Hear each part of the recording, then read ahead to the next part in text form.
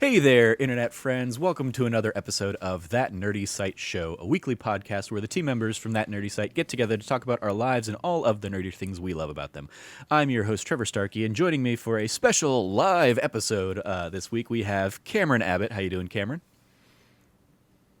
What's up, nerds? Let's go ahead and pop open a very special cold one. Ooh. Is that like champagne?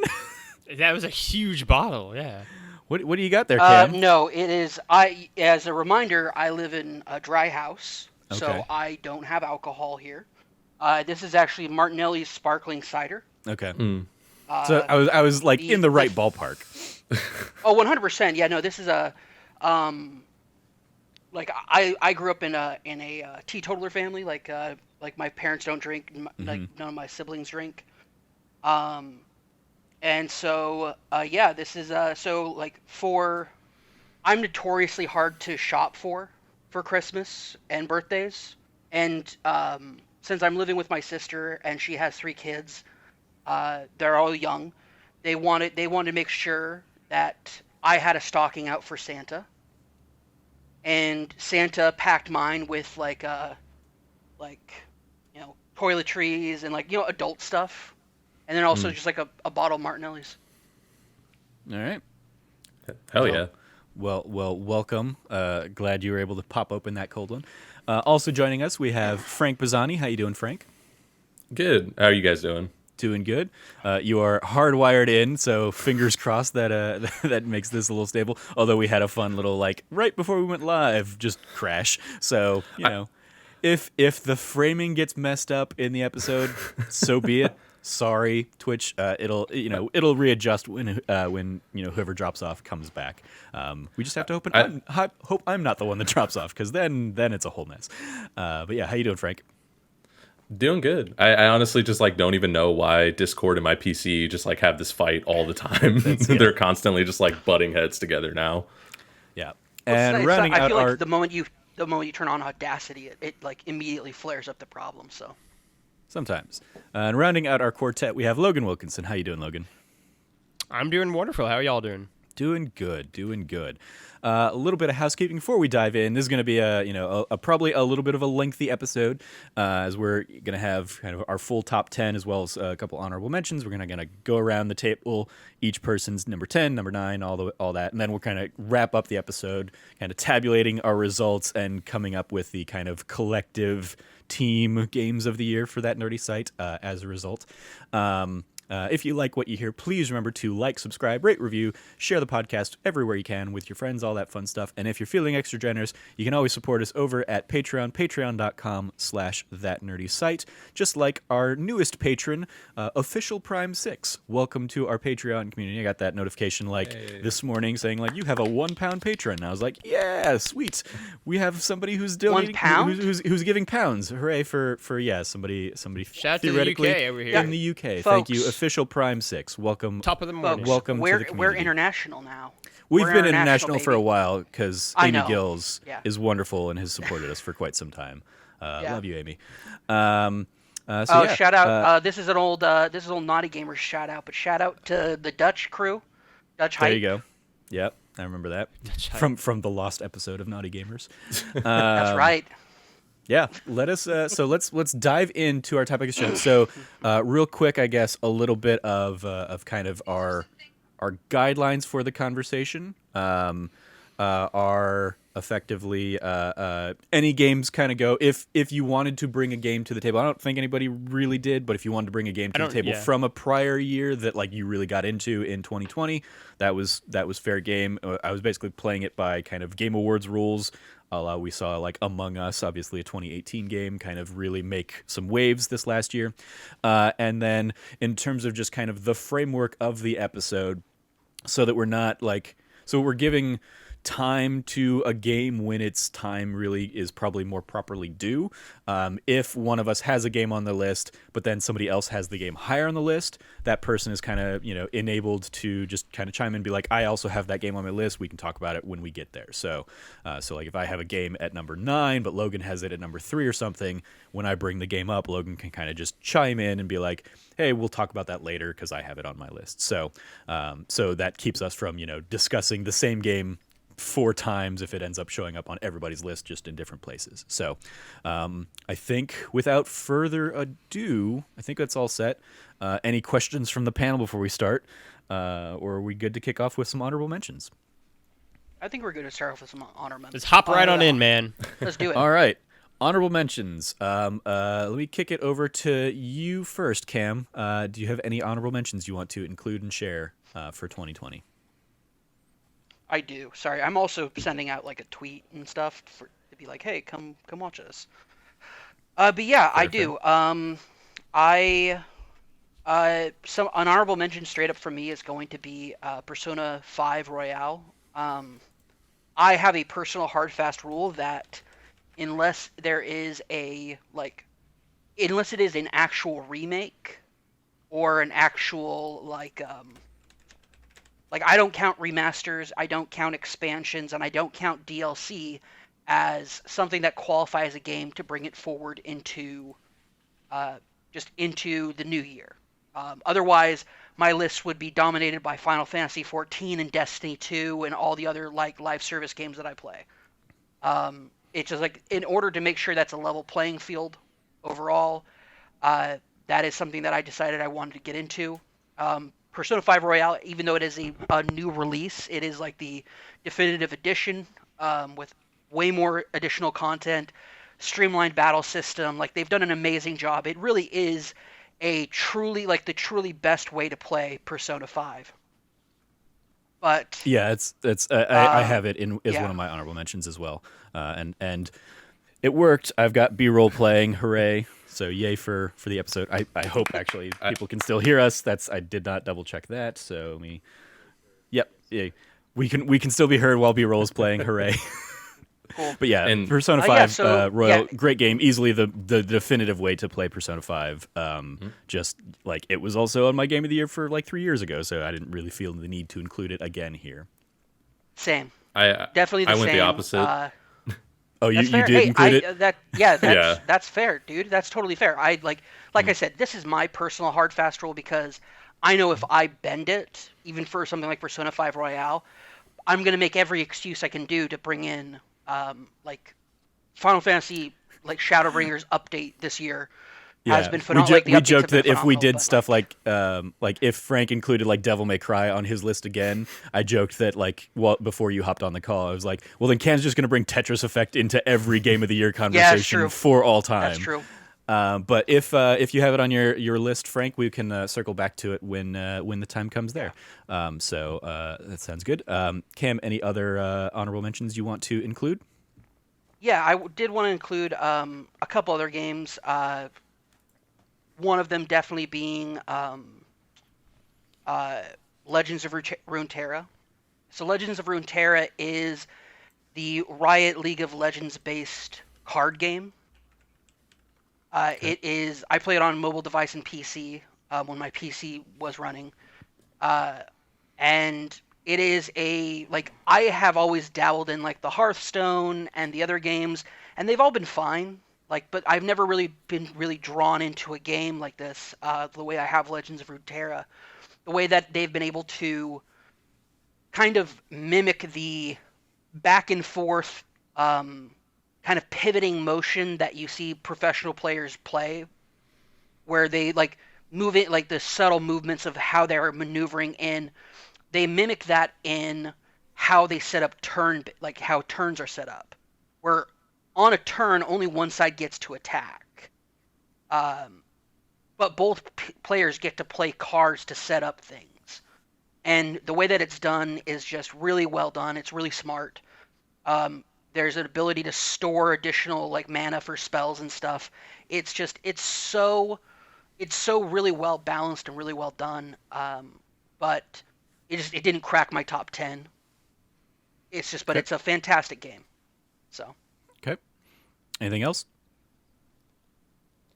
Yeah, if we just want to get through mine real quick, I'll just start Yeah. I figured we each kind of do our honorable mentions, and then we'll do our 10s and then our 9s and 8s and 7s. Yep. So my next one is Predator Hunting Grounds. Okay. It was a flavor of a couple of months for me. Just a fun drop-in game to play. I just feel like balancing just got way tilted out of control. And just like it felt less fun to play after that. And then I just like fell off of it. Another game that I was like kind of into for a while, but definitely fell off of was Valorant. Valorant came out this year. It's once again a Riot game. This was the year that Riot finally hooked me on some games. Valorant I think was you are officially the only person I've ever watched play Valorant, because I think I tuned into a couple of your streams as you were testing stuff out. Yeah. And I don't think I've ever seen anybody else play that game. So as far as you know, I'm the best Valorant player you've ever watched. No, because other people in your game were way better. So I mean, that's accurate. I watched you die a Yusuf lot. just So. destroyed Damn. you. That's 100% true. Like I was not a Counter-Strike kid on the PC, and I'm like, that game is basically like, what if we took some like fun stuff that we like have in our other games and then use that as a skin to basically just make Counter-Strike. And that is exactly what Valorant is. It is very cool. It was very nice to see players who, whether because of COVID, were demoralized from Overwatch League, as far as like players who, like one of the biggest players in Overwatch League, Season 2 MVP Sinatra, who's always been an enormous fan of Counter-Strike, but he was just never able to, like, he was not in the right age group to get into it in a very serious manner, and Counter-Strike's a really hard, it's a really hard, like, game to get into the professional scene in, because people who've been playing Counter-Strike for years, and they continue to play. So it's a hard scene to break into, and Valorant coming out being kind of like what he needed to at a time when he was a lot of players felt burnout from the homestands being canceled because of COVID-19. It definitely threw off league plans for Overwatch League. So seeing players who were kind of waning in their time in the Overwatch League finding new life in Valorant has just been an absolute blessing for those players. Raucus from the Houston Outlaws, who people were all Season 2 and 3 were calling washed, and now he's one of the best Valorant players in the world. Like, seeing just some resurgence for some players has just been, on the professional sports scene, was a real treat and a real blessing for those players. And overall, it's a good shooter, but it has already been like filled with like the most toxic douchebags. Like, and I hate it in that aspect of it, because it's like you can't play to have fun. You have to play to be serious and win, and so I fell off of it. And then my PC ended up, crapping the bed. Well, we will leave it firmly in honorable mention territory then. Yep. Fuck the Fall Guys douchebags. is another. Yeah, fuck the douchebags. Especially like I you have Fall see Guys clips on my sometimes. list. Yeah, For that. Fall Guys is on your list. Okay. We'll circle around to that back later. I think that like a game that was like a really serious contender this year for me, but just like it could not crack that top 10. Then I have the last one I have on here is Genshin Impact. Genshin Impact it's such a, I knew it was something special PAX East this last year. PAX East 2020, which feels like a lifetime ago. Mm-hmm. In the before times. Genshin Impact was like a casual booth that I went by, and they were putting out some some swag goodies for people who got to the booth first, and they're like, "Oh, you're press?" So I was like, "Yeah, I'm press." And they're like, "Oh, would you like to like play our game and go through it?" And I was like, "Sure, like why not?" Like I'll come back at a later time. Like I set up a very informal appointment that I never told you guys about because you were already on my case for visiting too many games. Yeah, but it's fair. Yeah, that's 100% accurate. So I was definitely seeing too many games that year. And I ended up going through and playing it, and I'm like, there is something special. I don't know if it will hit. But it feels very different than other games in this this genre of games, and it definitely did hit with a really really core audience. It's Breath of the Waifu. Mm-hmm. It's an anime, Breath of the Wild, and like world exploration inspired open world that you go through, and it is just filled with delightful characters, a very simple and straightforward story that is just, you know, just filled with heart and charm and character. And they knew what they wanted to do with a gacha system, and they've got that implemented. And I see like posts on Reddit and stuff all the time about or like YouTube videos about like speculation about the newly announced character that can be unlocked. But I never felt like their gacha mechanics were like you never get like I never felt like I got screwed by any of the gacha mechanics, which most gacha games like Pokemon Masters, for example, is just a horrible gacha game. And between its different like the way that it's set up is just really brutal in like trying to drain as much money out of you as possible from the moment you boot up that game. And seeing how they've done the gacha mechanic, the kind of lottery based loot box mechanic for this game has been it's been a very interesting look at the future of loot boxes and other RNG based stuff that you have to purchase or unlock later through your efforts. So for that, but it once again it lost my interest at a certain point. It's still installed on my PS4. I'll probably go back and play it at some other point in time, but like there's other games that have caught my interest since then, so like it did get pushed off to the side. All right. And out of my top 10. And that is it for my honorable mentions. Okay.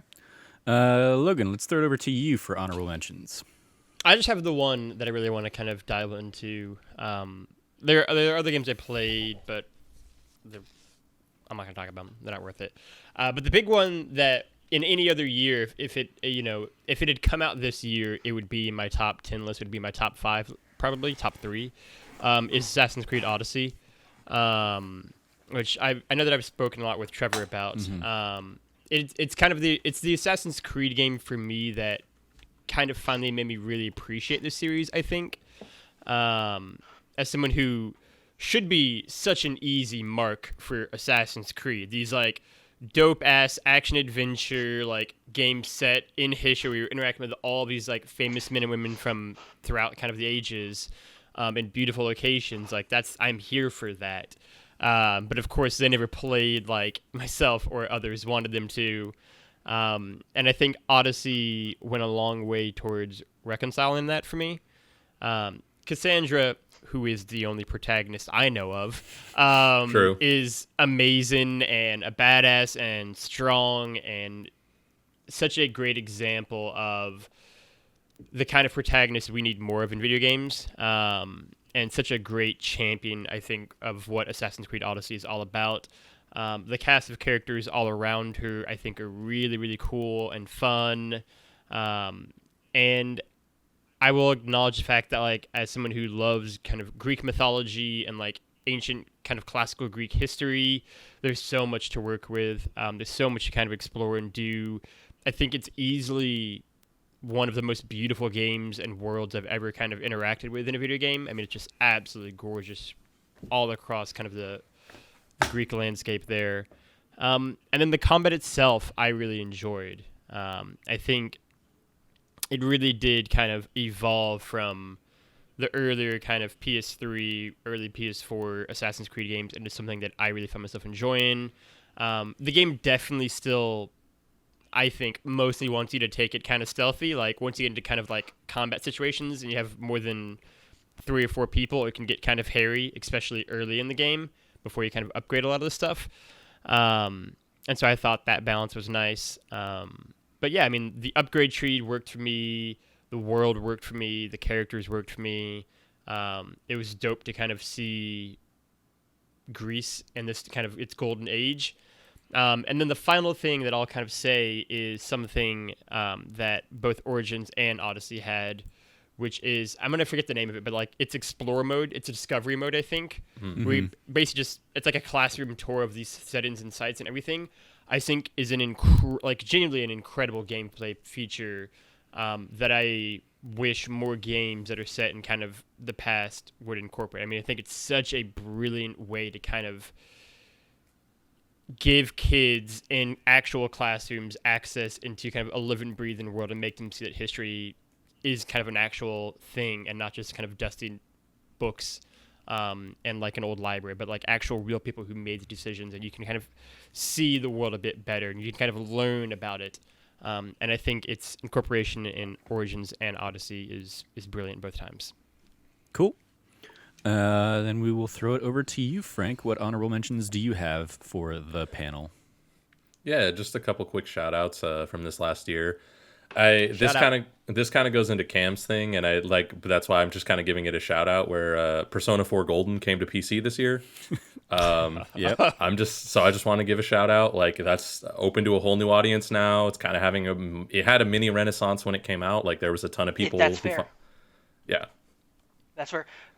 Don't forget, there's people dedicated time to put the mod together to fully unlock the Yosuke cut romance. Hell yeah! I didn't know that. In the original Persona 4, in the original Persona 4, they actually were going to have Yosuke as an optional romance, which is not unusual. Persona 3 and Persona 1... I mean, it sounds pretty unusual for any Atlas thing. Yeah. So... Yeah, it sounds Persona out there. Persona 2, the canon love interest for the main character is his friend.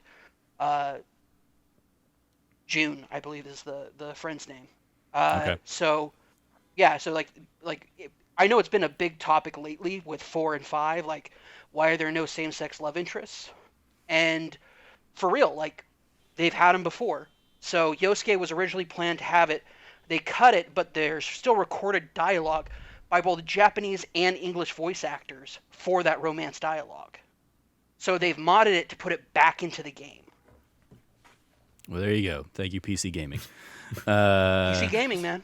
Any other honorable mentions there, Frank?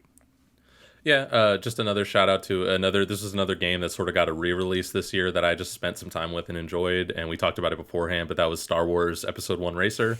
It's that... Hell yeah, babe. It's a great game, and it still holds up, honestly. It's still super fun. They really nailed the feeling of running around in pod racers. You get to go to a bunch of courses that are only like hinted at in the Star Wars universe or just mentioned, like Malacere. So like, I don't know. It's just like, it's fun, and I had a fun time with it. I got the platinum. So it's just another old game I'm happy to see like re-released and back.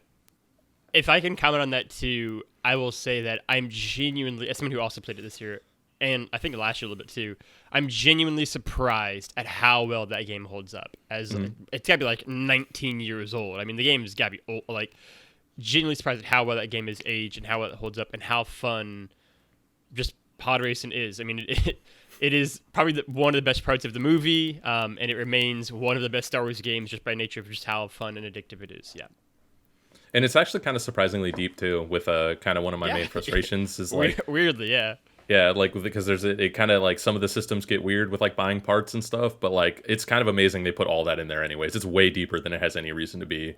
But I don't know, it's a fun game. I recommend it for people out there. And then the last one I wanted to give a shout out to is a game that came out last year. I just haven't had the chance to actually like play it and dive in, but I just wanted to kind of highlight it because it looks super cool. It's called Paradise Killer. I've been kind of watching this since like the announcement trailer of it that we saw at one of those shows. I forget which one because there were so many shows over the summer of like announcing games. But it was one of the ones that got highlighted, and it's kind of like plays a little bit like Danganronpa, where it's like first person and you're walking around, but it's like this club resort and you're trying to solve a murder mystery. So you're just like talking to all the people at the resort and like you're trying to put together some of the pieces. It just looks super, super cool. And that's another one of the, like, I missed it, but I just can't wait to play it. So I just kind of wanted to give it a shout out while we're talking about some cool games from last year. Very nice. Yeah, I will, switching over to mine. So my write-up that presumably is going to go live Monday when this episode goes like live on the normal podcast feeds and stuff. My write-up has basically my top 20, which I've been doing for the last few years, and then a handful of honorable mentions. So rather than give you like 15 honorable mentions, I'm just going to kind of pick and choose a few, but go read that write-up for more. But one for me is Animal Crossing New Horizons. Does not make my top 10 despite being easily the game I played the most in 2020. I also have given like each of my little games like their own little like award, and Animal Crossing New Horizons wins the Quarantine Game of the Year award, of course. 600 plus hours according to my Switch in that game since March. So that is just absurd. It's been like daily check-ins and all that kind of stuff. And yeah, I put way too much time in that game. So there's like a love and a charm for it, especially as somebody who's never been an Animal Crossing guy.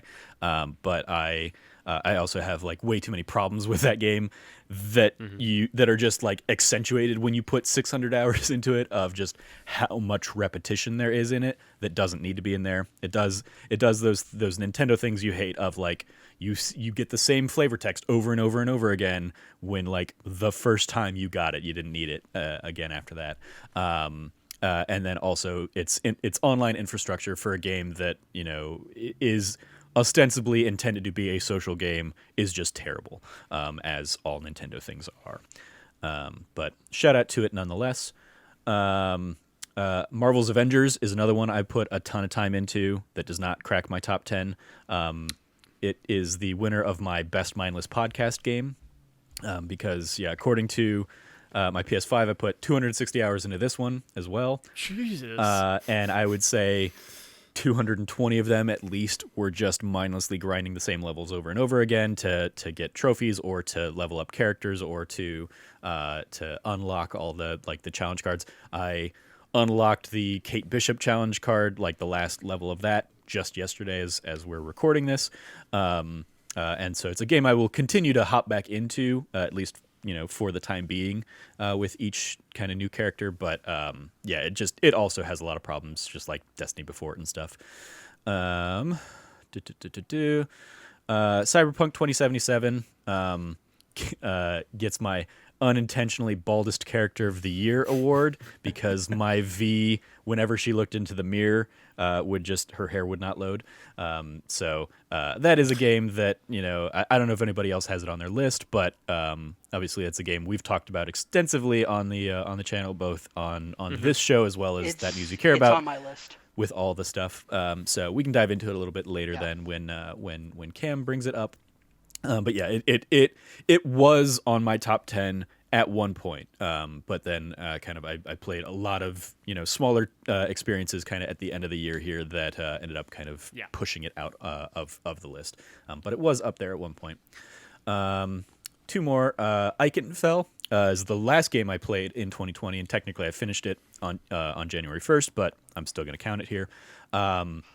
This wins the best Harry Potter game that J.K. Rowling would loathe award, because it is very much, you know, a school of witchcraft and wizardry kind of story, but with a very diverse LGBTQ plus cast of characters that is, you know, great to see for representation in the game, and it has great kind of like tactics RPG combat to it. And I personally also appreciated that. I kind of got to the point where I was like, okay, I get the combat. I just don't want to have to take the time in each of these fights, because they are, you know, it's there's a lot of repetition there, and the animations are a little slower than I would like for as many times you're going to see them. So I appreciated it. It's a beautiful art style. Yeah, looking at it now. Great. You know, pixel art. You know, Super Nintendo era art style of the game.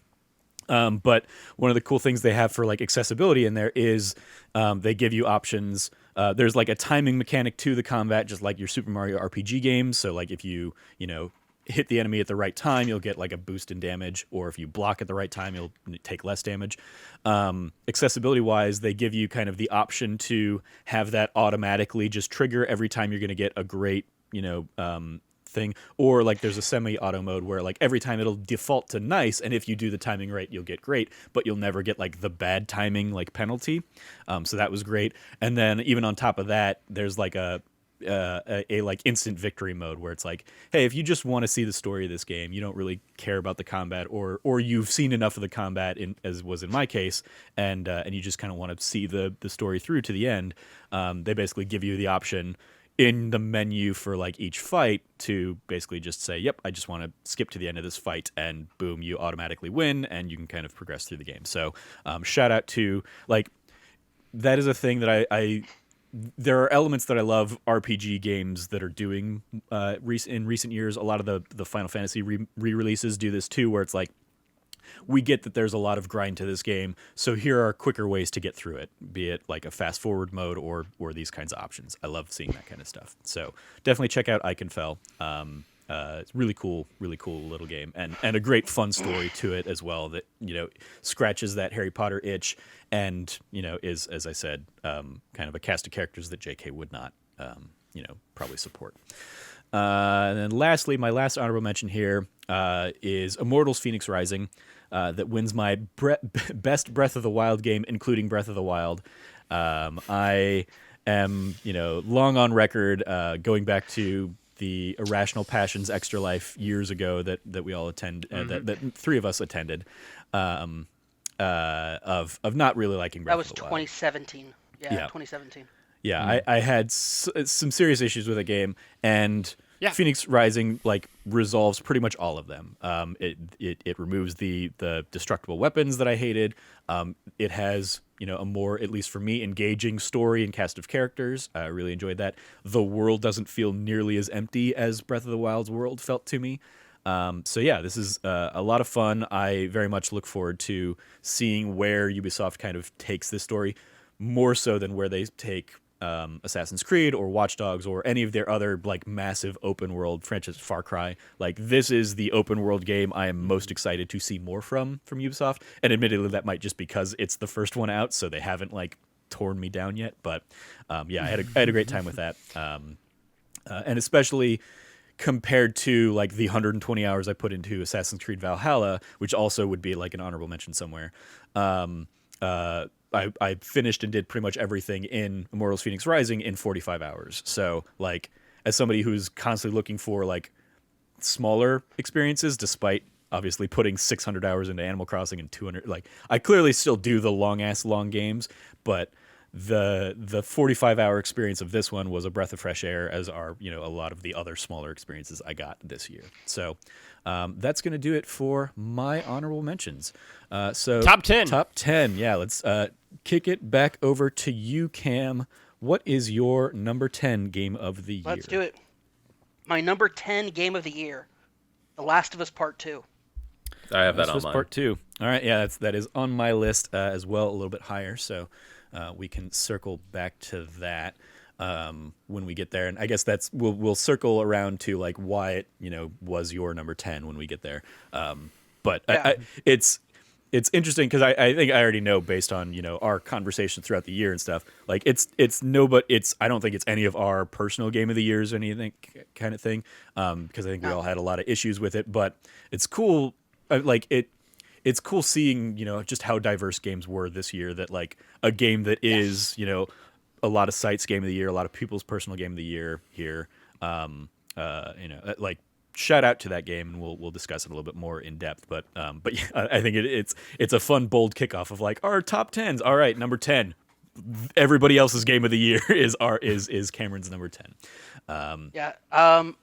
When we get to it, I think just as a brief part of it, I really felt like I could not knock it out of my top 10. Mm-hmm.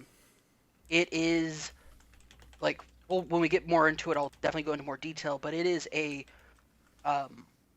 technical masterpiece. Within its within the design of the game itself, between its not its level design, but its music, its natural. What's the word I'm looking for? And the natural, the natural soundscape the of natural the world. Sounds. Yeah, the natural soundscape. The ambient noise. There you go. Ambient noise. Thank you. The ambient noise is out of this world. 3D gaming, mechanics designs for glass breaking, and the technical parts of that game.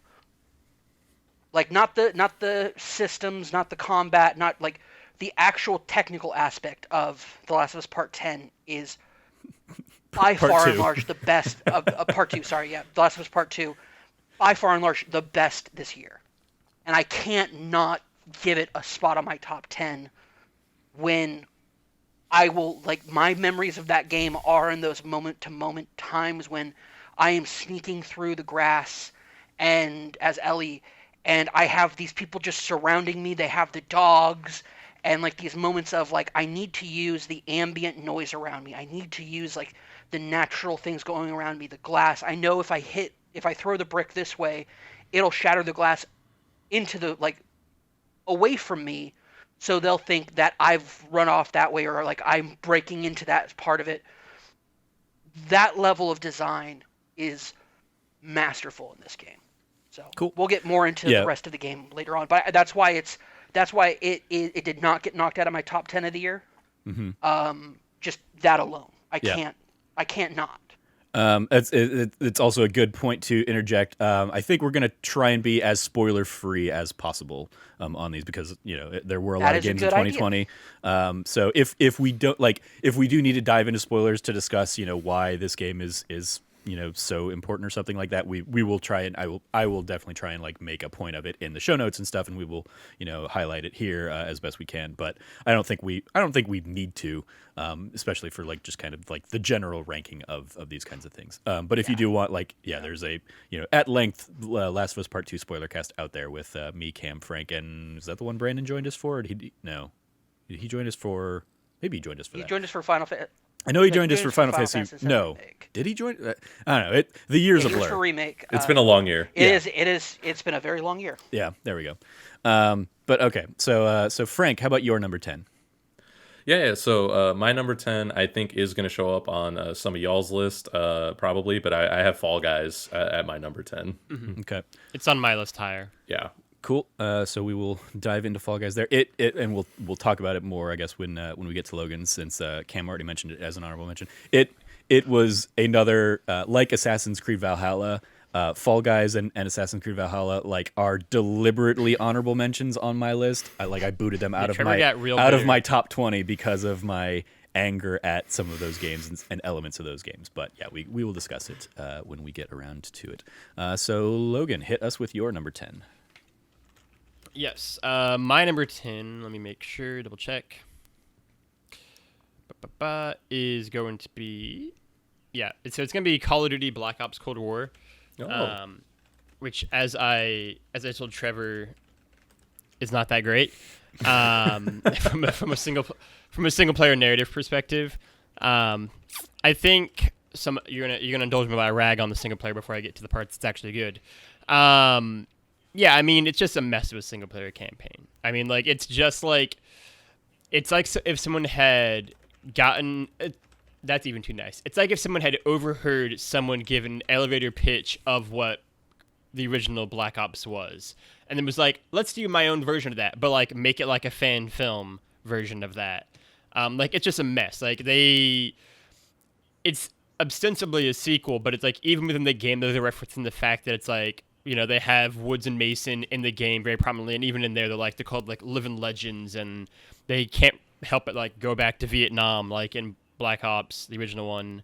They retread some of the same beats, but none of them hit the same because it's been a decade, and because this is not the team that made Black Ops, which I would argue still a decade later is arguably the best Call of Duty campaign. I mean, it's genuine. I mean, somebody who played through a bunch of these games for a podcast 2 years ago, Black Ops is very much still fantastic and still is just utterly weird in all the best ways, and I'm still not sure how they got it made.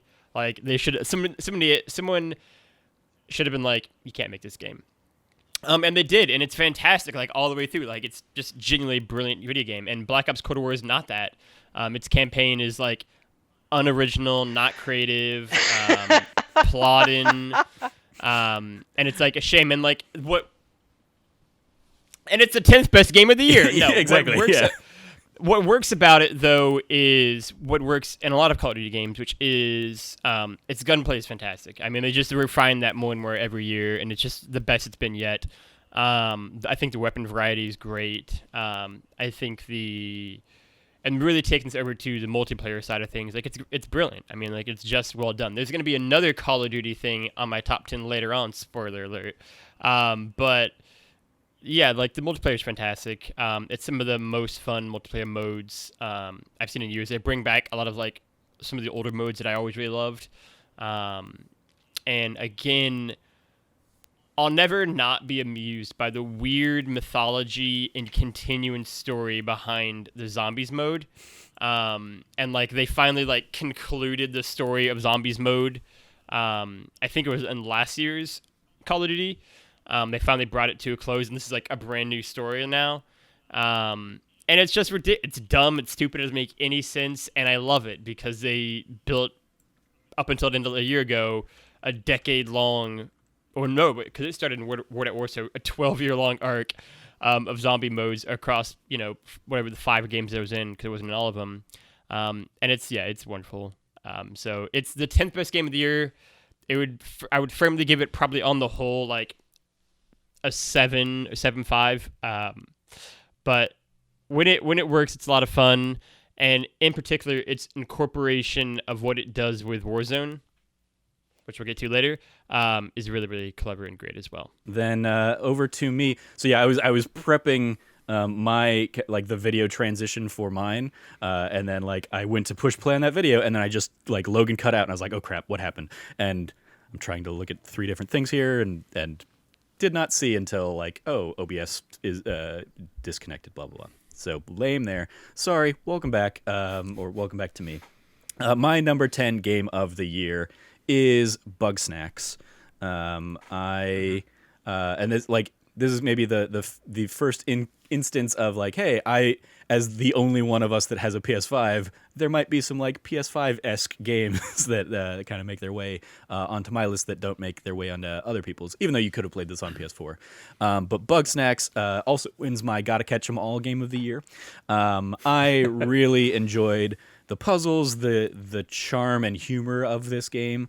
I especially like the kind of little bit of edge and darkness that the game has to it, especially in the later moments. But it's there kind of all throughout. If your like eyes are open to it.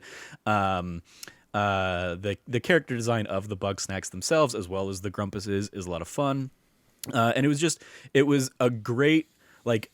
I remember seeing kind of before playing the game inspirations of the developers being stuff like obviously Pokemon Snap, but then also stuff like Dark Cloud, which is another game that's near and dear to my heart from the PS2 era of things, and seeing elements of that pop up in here, and even seeing kind of in some of the darkness and the more theoretical, analytical kinds of conversations that are happening.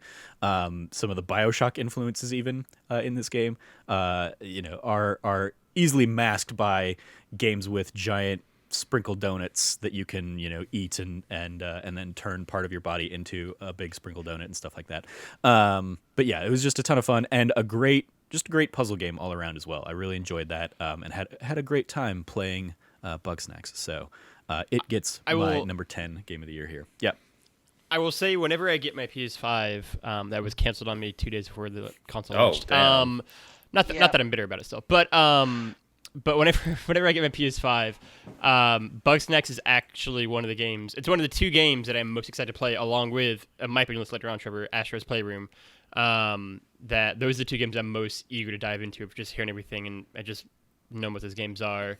So yeah, Trevor has continuously made me more and more hyped for Bug Snacks, since I'm very eager. At some point I might just bite the bullet and play it on PS4. Big same energy for me. That is the first game I want to play when I get a PS5. Very, very good. Yeah, hopefully you guys claimed it through your PSN profile, PS Plus, because even if you didn't have it, you could still claim the game. Just like right now, you can still claim Maneater on PS5 as we're recording this, even if you don't already have the game. Well, oh wait, yeah, I did. Never mind, I did that. Well, fortunately, we also know a lot of the people over at Pop Agenda, so maybe they can hook you up with a code when the time comes. But yeah, it was a ton of fun. I'm not going to bother my sweet boy for a code. That's fair. I mean, I didn't either. Like I didn't have to, obviously, but I also none of us had I to. bought the limited edition, so I'll get that when it ships too on PS4 or whatever. So really enjoyed Bugsnax, ton of fun, really really good fun quirky game of the year. So Frank, let's throw it back over, or Cam, to you. Sorry, for your number 9. Number 9.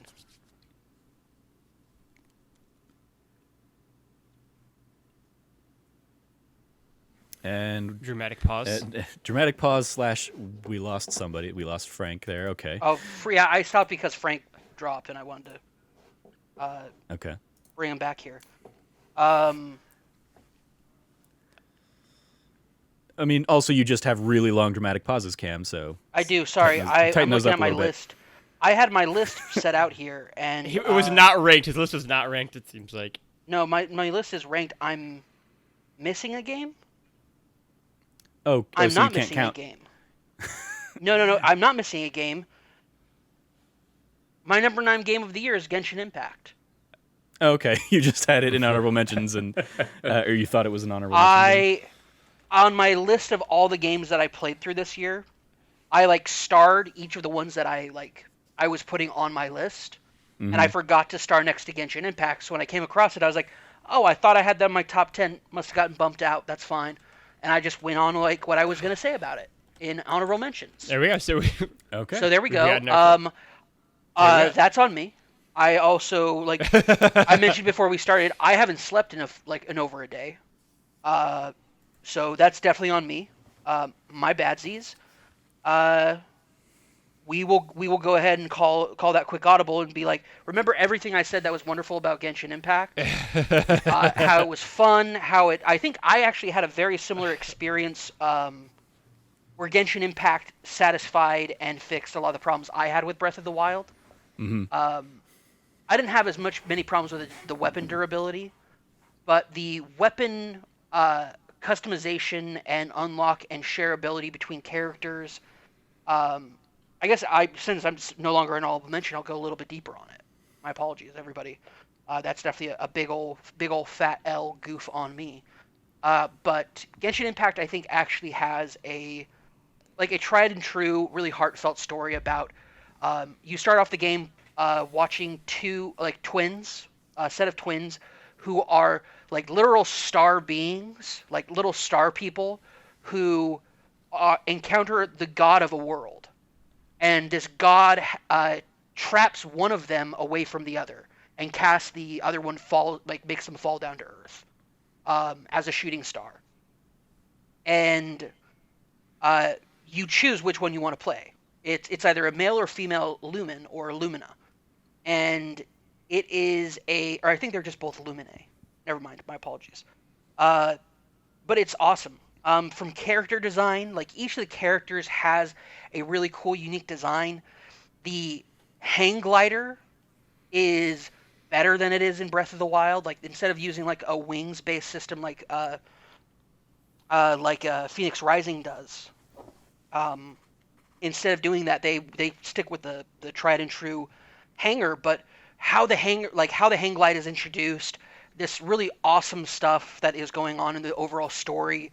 There's a story of the good of nature slowly being eroded and corrupted by something, and essentially you as this fallen star, this fallen shooting star, have to make your way through this world, and they meet friends upon friend upon friend upon friend as they just go through and make an adventure.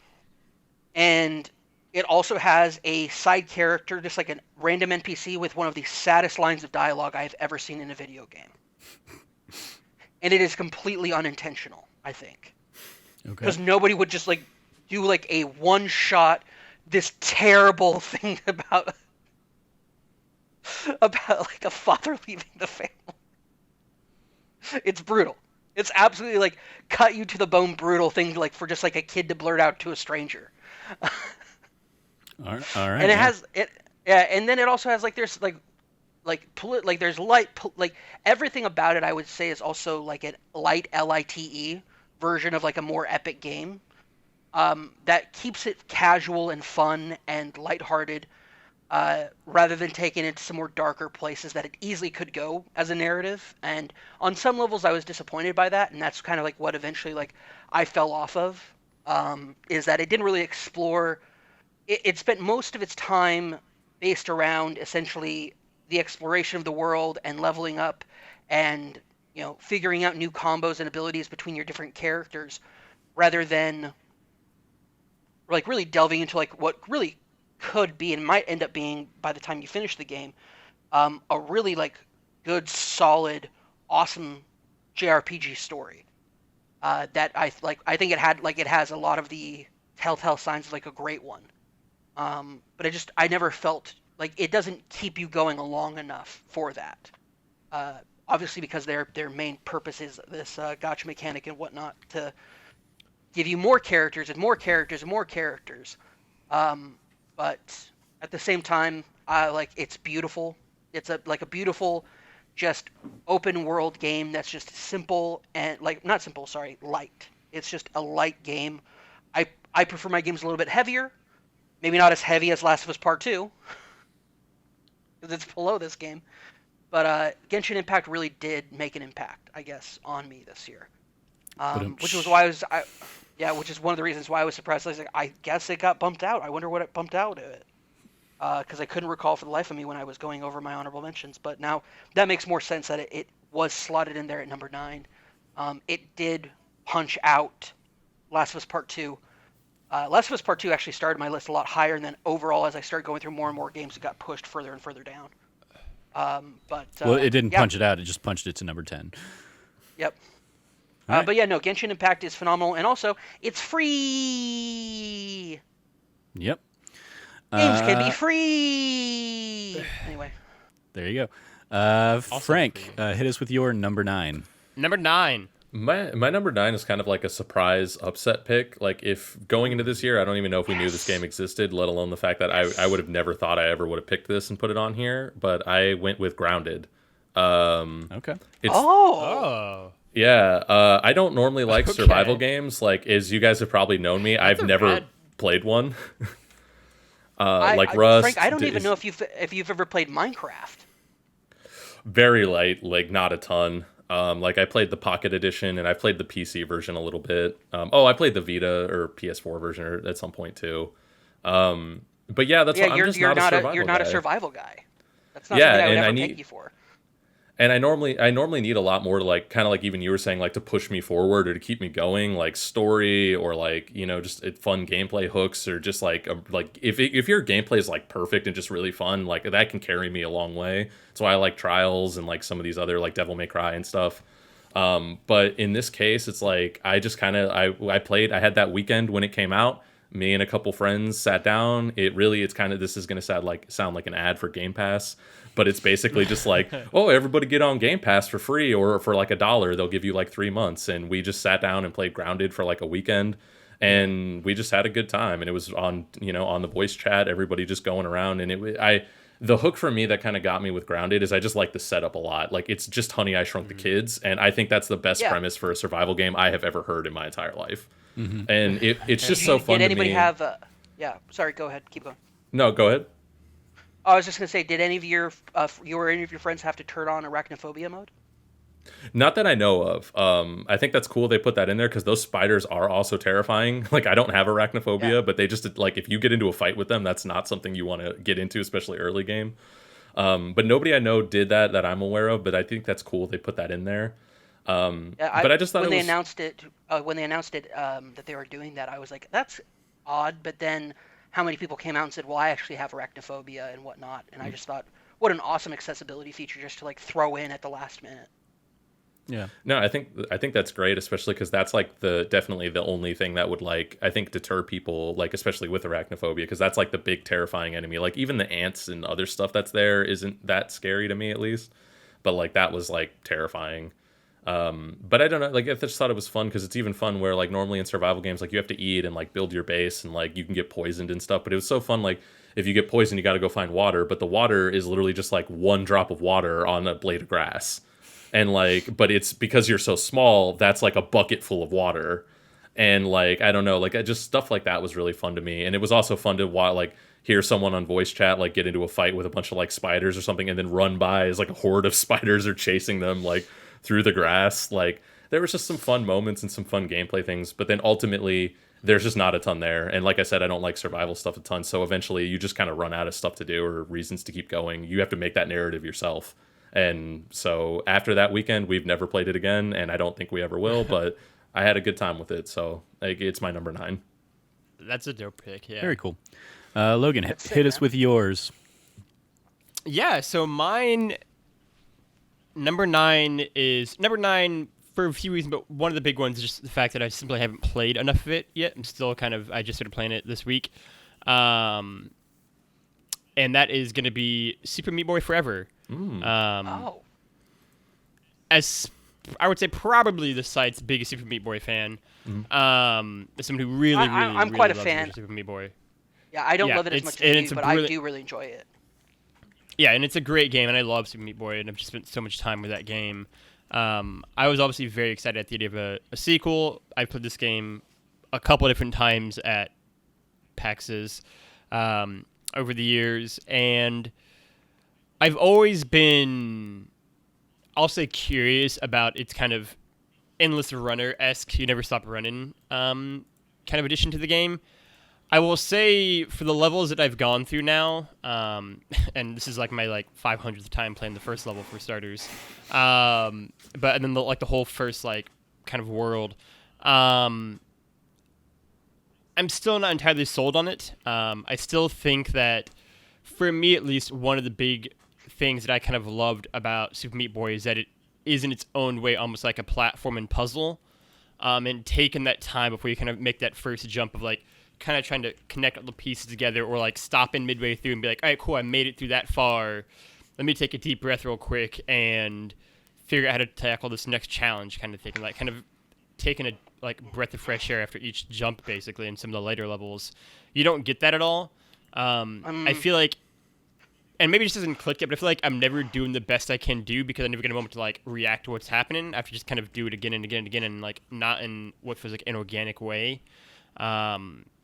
But the charm of it is still there, unquestionably. It's still very tongue-in-cheek. It's still very, I think, beautifully animated and drawn. Again, I'm still new into it, so I would not be shocked if it does rise higher ultimately. But I will also say that it does kind of have the nagging fear of it potentially, not really dropping low. I think it'll safely be Call of Duty Black Ops Cold War, but maybe stand at number 9 in terms of if the kind of endless runner aspect of it never does click.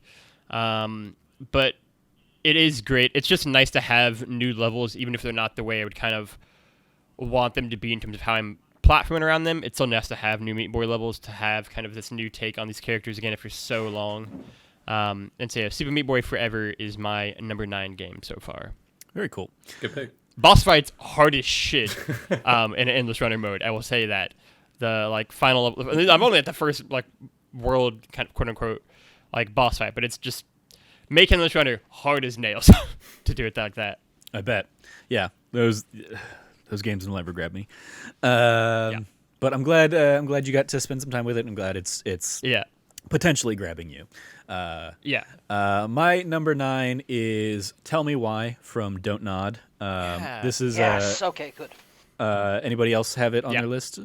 Coming up? No, but I just want to hear you talk about it. Nobody else got to it because it is an Xbox exclusive, right? And I think I don't think. Well, I guess Frank obviously has Xbox, as we learned from Grounded. But I will kind of take from Frank the fact that I was able to play this whole thing on Game Pass.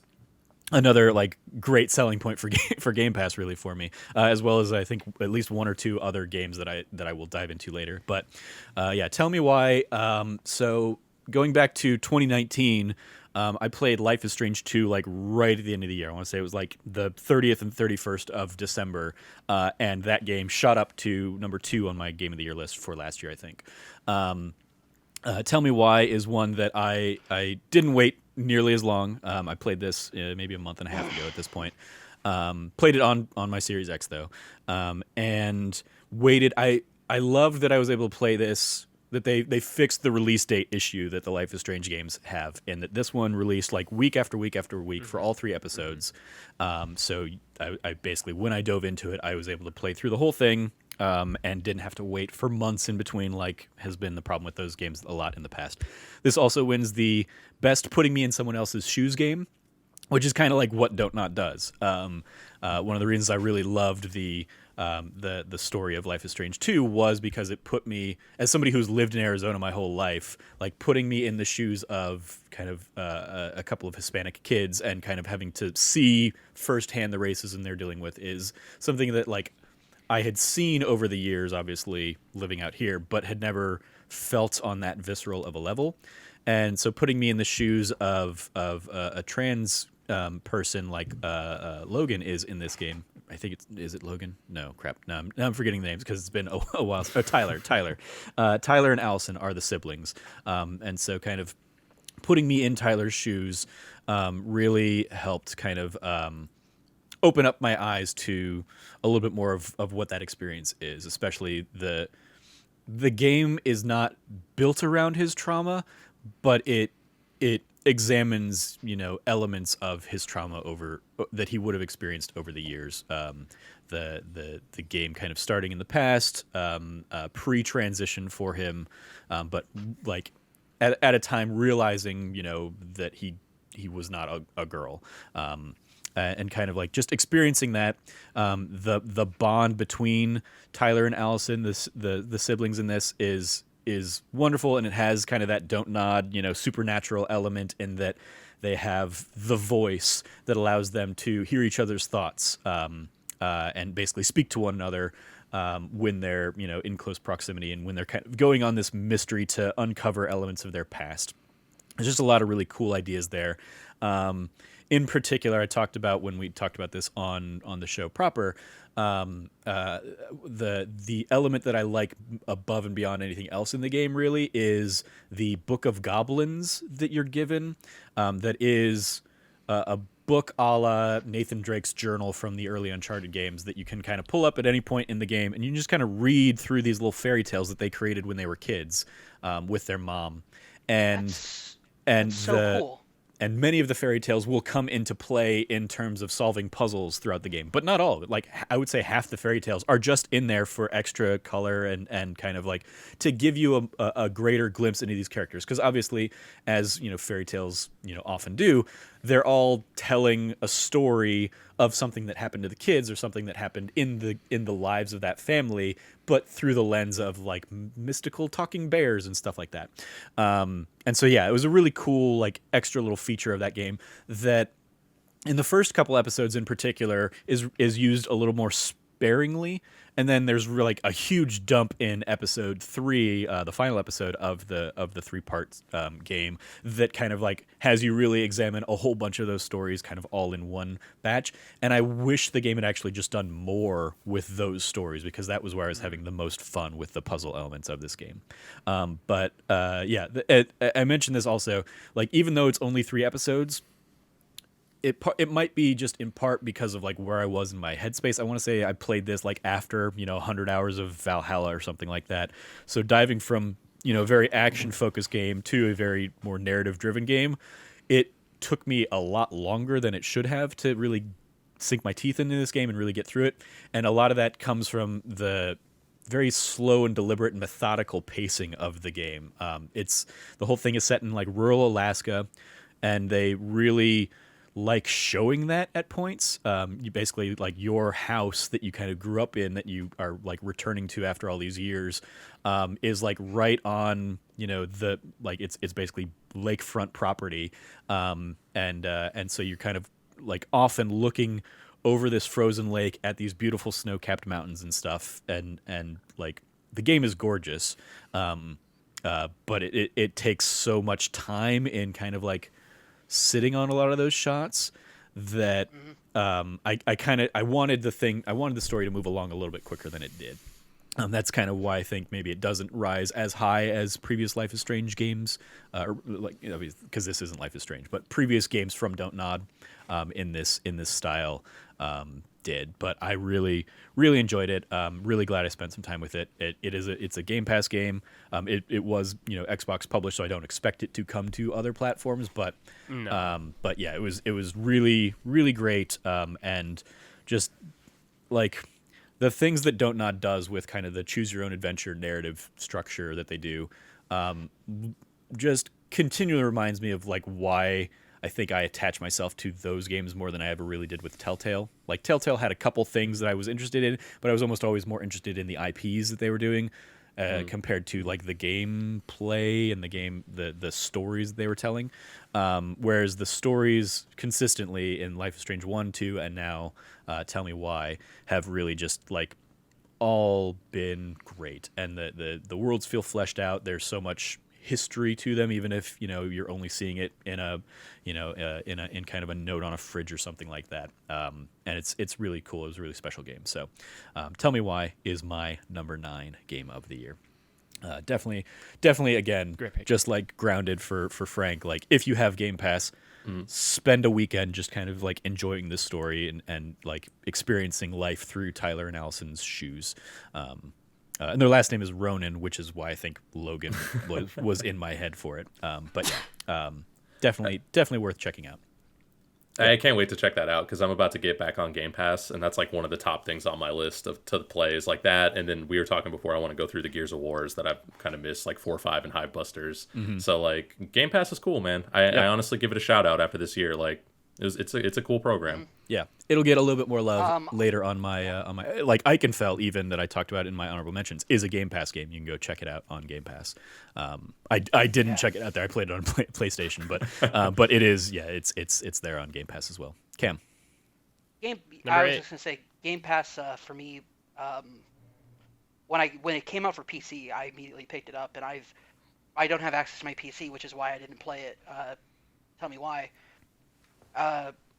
But I'm very excited when I finally do get my PC back to start playing that. So yeah, it is. It is. I had it downloaded originally on my PC too, but then when I got my Series X, I was like, I'll just play it on this. But yeah, there you go. Definitely check it out on Xbox or Xbox PC through the Game Pass there. Cam, hit us with your number 8.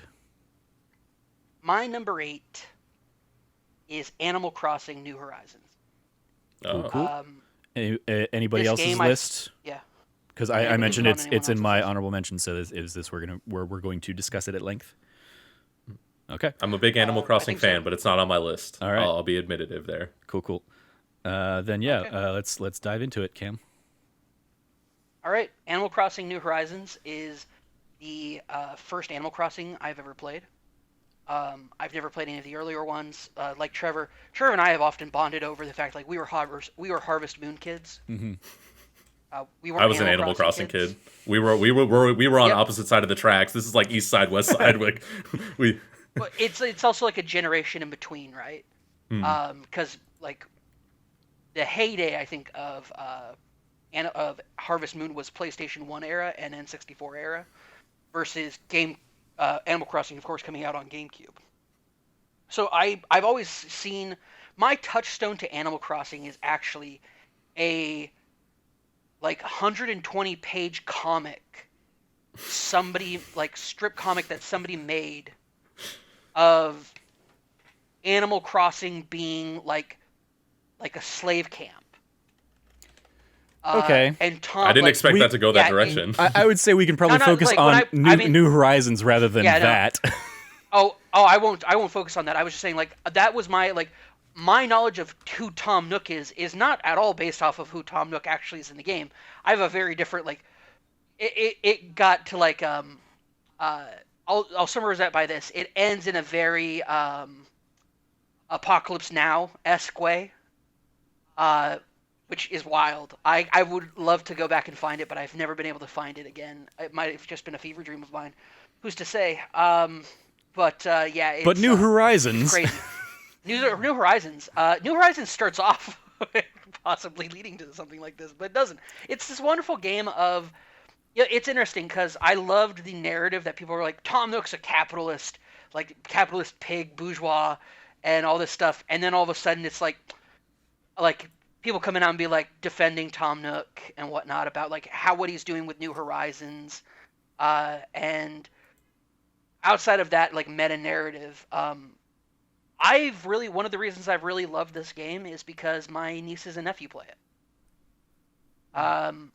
They play it on their one of their parents' Switches whenever they play it.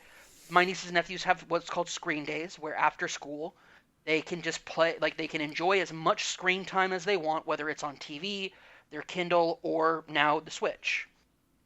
And seeing my sister got super into it too. And they got into it during the summer. And so I played, of course, early in the spring, got through most of my playthrough on it, and then seeing my sister and my nieces and nephew fall in love with this game, because the wonderful thing about it is, like, they all live on their mom's island.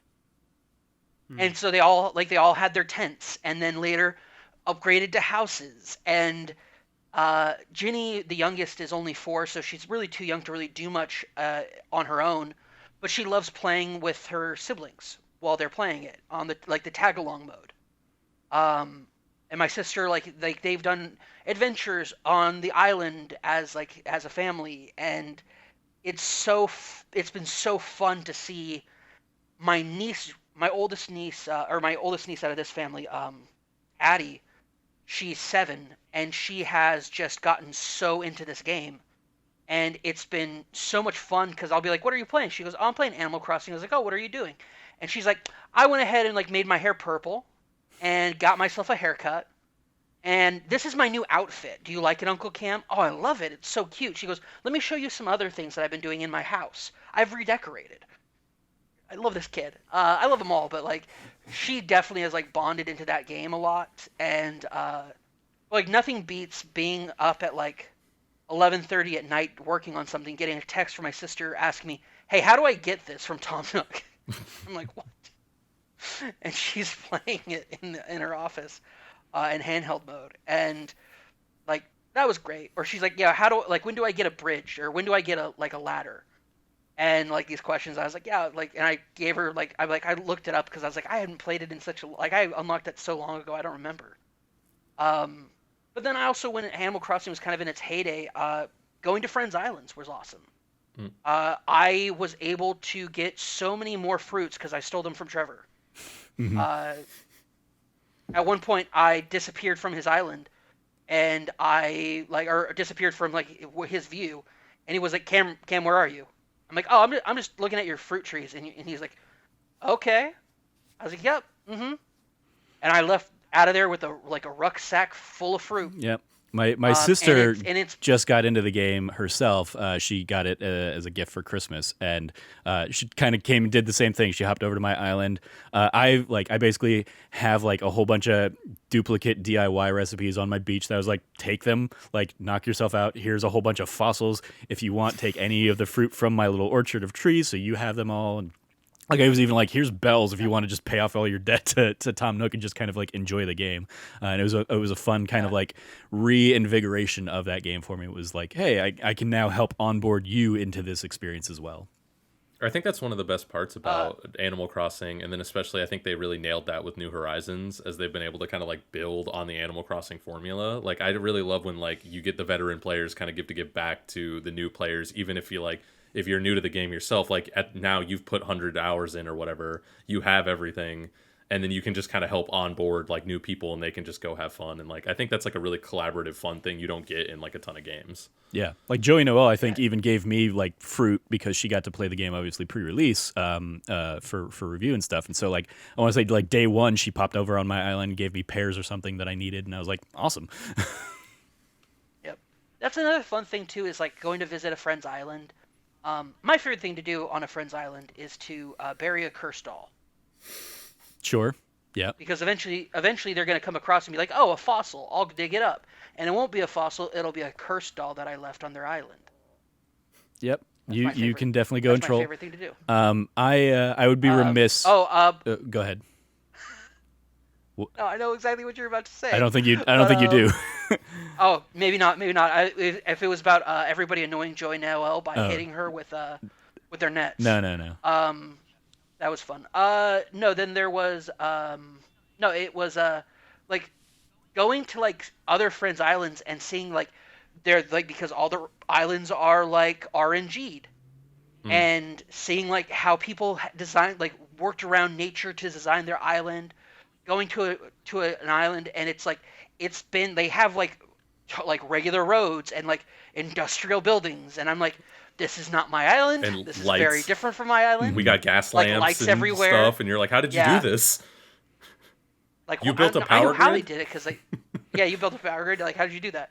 No, I was just like this is so very different because my island I purposefully have kept it very rustic and like very much like this is an island. It is meant for like I fenced off a part of my island to be like this is my property, and then I fenced off a further out part of the island because eventually I'm going to move out there. And like have this entire like high like upper raised area just to myself, and then, like have that be my property. I love that your island is Lord of the Flies, and everyone else has like this Cameron is utopian very into society. property rights here. Like like 1950. Yeah. I stake my claim on this plot of land. Whereas like mine ended up being very utilitarian, where I was like, okay, my house is clearly too far from the shop, and if I need to be like going back and forth between those two places a lot, I'm going to move them closer together, or I'm going to put the Nook shop next to the clothing shop. I'm gonna have all of my villagers up in like a little village, spot. I definitely took the time to like reassess things as I just played more and more of that game to figure out like, okay, what do I want to put, where that makes this a path of least resistance kind of thing. Yeah, no, my house right now on my island is like right next to the town square, but I have deliberately put other people's houses further away. Mm-hmm. Everybody has their own section of the island right now. Like, it's chill, it's cool. We're all respecting people's rights. Like it's like a war privacy. zone out here. It's just like one's like a rival gang staking out its turf. No, they're all my buddies. I only I curate. I don't if I meet somebody on another island and they're not chill, I don't invite them to my island. Sure, do I want more people to come to my island? Yeah, but not if you suck. Like, I got a dragon on my island. I got to the point where like I just kind of wanted people keeping like coming and going. There's still I still have Stitches, who was like one of my first islanders. She's still on my island. She's still hanging out, having a good time.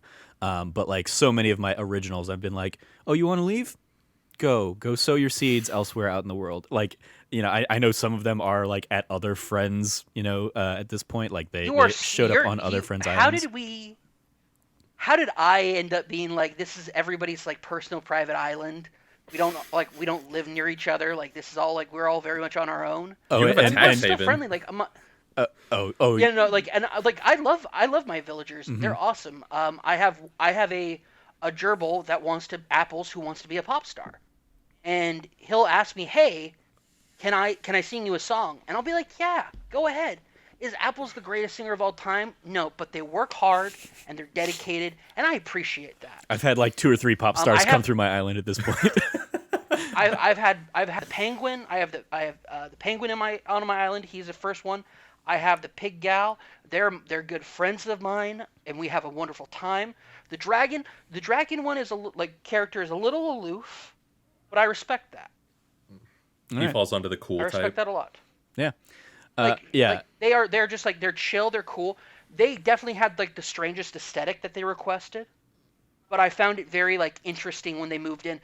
Everybody's super friendly, but we all have enough space. Where are we at right now, and why this game is your number 8? We're just describing every character. What do you like about Animal Crossing New Horizon?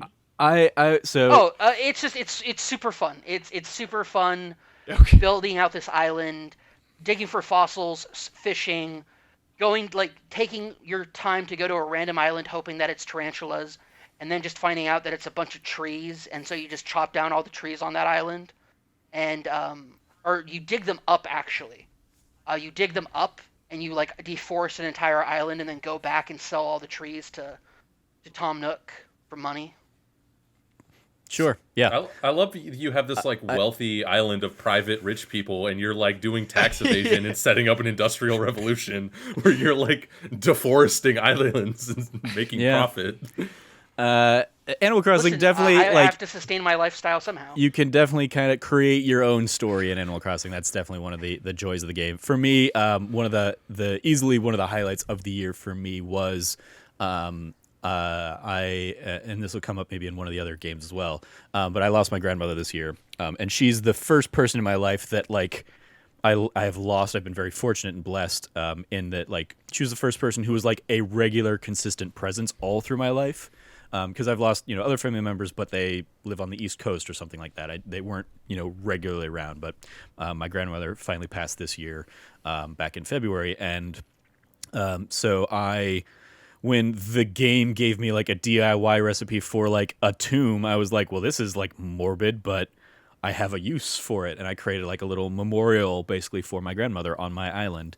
And when I started getting the like lily of the flower or whatever the flowers are that you only get when you're a 5-star island, when I started getting those, I started kind of populating around her kind of memorial with those. And so I have just this little like sweet tribute to my grandmother on my island.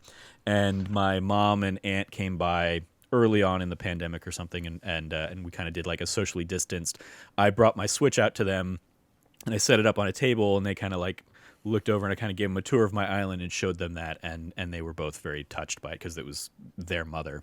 I love that. I have many problems that I kind of touched on in the honorable mention section, but with Animal Crossing, but the fact that it does allow for that kind of like just personal storytelling and personal kind of just like adventuring that we've kind of each shown our very different stories and styles behind how we kind of created our island. The fact that there are millions of stories like that, the fact that Gary Whitta can go out there and create a talk show that makes waves and gets people like Brie Larson on it and stuff like that, is just a ton of fun, and there's endless seemingly customization in that game, and it's really cool. Obviously, I put 600 hours into it this year, so lots of cool stuff in Animal Crossing. But it looks like it tops out in our Game of the Year conversations here as Cameron's number 8.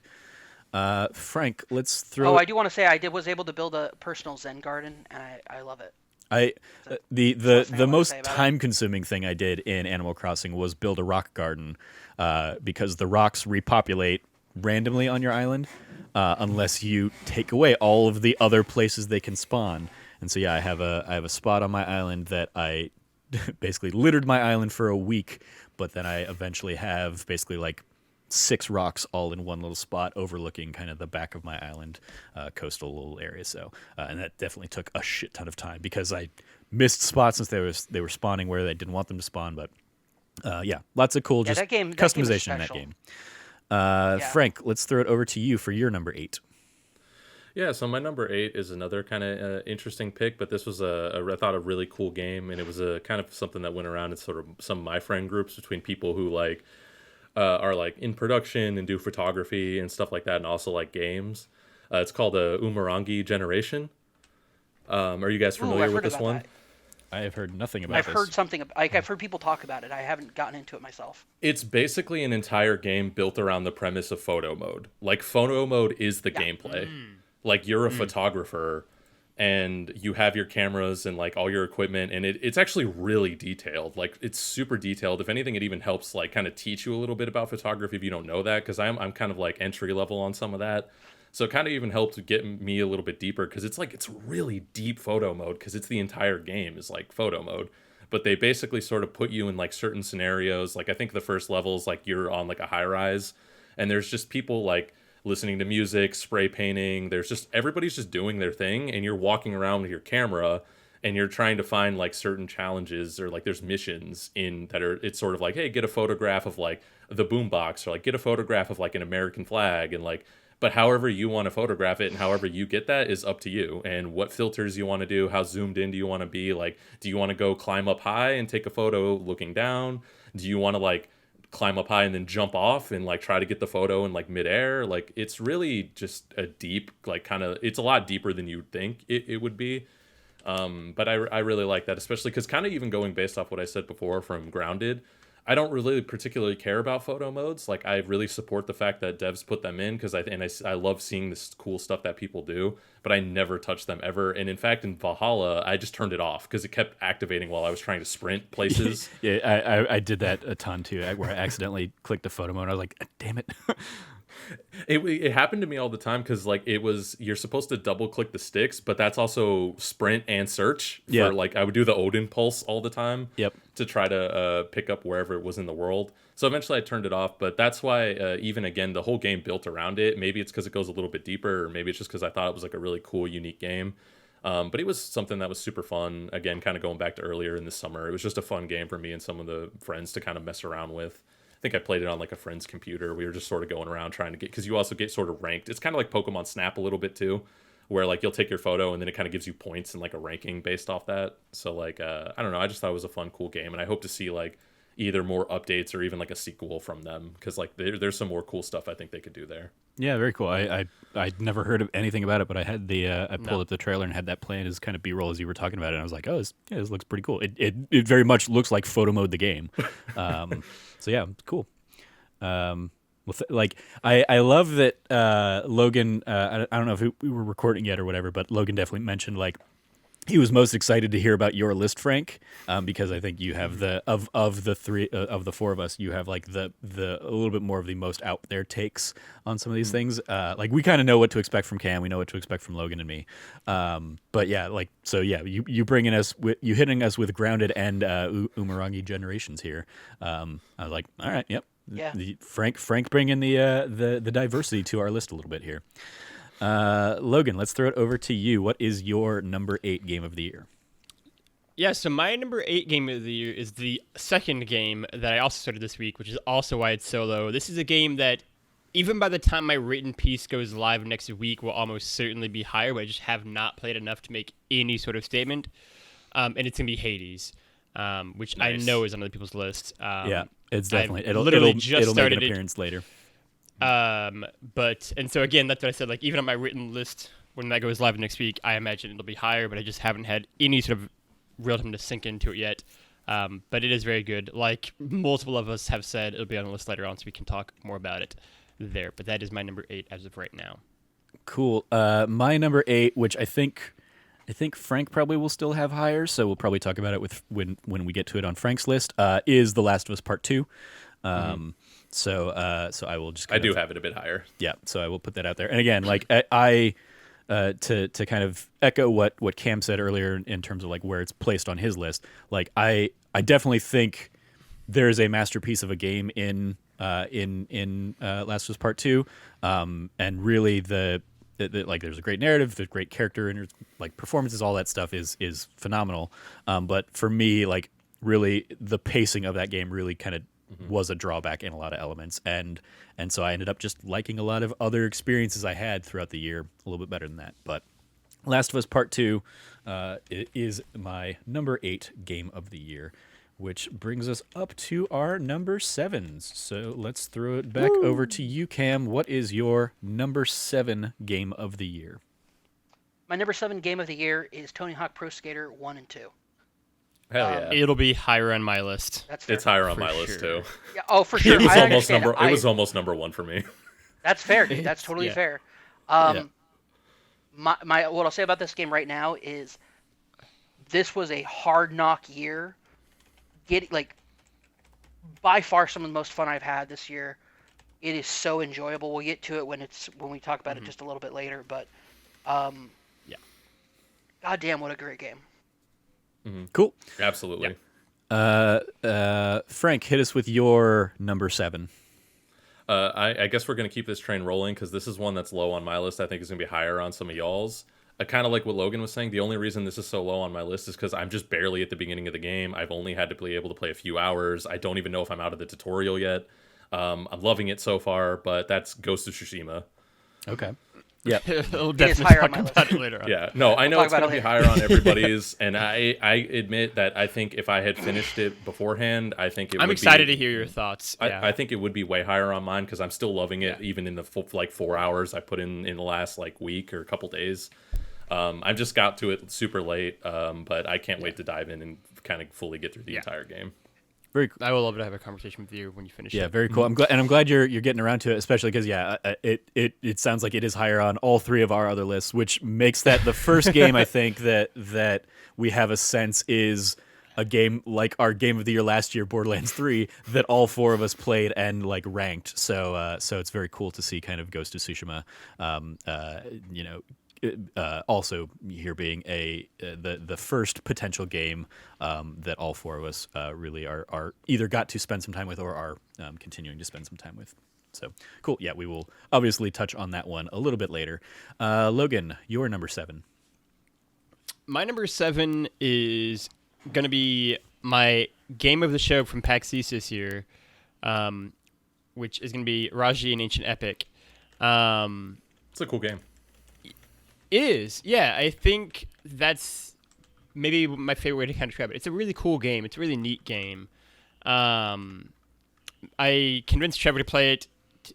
He didn't like it as much as I did, which is totally fair. But I really liked my time with Raji. Like, I think the game definitely has some pace and stuff, mainly early on, that I didn't love as much. I really don't like its second level. But I think it's beautiful. I think the art of the game is absolutely gorgeous. I think the narrative and what it does, I like for the most part, apart from the ending, which I think it very much does not land. And we can get into that in a minute. But no, I mean, I think if Raji had just been God of War, but in ancient India, that already would have been cool, and I already would have been sold on that. And I think it differentiates itself enough. I think Raji is obviously very different than Kratos as a character, as a protagonist. And then I think a little bit like how Frank talked about, part of what made Grounded special for him was playing it with his friends over one weekend, or Cam kind of had his moments of playing, Animal Crossing New Horizon with his family.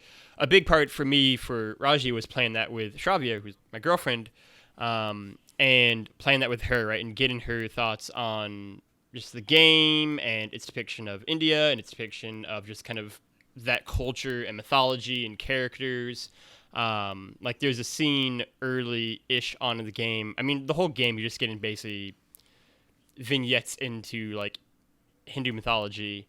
But there's a point probably around, like, the early-ish to mid part of the game where you, like, walk down a corridor, basically, and it has, like, gods and goddesses all around it, and then you walk into another room that has more gods and goddesses, and her just naming them all off and like add in further things, like the stories it gives you was like a really cool moment to me. I think that kind of fleshed it out more, and just kind of, it's always interesting the games that I play that she gets really into. She also very big fan of Assassin's Creed Odyssey, and like I told Trevor, was very angry that I didn't have sex with more people.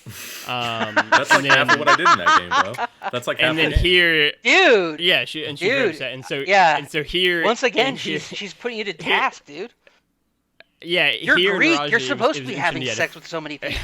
Yeah, that was my point. I was an Amazonian warrior, and I was having sex with everyone. And Raji just getting her thoughts as well. And yeah, like it's a neat game. Is it flawed? Yes. Does it land its ending? Again, I cannot say no enough. I think that final boss fight really is not fun. And its ending is just like happens. There's no sort of like, it just boom and it cuts to black basically. But some of the worlds I thought were really cool. In particular, the one where you're kind of in more of like a water-based kind of temple thing, I really liked a lot. And again, I can't stress enough how beautiful I think the game is, what it does in terms of like its cutscenes, in terms of like kind of classic like shadow puppetry stuff is all super rad. And yeah, so Raji becomes number 7 on my game of the year list, and it's also one of the games where I'm most excited to see what that studio does next in terms of how they build off of this, in terms of either a sequel or a completely new IP. I think they're very equipped to do something really excited for the next game. Yeah, I haven't really talked about playing Raji on any of the shows or anything. Yeah, we never talked about it on a pod together. Yeah, because I played it. I played through the whole thing in like one sitting, and was, especially after like how much kind of Logan you had talked it up, and given your kind of game, I ended up being like largely disappointed by it. I think it has some great ideas. I think in particular the shadow puppet nature of the cutscenes is a phenomenal art style and design to them. Cool, That is really cool. but like everything else about that game I was underwhelmed, including some of the things you kind of touched on of like even in those cutscenes, like they kind of do that criminal thing that happens in a lot of games where it's like the cutscene is telling a more engaging or more interesting story than what I actually just spent 30 minutes playing. Absolutely. And including the end of the game. It's like, okay, I've finished this battle, and then it just kind of like ends, and it's like, wait, what? That's I can't even connect the dots between what I just did and what what your ending is. So yeah, I ended up being let down on it, but I do hope that they get an opportunity to kind of build on the idea and kind of improve on a lot of the ideas that are there's a glimmer of a lot of cool ideas in this game. Yeah, there's definitely a seed of a great game in there for sure, I think. Yeah. It's just refining the edges. I realized after we were talking about it with Frank that Ghost of Tsushima is my number 7 as well. So I wanted to say something about Raji real quick. Oh yeah, okay. I never played it. I did not. However, I have been paying attention to it ever since we played it at PAX East earlier this year. It was almost both of our game of the show. But I ended up going with Welcome to Elk instead, of course. Also a cool game. I can't wait to finally get to play it when I get my PC back. I already have it. I already have it purchased on Steam. Raji. So Raji is an interesting thing because I did want to touch on this a little bit. It's very cool, and I really want to see more from that developer. I think that this is a wonderful freshman outing for this game, for the studio with this game. And I really would like to see them go further on it, but I would hate to bring this game up and then not talk about something that what really piqued my interest this year when the game was making its rounds. If you're interested at all, this is some additional reading you can do. I'm not even going to attempt to pronounce this name outside of the first name, Adesh, who's the writer over at Vice, but it's he has a very interesting piece on how Raji, an ancient epic, falls into the Indian far right's trap. India's suffering through. Yeah, it's a very good article, and I think it brings up valid points where Raji itself is not a problematic game. It does a lot of really interesting things as far as what it's trying to do, but it does fall into I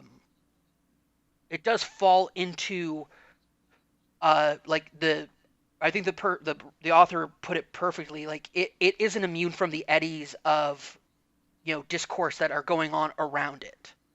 It might not be a part of those discourses, but it is certainly it is trying to highlight certain aspects of Indian culture that are very much exclusive to the Hindu and Hindi people, which is fine. It's something that should be recognized and honored and shared with the world.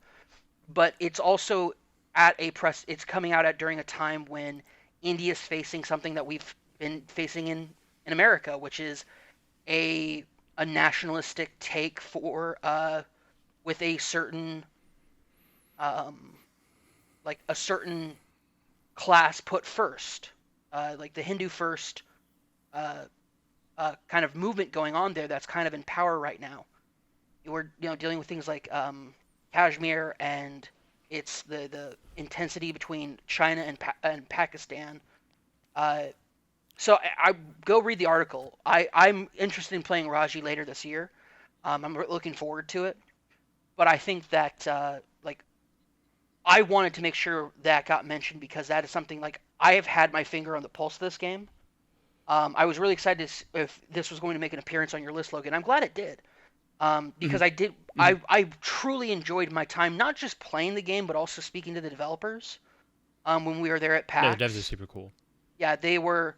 We just had you and I were there around the same time, and so we just had an absolute blast, just talking with them and hanging out with them, and we need more games like Raji that do bring new cultural touchstones to worldwide audiences so that we can further globalize gaming outside of the the Japanese and Korean Eastern scene, and then the Western scene of Europe and North America. There are so many stories that are yet to be told in gaming that will no doubt move us to our core, and I think Raji is a good first important step to it. And I can't wait to see what they do for their sophomore outing for their next game, because the Shadow Puppet, I know Logan and I were both blown away by the Shadow Puppet cutscenes, and a lot of the bringing in Hindu mythology and stuff like that. So, looking forward to playing it later this year. But I just felt like, hey, this is something we could also mention and kind of elevate the conversation around this game a little bit more. So it's not just, this is a cool game that Logan really liked and Trevor really just was turned off by. This is a game that I think has a lot more importance than just being a random indie game that's on one of our lists. So I will also say to all of that as well. I mean, first off, I'll say that none of us are Indian. Nope, none of us are. I won't really pretend to comment too much. Yep. I won't pretend to comment too much on that. But or white guys on a podcast should not be going too in depth on this. But I do think that it's an interesting thing that Cam says. Where first off, the article itself from Vice, I read when it came out. I read a lot of the discourse around Raji when it came out. I thought it was all super interesting from all sides of it. And I think that for me, ultimately, what matters most about Raji in a lot of ways is just the fact that it isn't fucking Marcus Phoenix. I think it wasn't some Marcus Phoenix ass video game hero who's just a big bulky dude with probably a buzz cut, maybe some stubble, and who's just a white bro in his 30s, right? There are a lot of those, and not to say that those games aren't important, and not to say that white broy guys don't also deserve representation, you know what I mean? But I will say that there's a lot of other people who also deserve representation, right? And I think that whether it's kind of the characters and tell me why, right, and their kind of stories being told, or whether it is something like Raji and her story being told, I think this is a continent of over 1 billion people, and I can probably count on one hand with only one finger the amount of Indian protagonists I can think of in video games. And so I think it's super rad to see, right? And I think it's, I mean, even black protagonists, a lot, again, just if you're not white, it's kind of a crapshoot for you. And I think that I'm always going to be super stoked to see just other characters and other protagonists in all mediums, but especially games where we get to be an active participant in their story, right? And you get to kind of experience it in a different way.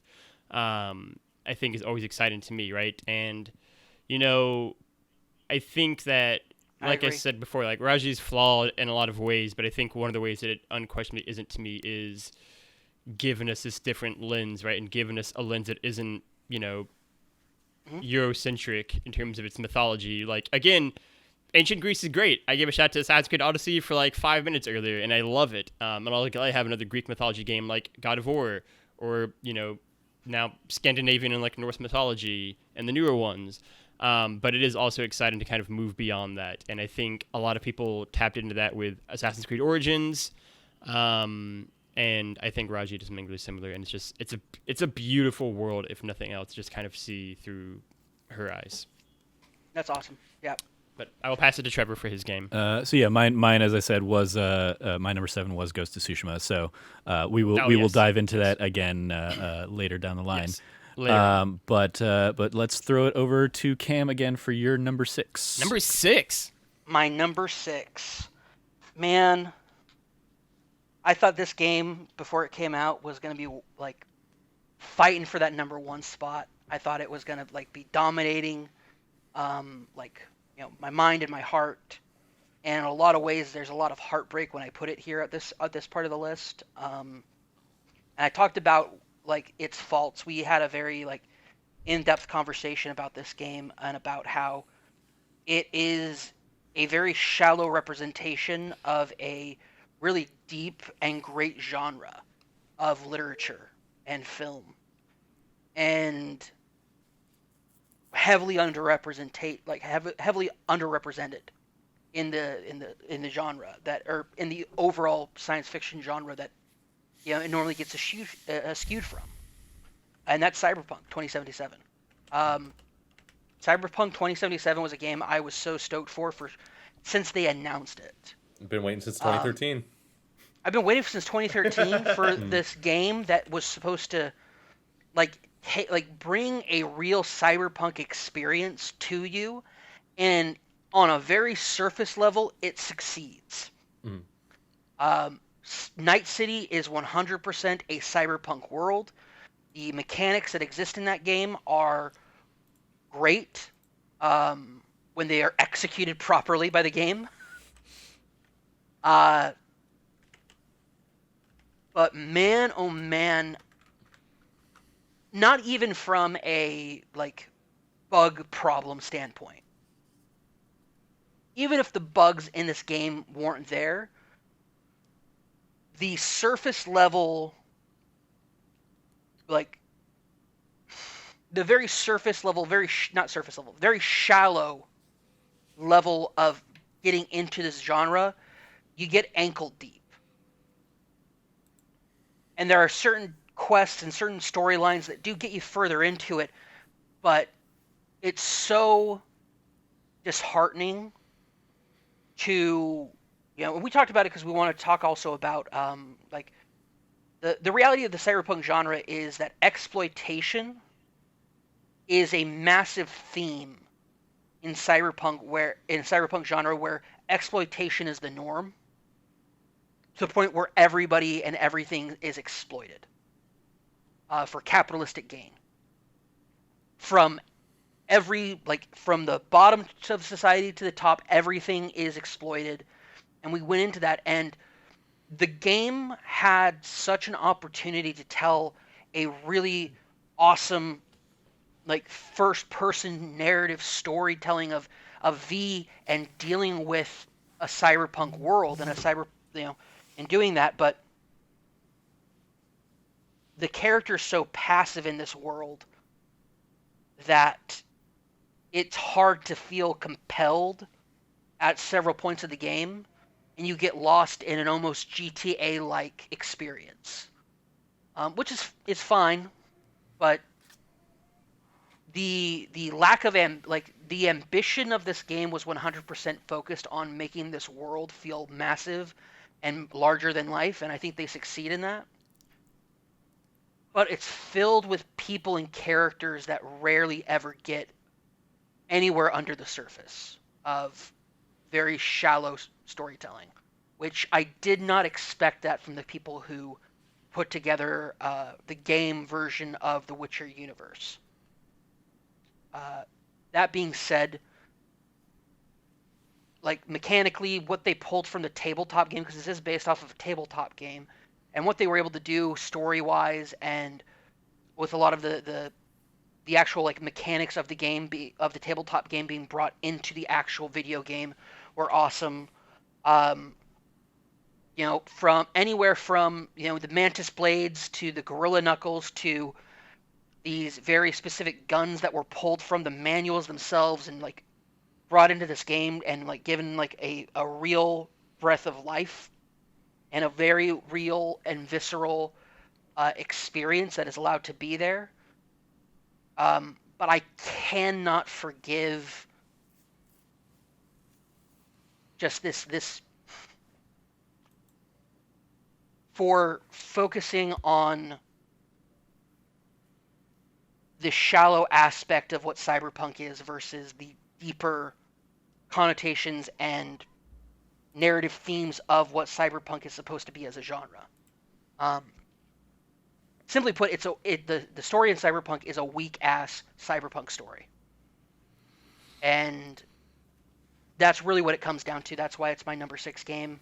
It's still a fun game that I had a lot of fun playing. There are some characters that really touched my heart. Whether it is... I can't believe I'm messing up with this. But it's... Pan Am? Judy. Oh, okay. Right? Yeah, it's Judy. Judy, okay. Sorry, I haven't had a lot of sleep, and I swear to God, if it's not Judy, I'm gonna sound like such an idiot saying that like this character really impacted me. But she did. I played a male V, and I was like, oh cool, I'll romance her, and it's not an option. And instead, what I found was a very good friendship with this character, and a bond formed between these two characters that even after her story wraps, the small, like, regular notifications I got from her about what her story was going on to continue telling in a very, like, atmospheric way was wonderful. And just, I loved every moment of it. And, like, and with Pan Am, because I was romancing her, I'm really curious about what her friendship is like versus her romance. I felt her romance dealt with a lot of subjects of like insecurity and if you're a male V and Pan Am falls for you, she has some struggling moments of how to be vulnerable with you. And like playing a fellow nomad, like I had some fun with that too. And it's really great to have this like. It was a very different kind of romance than you would expect out of a video game. And I would hope that it's the same with Judy, but like for me, the friendship I made with Judy is something that I will continue to feel extremely special about. It's one of the reasons why in Outer Worlds, I can't recall her name right now, but she's the first character who joined up with you from the cannery. Yeah, I don't remember her name either, but the Ashley Birch character. Ashley Birch character, yeah. Her character, the friendship that I founded with that character in that game was because I was like she's cute, I'm gonna romance her, and instead I became like this big brother character to her, and like this big brother figure to her, and inspired her, and like believed in her, and it was a wonderful, and that was one of the defining moments. Why I wrote an article at Handsome Phantom called "Why Outer Worlds is Out of This World." It was Parvati, by the way. Parvati, thank you. It's like Cyberpunk definitely has those moments. I think in the characterizations. For me, they were too few and too far between. But like when they pop up, there were golden things. Like my character romanced Judy and had some very fun little bits that came as a result of that romance after the fact, be it like, I got drunk texts from her or something like that. And that was, there was fun to that, but it was like it happened once and then nothing else. And when you try and go back and visit her after everything, and I think this is the case with a lot of those, like there's just like, there's a definitive endpoint in their arcs. And you like, if you try and go back and talk to them, like there's nothing new. Like they don't continue to respond to what you're doing in the game, what you're doing in the world, that kind of stuff. Like you can't check in with them and get like hey, here's how my day was going, what's new with you. Like it's just like you get kind of an endpoint. It's like, oh, your story's done, I come back and visit you 5 hours after I've done all these other things, and I get the exact same like prompts from you. I was let down by those kinds of elements. So yeah, it was another one that like there was such potential to Cyberpunk, and ultimately I think they dropped the ball on a lot of elements of that game. So I totally understand like the disappointment in you wanting it to be higher on your list, and it not kind of cutting mustard there. Any final thoughts on Cyberpunk before we move on to Frank's number 6? Yeah. If you're worried about the game's playability, probably give it a couple months. Pick it up when it's cheaper this spring, and play it then when they've figured their shit out. That's my plan. Yep. I have no doubt that it like people like I will always have like fond, like I'm replaying it through from the beginning. Because I didn't like where like some of my choices ended up, so I'm like literally replaying the entire game right now until something new comes along. Probably Hitman 3 later this month. Very excited. For Hitman. Like Hitman, very excited. Yeah, but like it's something It's something that could have been truly wonderful and special, and like you said, it just didn't cut the mustard. It wasn't good. Like, and it's not even about the hype. It's not about the hype. It's just that if it was overhyped and it just failed to meet that hype, it'd be one thing. That'd be like just some vague disappointment about, and like the topic of like hype culture around a game, overhyping what this game could have been.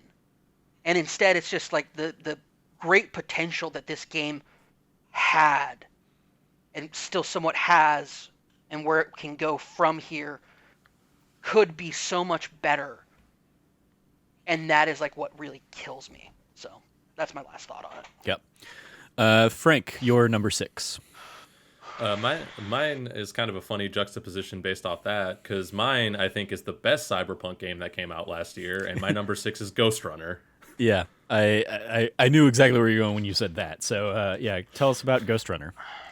So Ghost Runner is another kind of a Cyberpunk game, but as opposed to Cyberpunk 2077, where that's like this big open world RPG with all these characters, Ghost Runner is really just more of like a first-person Hotline Miami, where you're just going through room to room, you're clearing out all the bad guys, and in kind of a very Cyberpunk thing, you're going from the bottom of this like dystopian tower all the way up to like the nicer area where like the rich people who are like more privileged live, and there's actually kind of a cool narrative kind of tugging you along the whole way too. But the main reason I love it, kind of going back to what I talked about earlier, is like the gameplay is just so great. Like they really, really, really just nailed like awesome gameplay that's really like kind of like in depth with some of the moves you can do. You can slow time, you can like dash to the side, you can jump and run on walls, and then I found a lot of fun with that. Where the point like I would run like the outside of a room and try to just like go ways that like they didn't want me to go, but you know they put the pathways in for you to be able to do that. But it was just so fun to me. It's like basically like a puzzle game almost. It's like this action puzzle game. It's the same thing I get out of Hotline Miami. Like that's like one of my favorite games of all time. And it's just so fun for me to have these like, it's like almost like a puzzle, and you're dashing through and beating up these dudes and like these one-hit kills with your sword, and you can deflect back bullets. And I don't know, I do have a lot of nice stuff to say about it. But it's just like, I think it's just ultimately, it's just a really fun video game. And yeah, I love that whenever you fail and whenever you die, it's just you blink and you're already back, ready to go. You're at the beginning of the room you were in. And because kind of something we had talked about earlier when we were talking about like Bloodborne, and even when I was talking about like Grounded, like I hate when you die and you just lose all your stuff. Like I hate losing like an hour of progression in an instant. And I get it's like a risk reward thing, but that's why I like Ghost Runner, is like you're never going to be set back more than like 30 seconds. And there's no load times. It's just like you're in there, keep going. And like I that definitely has a good feedback loop for me. Yeah, I played. It was a blast to play at PAX. Yeah, I played it at PAX and was excited about it. So I picked it up when it eventually came out, and just like realized very quickly that I'm just not great at that kind of game. Like because it is Hotline Miami, Katana Zero, but it's first person, so it's Mirror's Edge kind of thing. And trying to do that, like I need the more wide like sense of what's around me that I get from Katana Zero or from Hotline Miami to be able to succeed in those games. Because I constantly found myself being killed by things that I didn't know were even in the room or something like that in Ghost Runner. So I kind of bounced off it pretty quickly.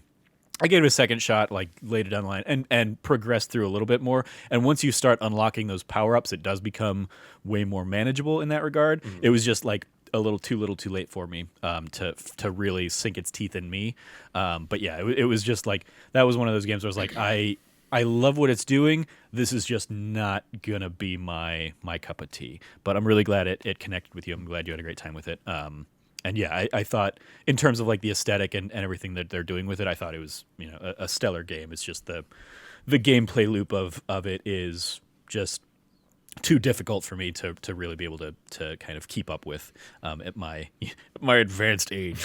So I kind of bounced onto other things pretty quickly. But yeah, I love, like Andy, I know from Kind of Funny, really loved his time with it. Had a great time with that game. So I'm glad you were enjoying it too.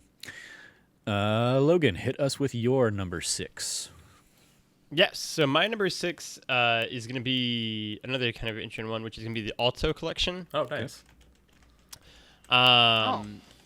It's a game that I had to like monitor myself playing, because those kind of games where it's all about basically just trying to get a high score, Essentially are ones that it's very dangerous for me because I can just suddenly like blink away and it's been 2 hours and I've just been like, what just like I can just lose track of time so quickly on that, trying to get like a better score and go a little bit further down the mountain, and get like more combos.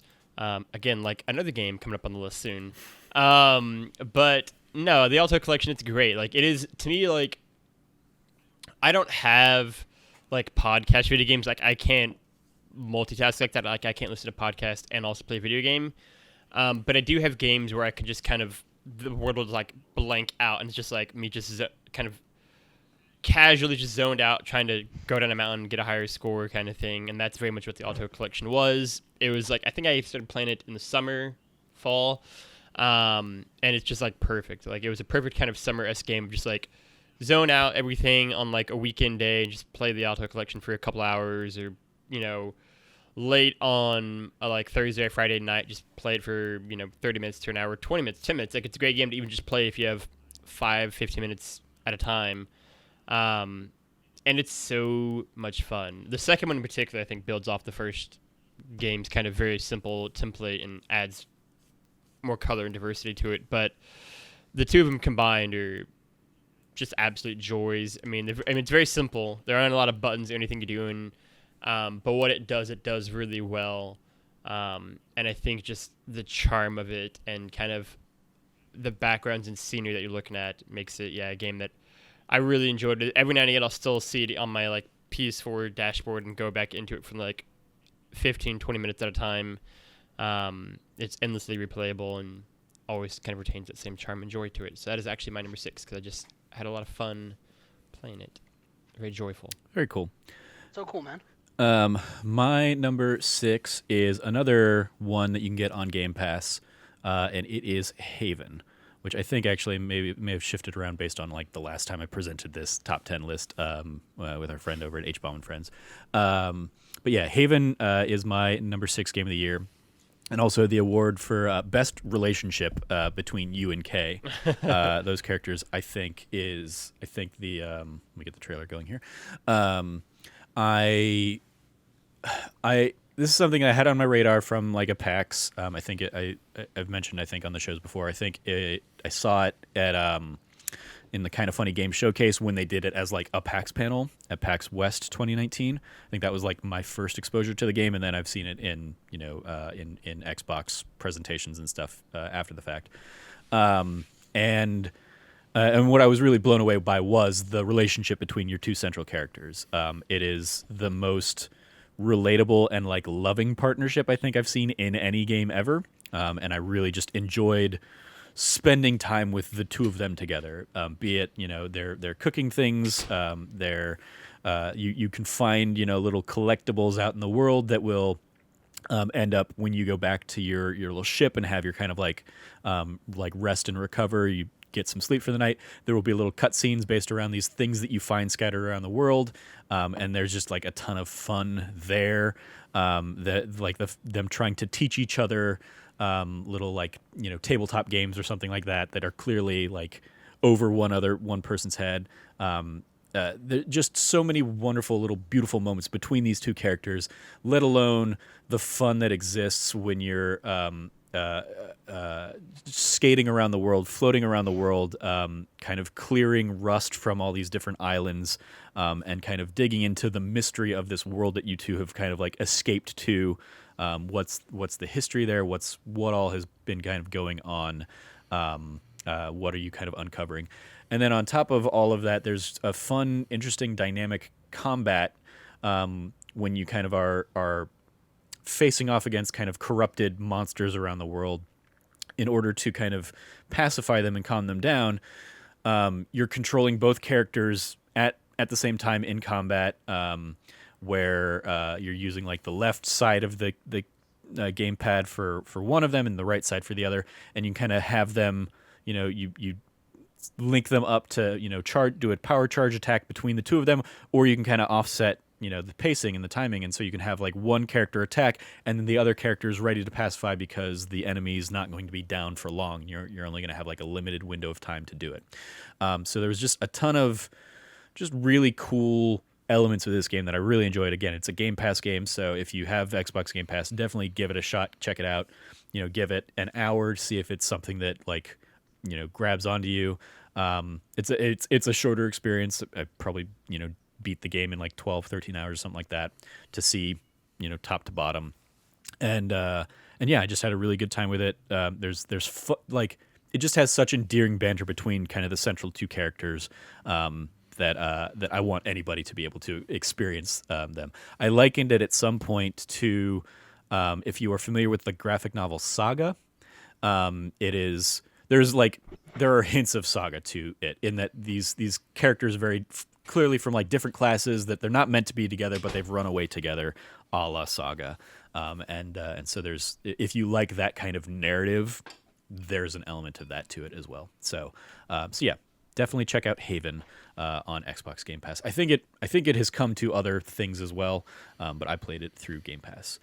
So yeah, it sounds cool. I honestly don't even think I was familiar until now, but it sounds cool. Yeah, it's a really fun one. So we are in our top 5 now. Let's kick it back over top 5 to you, top Cam. 5. Hit us with your number 5. All right. Here at the 2-hour plus mark. Yep. This will probably be a bit of a surprise because it's a very simple game that I chose. It's really based around two main mechanisms, and it like astounded me. It was at times thrilling and just difficult, but very rewarding. These pre-orations you give for the games. The two mechanisms, of course, being rip and tear. Doom Eternal, baby.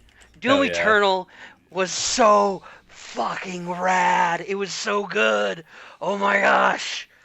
He told me, hey Cam, is this on your list as well, a little bit higher? No, I was going to say I didn't get around to it, but I fully support that Doom Eternal is a badass game. It's so good. Someone tweeted at me, actually, after I tweeted that we were doing this list, that is it going to be on the show? And I'll be happy to know that Doom Eternal is number 5, apparently. On my list, for sure. Dude, Doom Eternal came out. I'm like, I have a little bit of time between. It was right after or right before Final Fantasy VII Remake came out this year. And it was... No, it was after. It was after? Or was it? I thought Doom and Animal Crossing. Yeah, that's right. They kicked it off. Final Fantasy came out afterwards. You're right. I didn't get to play Doom Eternal until after I played Final Fantasy VII Remake. And the game is so great because if you had told me, Cameron, in 2016, Doom's going to come out with a new game and it's going to completely reinvigorate this old franchise of the most basic ass FPS game after Wolfenstein 3D. I would have been like, okay, I guess. I was never too interested in the Doom games before. And Doom 2016 blew me away because they're like, hey, welcome to the far-flung future. And this guy has been in a stone sarcophagus and this really weird mystery about the Doom guy, and is just awesome. And that game was incredible. But then for them to say, cool, so we end the 2016 game with okay, you dealt with the invasion on Mars, but it turns out there's a bigger invasion on Earth. And it's whoa, how they raise the stakes with Earth, right? They raise the stakes even further because the story of Doom Eternal, the lore of Doom Eternal is so good. It's so good. It has if you don't even have to get into it if you don't want to. It's still just a badass game. I didn't get into any of it. And same. I got into all of it. I read everything. Of course you fucking... I mean, the codex was pretty deep in 2016's Doom 2, but... Accurate. Although I felt the codex in 2016 was more about science stuff, and Doom Eternal's codex is the occult science sci-fi just juggernaut awesome story that is right there under the surface if you're willing to just rip and tear and get into it. And by God, is it good. It's so good. There's a random guy that you meet at some point in the game, and it's He's got a weird moniker. Like, what's the deal? You dig into the lore and you're like, oh my, like, what a dude. And the thing that he gives you just so good. So good. And like Sure. the gameplay, moment to moment gameplay in that game, the momentum, they took like, oh, hey, we're going to make locomotion and movement the really key feature of how to like survive these more difficult fights in these arenas. How can we elevate that? And then they did it. And they kept doing it. And it was so good.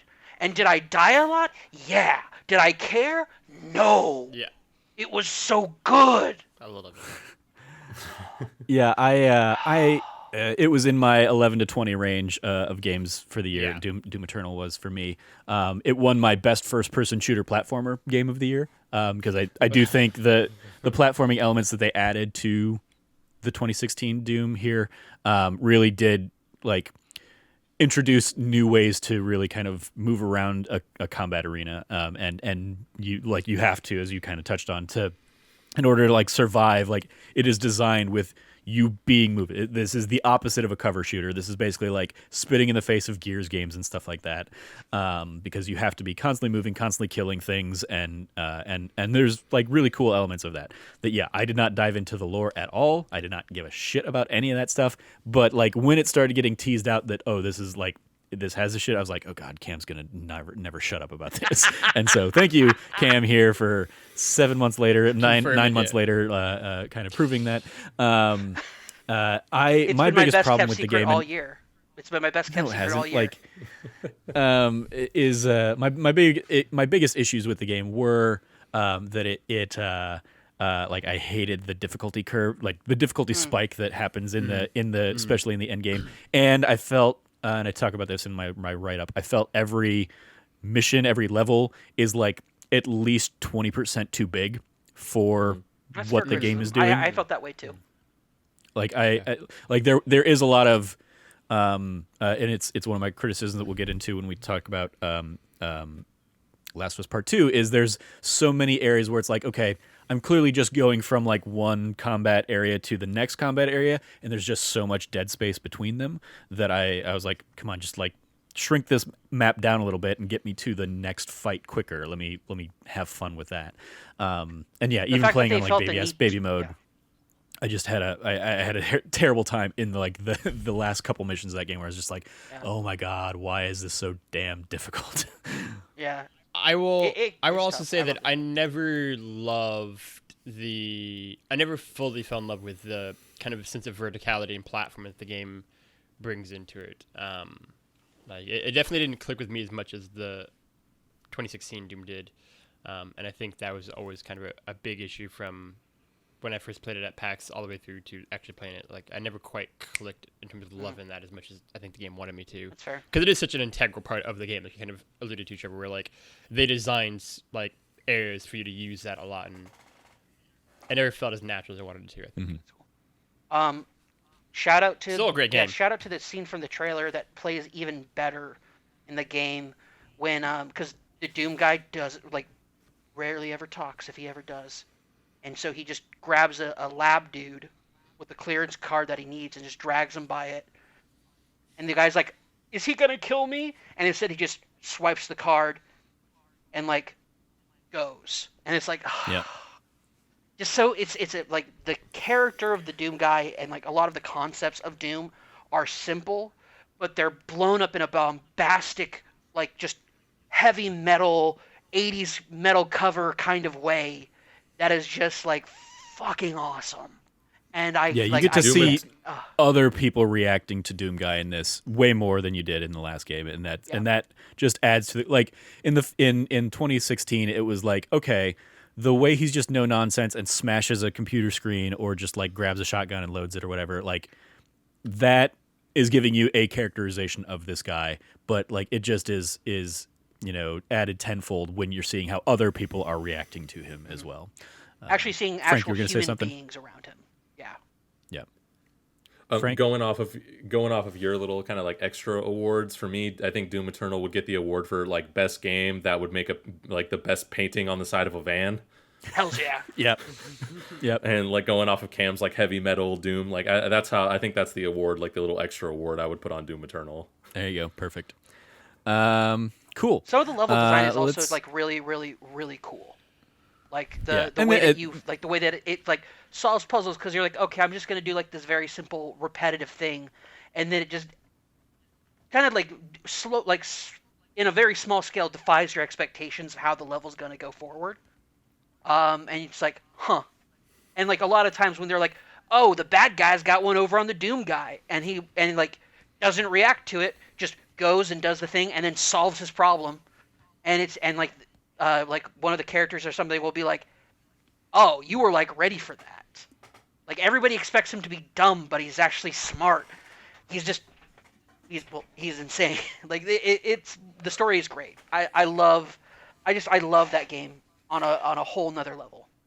Than Doom 2016 was. Definitely one of my favorite games of this year. All right. Frank, hit us with your number 5. Yeah, so number 5 for me is going to be a Persona 5 Royale. Okay. Good deal. If kind of going off of like what we had talked about earlier, like if Persona 5 never existed and this was just it, and this was like the first year it had ever come out, it would be higher, and it might even be number 1 for me. Persona 5 itself was like my 2017 game of the year. I also am just a Persona fan. I have a Persona tattoo, even if that doesn't show up well on camera. Like, I'm a big Persona fan. And I think 5 is like is a really, really strong Persona. And I think Persona 5 Royale is like the definitive way to play that game. They added a ton more content that I really like. The way they streamline everything, I think they really just fixed even things I didn't even realize like were a problem I had with Persona 5. It's just like they fixed it anyways, and they made it a better product overall. I think it is fair to really be like, well, this could have been DLC, or like, could they have reworked it? Did they really need to do like an entire re-release like they just kind of typically do with like Persona 4 Golden? But at the end of the day, I still think this is just an incredible game that I really liked. And for me, it was this interesting feeling of like, it was like coming back to see friends I hadn't seen in a while. And like, I was dying to go revisit these people and just be back in this world. I had already played the game twice, the original Persona 5. I have the platinum in it. And like after you get the platinum, like there's no reason to like go back unless you just do it again for fun, which people do. But that's why like Royale got me back in, and there was new stuff there, new interesting takes on characters and like rewritten scenes. And I do think it's the definitive way to play that game. But overall, I still think it's an incredibly strong game and a strong experience. Yeah, I echo a lot of those sentiments. It's easily an honorable mention on my kind of list. And I think like my award for it is basically like the definitive way to play Persona 5, because obviously that is the case. But yeah, as somebody who also played through Persona 5 twice and spent 200 hours platinum the game last time around, I was not planning on hopping into this. And if I had not been in quarantine and like pandemic times, I probably wouldn't have picked it up. But since I had a little bit more extra game time, I dove into it again. And enough people were singing praises about like the ending. I just wish that I could have hopped into this game and really only experienced the ending stuff, because so much of the other new stuff is so sparsely sprinkled out through the first 80 hours of the game that I was just like, I wish I didn't have to like just go through that 80-hour slog to re-experience everything else. And not that it's a slog, but like, for when you've played it twice and it's not new enough, I wanted more of the new. But it's still, phenomenal game. And the things they do to, like the fact that playing through it a third time with like 20 hours of new content, and it still took me as much time to play like the first run of the game, i.e. 100 hours, means that like they were able to speed up that 100 hours by 20 hours and still give you 20 hours of new stuff, a whole third act of the game that kind of like, really, really drives. So if anything, what I like the big takeaway I think I will have is when the inevitable Persona 6 comes out, I'm probably going to skip it and just be like, well, I'll play the definitive version of this game a few years down the line. I don't need to hop in the first time out. Because I my time is more or less precious to me at times. So, but Kasumi was a great new addition character, and her arc and her story is phenomenal. They do some really cool stuff with kind of like refining Akechi in the later half of the game that makes him a much more interesting and compelling character. So I totally stand by and support you putting it here at number 5 on your list. It was just, for me, it was I had enough reasons to just kind of keep it as like a honorary kind of like game in the conversation, since so much of it was just the game that I played a few years ago, just more of it. But shout out to Persona 5 Royal, absolutely. Yeah, 100%. Logan, hit us with your number 5. Yes. Absolutely. So starting in the top 5 here, my first game in the top 5 is going to be Bloodroots, actually. Okay. Yeah. I really love Bloodroots, actually, both because it's a ton of fun, which it is, and we'll get to that in a second, but also because its story is really cool, actually. It is this weird amalgamation of like Kill Bill and like Samurai Jack and Jackie Chan Adventures, and it shouldn't really all work at all, but it does, and it just has a surprisingly, especially to go further into it, like surprisingly kind of deep and meditative story, and kind of getting to see the full conclusion of that and the full arcs of all the characters involved. I thought it was super neat. And how they incorporate them sporadically throughout the game as like, it's spoiler, not a spoiler, but like one of the characters will kind of come back as like a recurring ghost kind of thing. And kind of mock you and give you advice and remind you of this sort of forgotten past that you have. And I think one of the things that I find really neat about Bloodroots is the fact that, and that they kind of peel the layers of the onion back on, is that your character is not necessarily the good guy and he's not necessarily right, and what kind of gives him the moral authority to judge all the other characters. It's a really neat game. I think kind of what it does from a narrative standpoint, from a character standpoint, is super cool, actually. And if anything, I wish we got more of that. The little bit that we do was fantastic. And then from a gameplay perspective, it's phenomenal. I mean, like, it's legitimately easily one of the most fun games I've played in the entire year. It is so fast and so fluid and so endlessly enjoyable. The only time I think it really stumbles is when it like gets a bit too clever with some of its puzzles at times, especially later on. It can be really intense about some of them. But especially the first few levels, it is just like you're flying nonstop, and it's just an absolute joy. It is like all of the best parts of a Sonic video game, just endless motion, constant momentum, building more and more and more forward, with never stopping. And yeah, it is just an absolute blast. It's a joy. Obviously, the art style is fantastic. I mean, I could do an entire thing on just like the visual aesthetic of the game and how beautiful it is, and how I think it melds so well with that kind of frantic, fluid, fast-paced gameplay as well. But yeah, Bloodroots is my number 5. It is fantastic. If anything, it's just indicative of how good I think my top 5 is, that it's only number 5, because I really enjoyed my time with Bloodroots. And it is, I strongly recommend it to anyone who hasn't played it or spent kind of any time with it. Maybe not Trevor, because I don't know if he would enjoy it as it gets harder later on. Weirdly enough, like I had a great time with Bloodroots for what I played of it. Hell yeah, absolutely. I didn't get too deep into it, but I definitely remember. Yeah.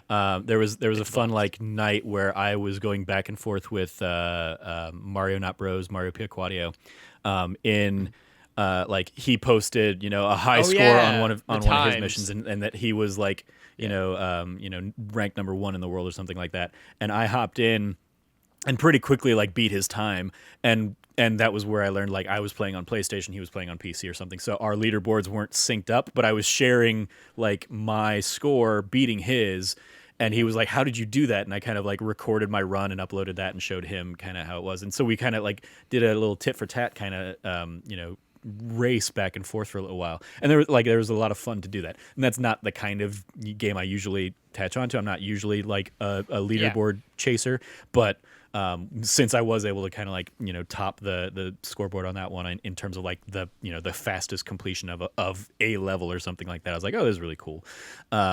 and then just something else came along. It was like, I think, because it came out basically while we were at PAX East, I think, and so days before, like the embargo dropped like while we were at PAX East. And so it came out, a couple days after or something like that.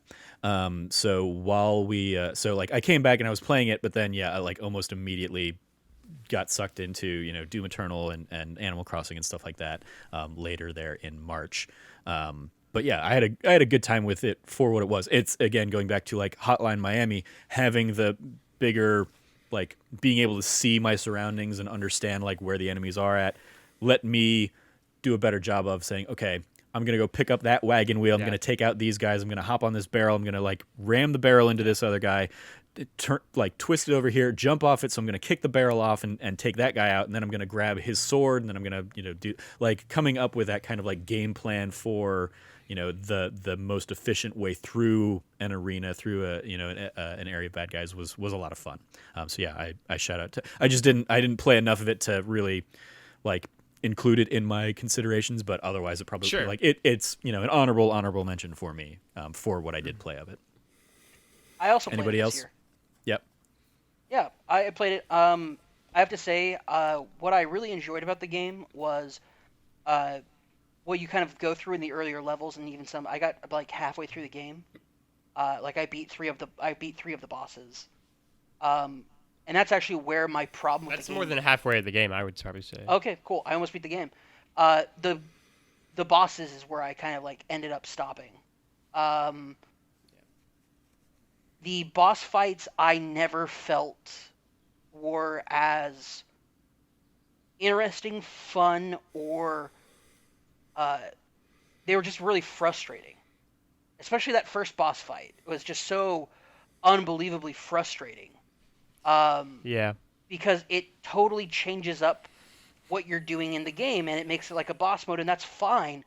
But the checkpoints for the boss mode, like the boss fights, were sporadic.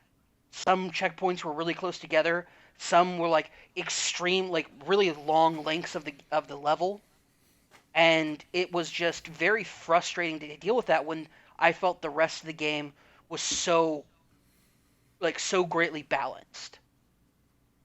Especially like that, all the levels in the first half of the game are terrifically balanced out, and like Trevor said, come in with a plan of attack. My first run through, and I would always die on my first run through, was just run around and see what people do. And it was such a fun way of like just exploring how people were going to react, what the weapons were, like what the tools for this level were going to be. And it was so much fun to play through that. And it's interesting because I see that a lot of like, it's like, what if, it's weird too, because like gameplay style, it's so much like Hitman. Mm-hmm. Where you're just trying things out different, and you're like improvising as you're going through. And anything is a weapon. Anything is a weapon. Like, it's just that's great. a great point too. That's so great. And I think that game, like, I really would have loved that game a whole lot more.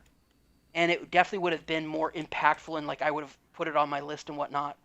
Had I not been so frustrated by just these boss levels that I never felt were as well crafted and designed as the rest of the levels. That's fair. But good shout there, Bloodroots. I also remember at PAX's, like, doing like chasing the high scores with friends from other outlets and stuff like that. Yes. Like I remember going back and forth with Kyle Stevenson, just trying to beat him out. Cam, as a heads up, you're like leaning back like you are. You're like kind of off frame from the thing. So you were just like you're there, but just kind of a little. It looked like I was like leaning against the wall a little bit. Yeah. Anyway, my number 5, which I think somebody else might have higher on their list, is Marvel's Spider-Man Miles Morales. I do have it higher. Okay, then we will dive I into didn't it get a a little chance bit to play more. it this year.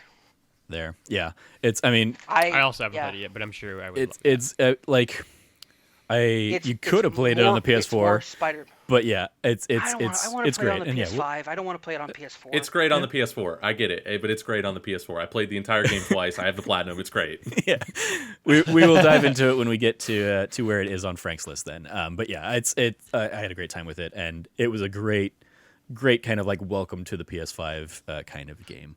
Cam, hit us with your number 4. My number 4. This is where things got tough on my list. This is where, like, this is the hardest list decision I've ever had to make, with the core exception of choosing whether to put Overwatch Origins over Stardew Valley. And my number 4 game of the year. I'm still going back and forth in my mind. Oh my God. I know it has to be. Oh Final Fantasy VII Pre-oration. I'm sorry. Final Fantasy VII I'm Remake. struggling. Okay. I'm struggling. Okay. It's so hard. Final Fantasy VII Remake is going to be higher on my list, so we can dive into it a little bit more there. But yeah, the fact that like every time I throw it to Cam, I'm like, okay, I could also just like take a nap for 2 minutes because I know we're not even going to get to the title of his game until then. But yeah, Final Fantasy VII Remake is Cam's number 4. I literally had a last minute like moment of crisis of like, am I making the right decision? Like in my heart, am I making the right decision? I know I am, but this is one of the hardest choices I've ever had to make. Well, we will dive into it a little bit later for a little bit more. Frank, how about you? What's your number 4? Number 4. So yeah, number 4 for me is going to be the Last of Us Part 2. I guess it's finally time. Oof. All right, let's talk about this since we made it all the way through 2020 and Logan never got around to it. So as we kind of his favorite game of all time gets a sequel. He's so pumped about it.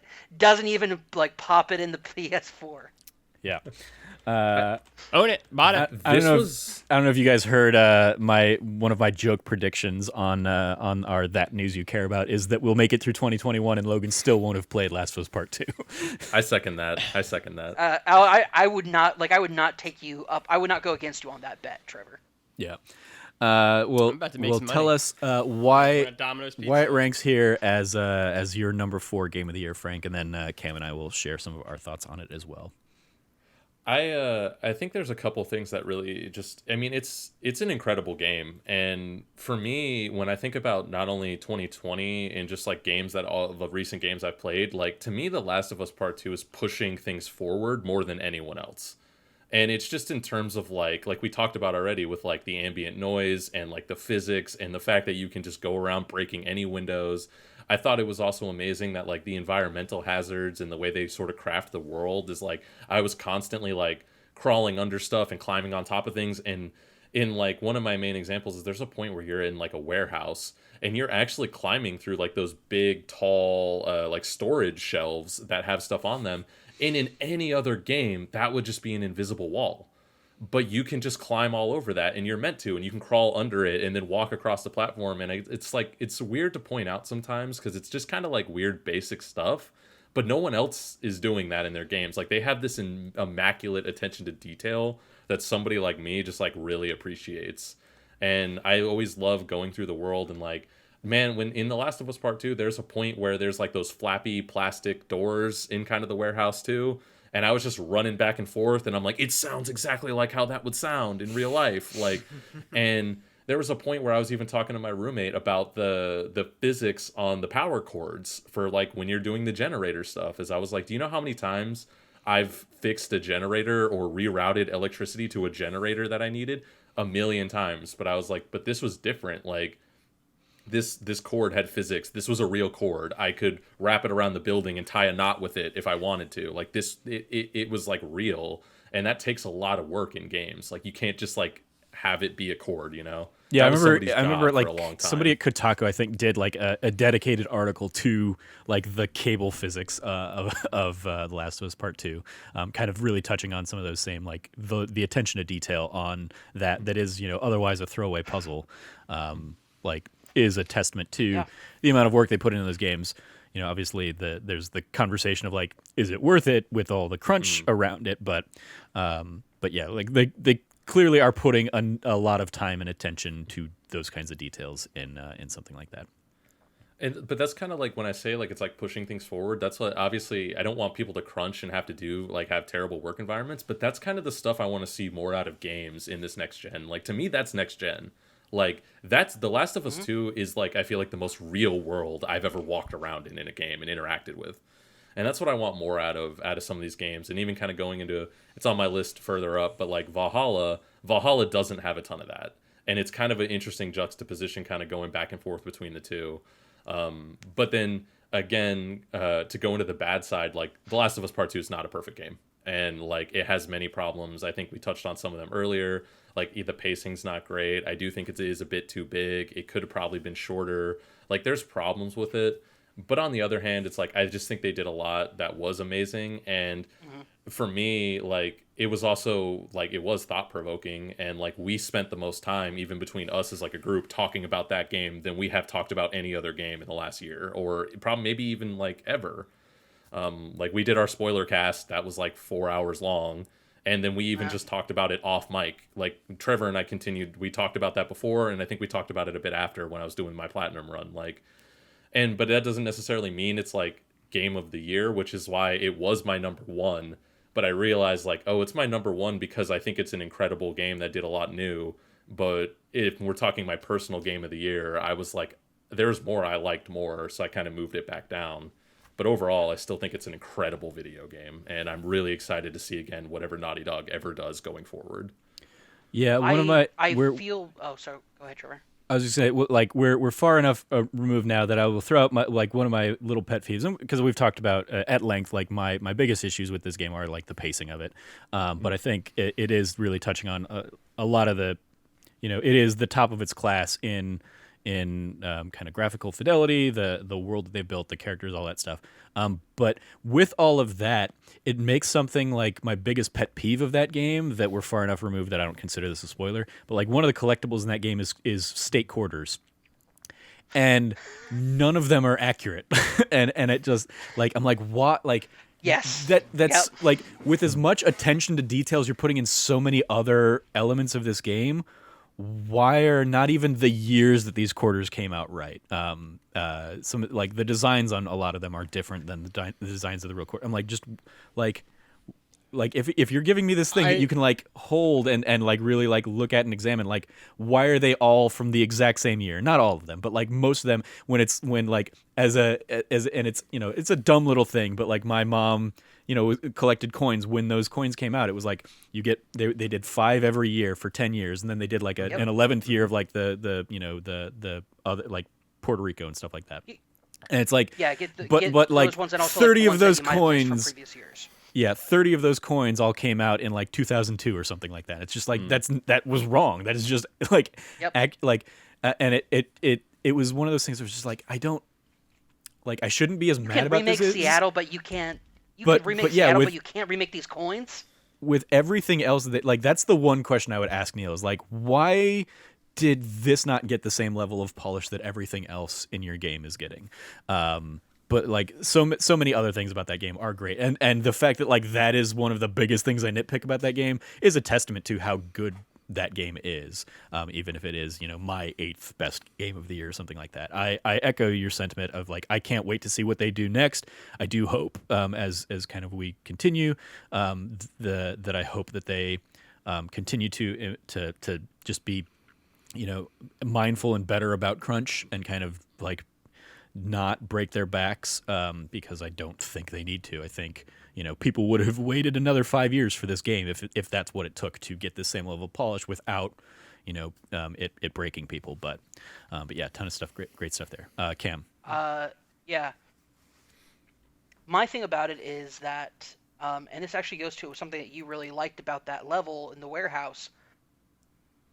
Reskin the warehouse shelves with a cave sequence, like a cave sequence, or like a like another of the like that's. I know why you're like nobody does that. You're right, nobody does do that. But mechanically, it wasn't too different from other parts of the game, and a lot of these areas felt extremely recycled, and the game was unrepentant in some places of like some scenarios they threw you into. One in particular has definitely been very controversial, and we won't get into it here because it's a spoiler. But like it happens in that game, and like I think that we talked about it in the spoiler cast, but I really felt the loss of Bruce in this narrative compared to Last of Us Part One. In that this is very much a 100% like Neil Druckmann story, and it has a lack of... I want to just interject with Haley Gross. She and Neil did the story, and then Neil was the director. Oh, I did not. Okay. Yeah, so Gotcha. it's not 100. Thank you for correcting me. Yeah, it's not 100% Neil. Haley Gross was another kind of key player in the narrative. But I do agree with the sentiment in that like you don't feel Bruce kind of pushing back and editing some of the maybe bloat of the game in the direction. Thank you for correcting me, Trevor. I did not realize that, and I appreciate you fact-checking me on that, because otherwise definitely would have gotten some hate comments about it. But yeah, no, this is very much like a Neil-driven story, and so there's a lot of... And I think that it's a very ambitious story. Like, they make some very choice decisions in the narrative, not in, like, the story itself, but in how they're going to tell the story. That definitely rubbed a lot of people the wrong way. It rubbed me the wrong way really badly. And it was hard for the game to come back for me. In a lot of ways it did, and then in a lot of ways it didn't. But I also thought like being willing to take that narrative risk is also something I would not have anticipated from Naughty Dog, which like the Uncharted games are your Indiana Jones XP games, and like, you know, of course, like people, I'm not a adventure game person, so like they've never really been my cup of tea. And I know people love the characters and everything, and that's something that Naughty Dog's really good at. But like the actual like narrative storytelling it's an adventure game. The Last of Us, I felt did such a great job of departing from your typical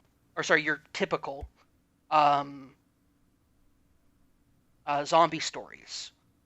And I may have triggered Logan quite deeply when we did the greatest video game list of all time when I brought up The Road.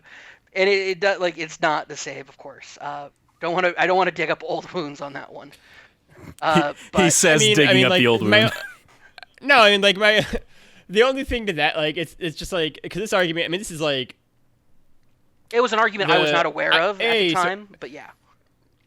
So I think that like most people who play The Last of Us don't even know The Road exists. Probably, like the vast majority of people who play don't even know that The Road exists. Just, and like to be fair, most people who read The Road probably have no idea The Last of Us exists. So it's like I think the the circle is like pretty small. People who like know both exist and then have also read both or played both. Like I think it's a small circle. I will say someone who's done both, and obviously as someone whose favorite game of all time has been discussed is The Last of Us. I think it's just so obvious that one is a better story than the other one. And not even in like not even like I'm like totally not like I think Cormac McCarthy would acknowledge this, like because his novel is not a like traditional. It's like it's not even a traditional narrative story. It is about The Road is very clearly about that world. The two main characters don't even have names. Nope. Like they are just like.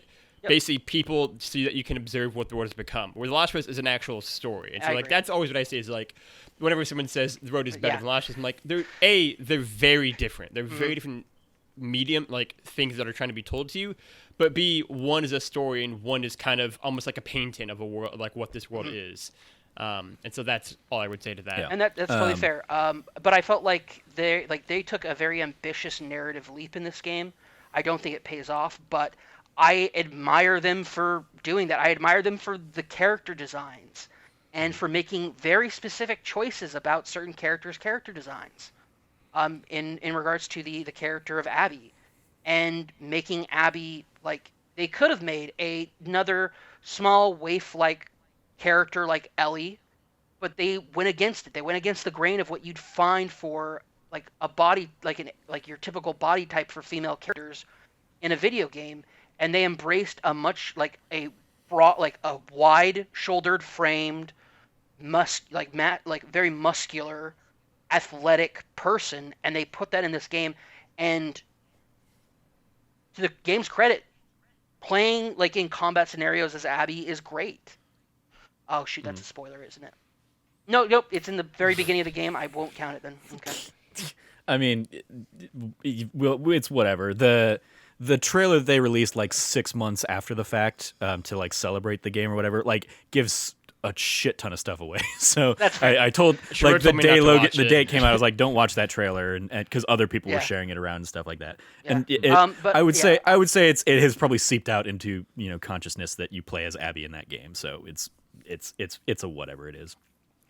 Sorry about that. It's hard to be like, it's hard to win the game award for best character of the year if you're not the playable character.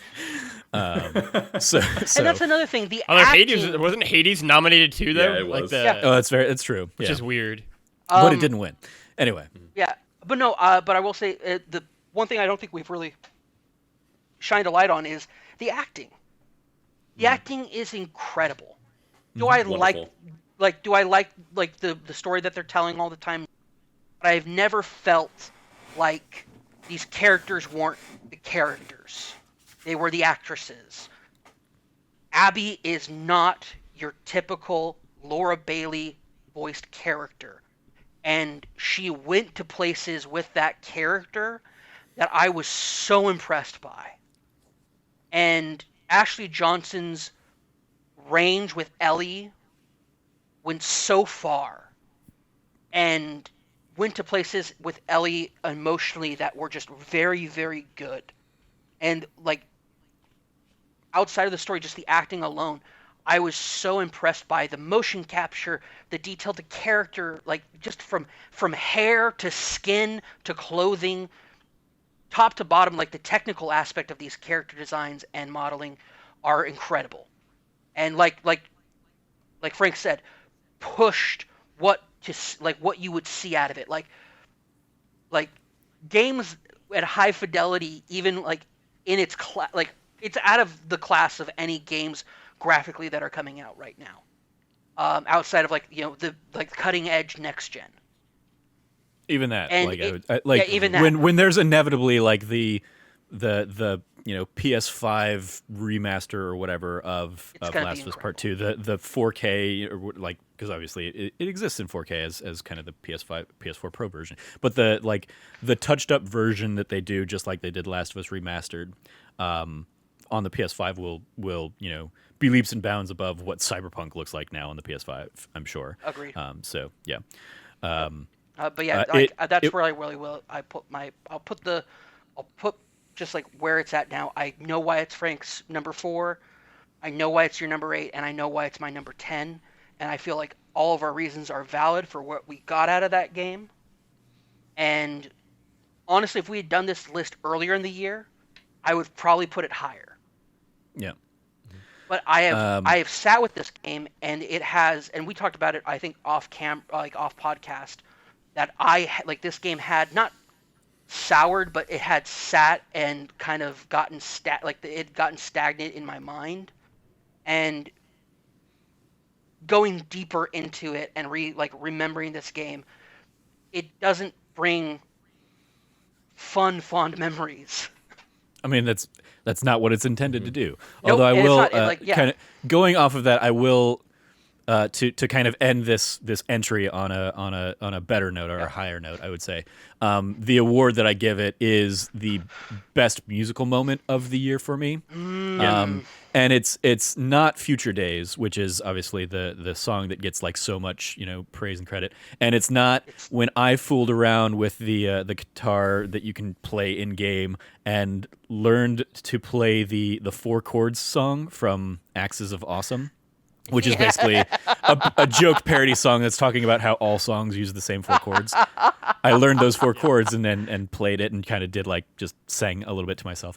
But it is and this is the lightest of spoilers. It's very early on in the game, and it's a completely optional. You can completely miss this.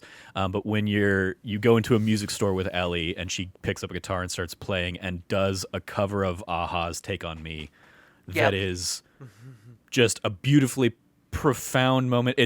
I joked after the fact that like I grew up hearing that song, watching the video and stuff, on MTV all the time and stuff, and it wasn't until that rendition, playing it with subtitles and stuff like that, that I realized the lyrics were "Take on me, take me on." I just the whole time I thought it was like take me home, but the emotion that Ashley Johnson is kind of like bringing into that song as kind of a love song for her partner in there, Dina, is phenomenal, and it was easily like just the best little, most heartwarming moment of the year in terms of like a musical sequence. This is coming, like, we still haven't gotten to Final Fantasy VII Remake, which I love, like all of the music in that, but like this was a musical moment that really stood out. Hades also has some great musical moments that stand out, but this was like leaps and bounds above all of them. And then also, and I won't dive into the specifics of this moment, but there is a sequence between Ellie and Joel that is leaps and bounds ahead of the giraffe sequence for me from the first game. And Agreed. is easily for me the best sequence in this game, and you get it pretty relatively early on, and I just love, and it's another one that like if you watch that trailer, it's completely given away and stuff now. So I definitely was like, don't watch that, like avoid that. But it is such a beautiful distillation of the relationship between those two characters, and makes me wish more than anything that like we got to see more of those kinds of moments in the 4 years that take place between games, really. But it was beautiful, and I love that moment. So yeah, shout out to The Last of Us Part 2.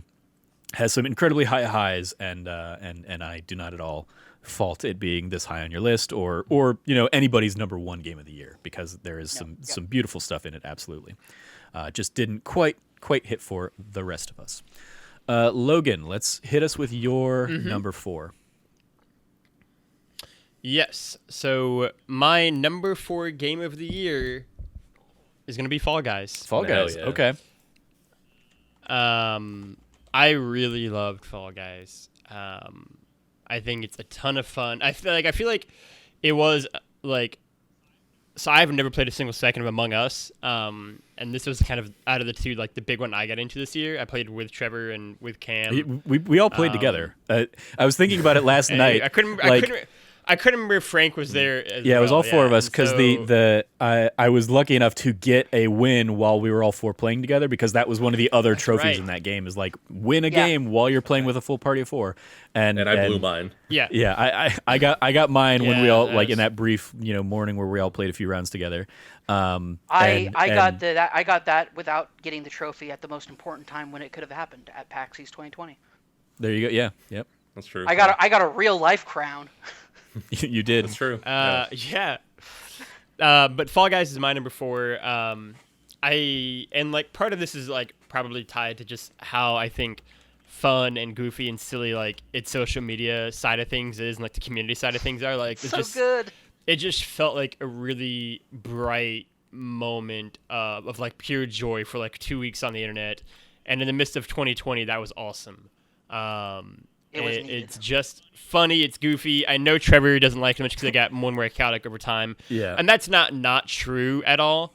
But that kind of organized chaos and kind of the way that you could kind of figure it out early on, it always made me smile and yell at the same time. But that's all part of the joy of it. And as someone who grew up on I Survived a Japanese Game Show and Extreme Wipeout and the American version of Wipeout, this game taps into all of his classic kind of like obstacle course challenge things and Ninja Warrior that I grew up watching and loving. And so, I mean, I literally watched the show that this is like most inspired from as a kid. And so, yeah, I loved its charm, and it's funny, it's goofy. The costumes you get for your avatar are always hilarious and fun, and like they bring in a surprising amount of like really cool like licensed costumes as well. Yeah, they're doing Doom costumes this week as we're recording this. They just announced.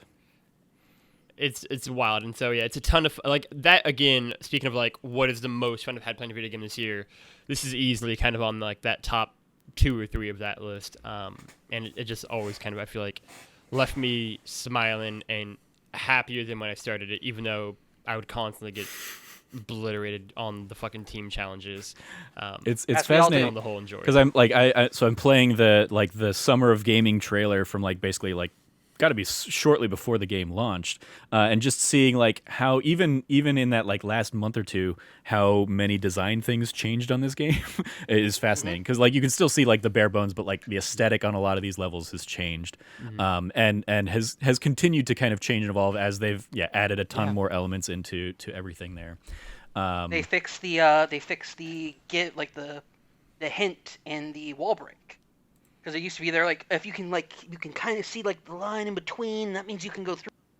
Oh, like they eliminated that for the one last little bit there or whatever. Yeah, They've continued to kind of like grow and evolve in that game, and I wish that game success. But yeah, this is a game that as kind of Logan alluded to, like I was super high on, and when this game came out, and that first month or so, easily was in my top 10, and then just the more and more I got beaten down going, especially for that fucking infallible trophy of like 5 wins, which is just a goddamn nightmare. It's a bullshit like trophy, I would have liked the game way more if I hadn't been trying to get that. But at the same time, like just like with Assassin's Creed Valhalla, like going for the platinum in these games was part of like the fun for me on these games. And given how I felt like I was really good at Fall Guys. I got like 40 plus wins, like tons of crowns.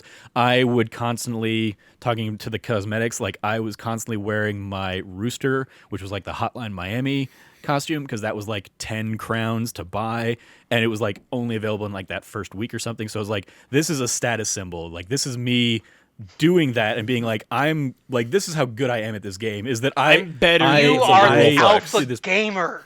And then it just turned into like a grief fest and chaos and the like admittedly like the charm and whatnot of the social channels that you loved, Logan. Like I hated that they were like pitting, like they like everybody was like yellow team's the worst, and they were like playing into it, because anytime I would get into like a team on yellow or something like that, like endlessly people were just trying to like gang up against that team, and I was like, well, this isn't going to go well for me. Like this is going to be a round where I just lose. And so like I just got so burned out on that game so quickly. It's still an incredibly fun game to watch. I love watching the game. I just hate playing it at this point. And take no joy in it. When I've like hopped back in, I hopped back in for like a day of season 2, I hopped back in for a day of season 3, and just have like no fun with it at this point. Which is very frustrating and disappointing. Cam, what were you gonna say? I wanted to quote like something from Mr. Miyagi from Karate Kid, but I realized you've never seen the films, so it means nothing to you. What? That's fair. I started watching Cobra Kai though, so I'm like a few episodes into that. Why are you watching? You haven't seen Karate Kid yet. Because Karate Kid's not available on any of the streaming platforms, and I'm not going to just rent that. Like I was just like, let me see how this show holds up as somebody who's never watched the movies. Admittedly, you could probably say your Mr. Miyagi quote, and I would still know it as like because I know pop culture well enough. No, because this is not from Karate Kid 1. Oh, I'd still probably like Mr. Miyagi is an oft-quoted kind of character in pop culture. Awesome. So, were you going to quote "Paint to Fence"? No, and it's painting the fence. No, but it's paint defense because it's like defense. It's like defense. It's paint defense, but it's also the fence. Anyway, I loved Fall Guys. I had a very similar experience. I knew that this was a game that I could get sucked into super quickly, so I limited my time with it. And what you said with the griefing became just way too much for me. Yeah. And game griefing other characters, like the tail catching, just always just turned me off. I always hated it. Because it was never about like getting to your objective. It was about griefing other people. And seeing somebody as as good and as nice and wholesome like as Snowbike Mike, like becoming just like an asshole in that game, that is what that game does. And it even turned you, Trevor. It turned you into an alpha gamer. You were a straight up like, I'm a gamer. This game's for gamers, bro. Look at my Hotline Miami exclusive week 1 like gear. Yeah. Like, you turned into that, dude. I remember when this was happening. I was like, Yeah. this is the most unreal thing I've ever thought I would never see. Trevor becoming hyper competitive at a game like this. Like, Yep. personal challenges that he ascribes to himself to try to reach and enjoy something higher in a game, totally normal within Trevor. But to to take that aggressive level of just just attack on people in this game, it was awe-inspiring and honestly a little scary. It also forever changed my view of Wario 64 because I got randomly paired up with him in a game, and I was like, I tweeted this out when it happened. I was like, oh cool, Wario 64. Like, I got to imagine that's the same guy, right? Like, it's probably got to be him. And he griefed on he did the Twinkie grief on Slime Climb, where he just stood on like that center one and blocked the path, and I couldn't get around him. And I was like, fuck Wario 64. Like, thank you eventually, because he, led me to links that got me like, Xbox or PlayStation 5 when they were, going on sale and stuff. But like, yeah, he was a griefer, and I was like, God, I'm never going to look at you the same way, man. And I tweeted out, and he to him. You tweeted out to him. No, I'm saying I recorded after the video. We were in Slime Climb. I saw him next to me, and we're going up Slime Climb, which I was like good at that point. Like, I could consistently make it through Slime Climb without a problem. And then I was like, my tweet was basically like how quickly like I went from, hey, cool, I'm playing with Wario 64 to fuck Wario 64 was like in the span of 30 seconds or something. And I tweeted it out there, and he basically replied and was like, I wondered if anybody like caught that, or how long it would take for somebody to like, post this or whatever. But yeah, I was just like, are you trying to say Wario 64 is a real person? Because that's not accurate, Trevor. I mean, yeah, no, he is. Warrior 64 is not Warrior 64 cannot be a real person, Trevor. Clearly they are. No person is that, like, they are an AI. I mean, they are definitely bot assisted, but in terms of like catching all the deals and all that stuff. But yeah, like I played with the real Wario 64, and he responded in kind. So anyway, yeah, that was. Guy must make so much money from affiliate links. I would hope so. But yeah, he's super helpful. He shout out to Fall Guys, even if it did, wear itself out. I mean, I'm glad you really enjoyed it. There, Logan. Solid pick for Game of the Year, and it was like I wrote in my write up. I think what was my award for this one? Oh, the award for this one is Best Rocket League Game, because that's exactly what they did. Like they took the exact same strategy that blew Rocket League up into the stratosphere, and it worked for Fall Guys 2 here, and it was great. And I touch on in my little write up that I'm still incredibly proud that like we identified this as something special and gave it our PAX Game of the Year, or PAX Game of PAX East award. So shout out to that. We will swing over to my number 4 here, and that is Spiritfarer. This is I've written about this. I've talked about it at length on some of the podcasts, so I don't need to dive too deeply into it probably. But Spiritfarer is just a very special game. It is was unexpectedly Harvest Moon like. So I think you'd actually really enjoy it there, Cam. It's another one that you can get on Game Pass now, and it's a phenomenal value for that. I'll speak to that in a bit, but I would like you to finish. Yeah. So the real thing, the emotional, like, art style is great. The kind of gameplay, and I forgot to hit play on the video, so people have just been looking at a static screen of the boat. But the game of this is fun. There's a great loop to it, but really the heart of this game is the relationships that you have with the different citizens, like the people who come onto your boat, the relationship that Stella has with kind of each of those different individuals. And for me in particular, and you can find kind of a written piece on this on the site, what was really most special about this was that this allowed me a chance to say goodbye to my grandmothers, both the one who passed this year and then the one who passed a couple years past, as they both suffered with kind of mental degradation in the late stages of their life. to the point that they didn't recognize me when I would kind of see them. And this is all about a game kind of dealing with death and saying goodbye to people. And one of the characters that you encounter that comes onto your island or your ship is suffering or suffers from a lot of kind of mental degradation as well. And getting taking Alice is the character's name, to the Everdoor, and her having a moment of lucidity where she recognizes you and sees you for you instead of kind of this, her grandchild that she was thinking, was a beautiful moment. Best goodbye hugs is the award that I gave this one, because I was blown away by the fact that 15 hours into this game or whatever it was, that this moment just immediately had me break down and bawling in tears and stuff. And it was a very powerful experience. Shout out, I think Logan mentioned this either off mic or something, or maybe it was early on in this episode, but Cam Hawkins over at DualShockers is another person that was very clearly affected, especially since he had just, I think, lost his father. And you can catch him talking about it in DualShockers kind of Game of the Year conversation, but also read his review. It's a beautifully written kind of experience. And so, it's just a very special game that has such beautiful heart to it, in addition to a fun, gameplay hooks, in addition to a beautifully hand-drawn art style. Definitely worth checking out if you have not already.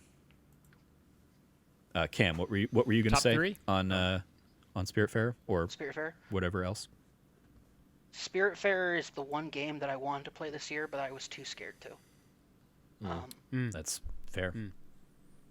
I've talked about it publicly before, but at the end of 2018, I lost my grandmother, and a few months later, after a very long fight against renal failure, I lost my foster mom. I lost one of my mothers. I've been blessed in my life to have two mothers, and losing one of them, it still hurts. And there is a lot of trial and heartache that came after her passing that I never really was able to really fully bounce back from. Even to this day, it's still sometimes difficult. I know if I played this game that I know I would enjoy it. I was super stoked to play it, but the more I thought about actually playing a game like this, and the more I read Trevor's, talking to Trevor and reading what other people had written about it had been made me realize it's a game that I'm scared to play, because part of what moved me with Welcome to Elk at that PAX demo was about the lack of control and inevitability of what you see happen in front of you. And in that moment for that demo. And part of it was also a very stark reflection of how I felt watching her slowly pass away from something that was just inevitable. And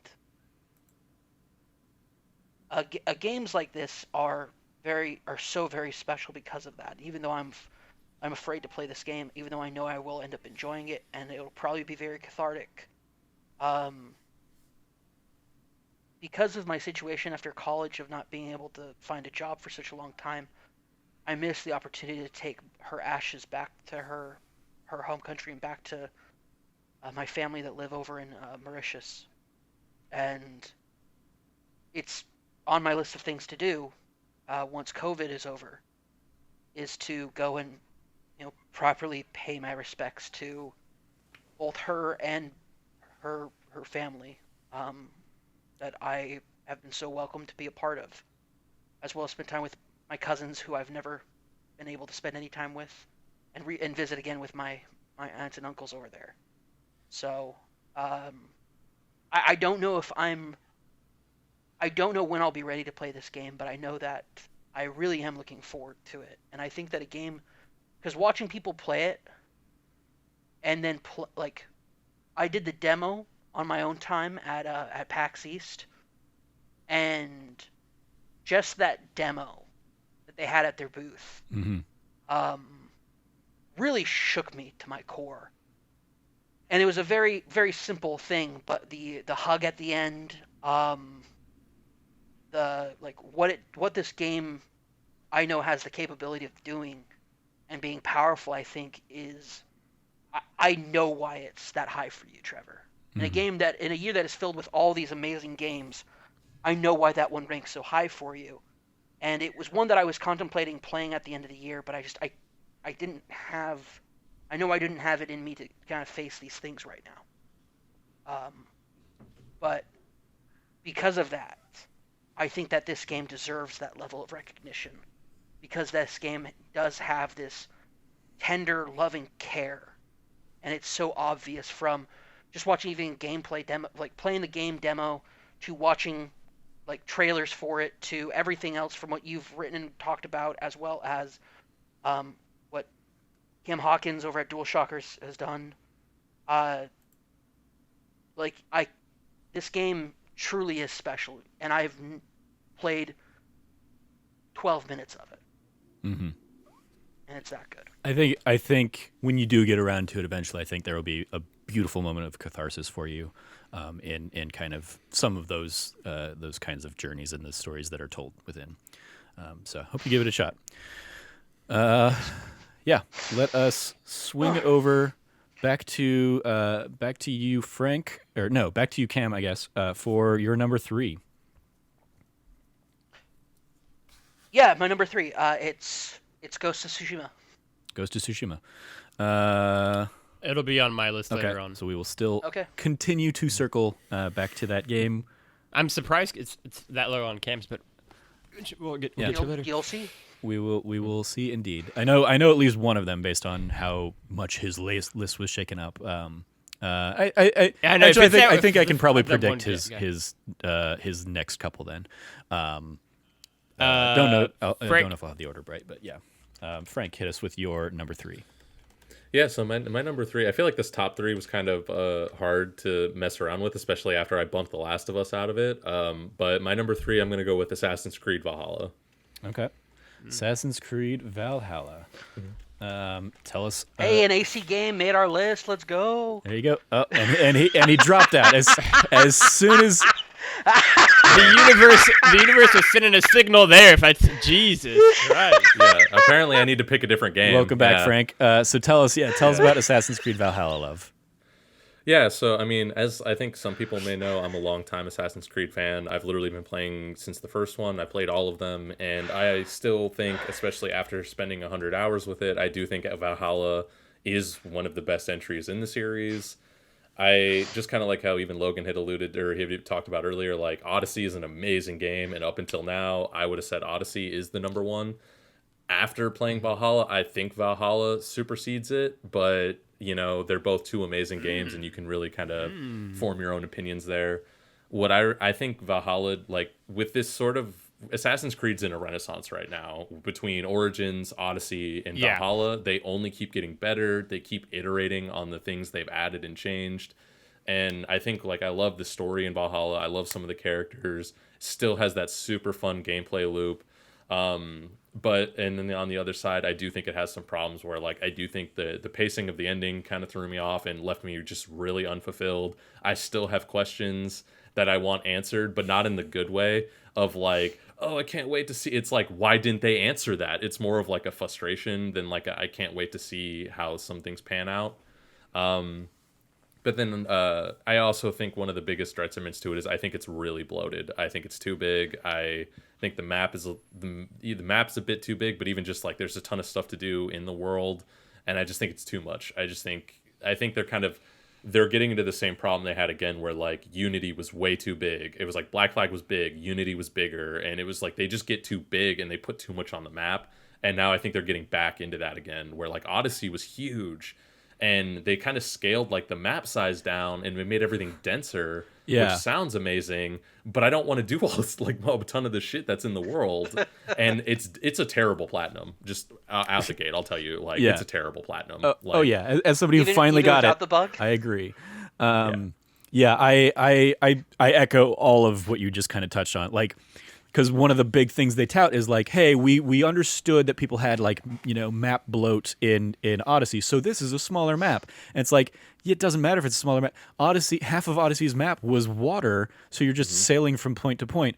When like your map in this is England and there isn't like there's rivers, but like there is just so much more in this map that the 80-hour platinum that Odyssey took me compared to the 125 hours of Valhalla, like, admittedly, as somebody that doesn't like Assassin's Creed and continually like talks about how I don't like Assassin's Creed, I still put a shit ton of time into Assassin's Creed games, clearly. So I must like them at least to some extent.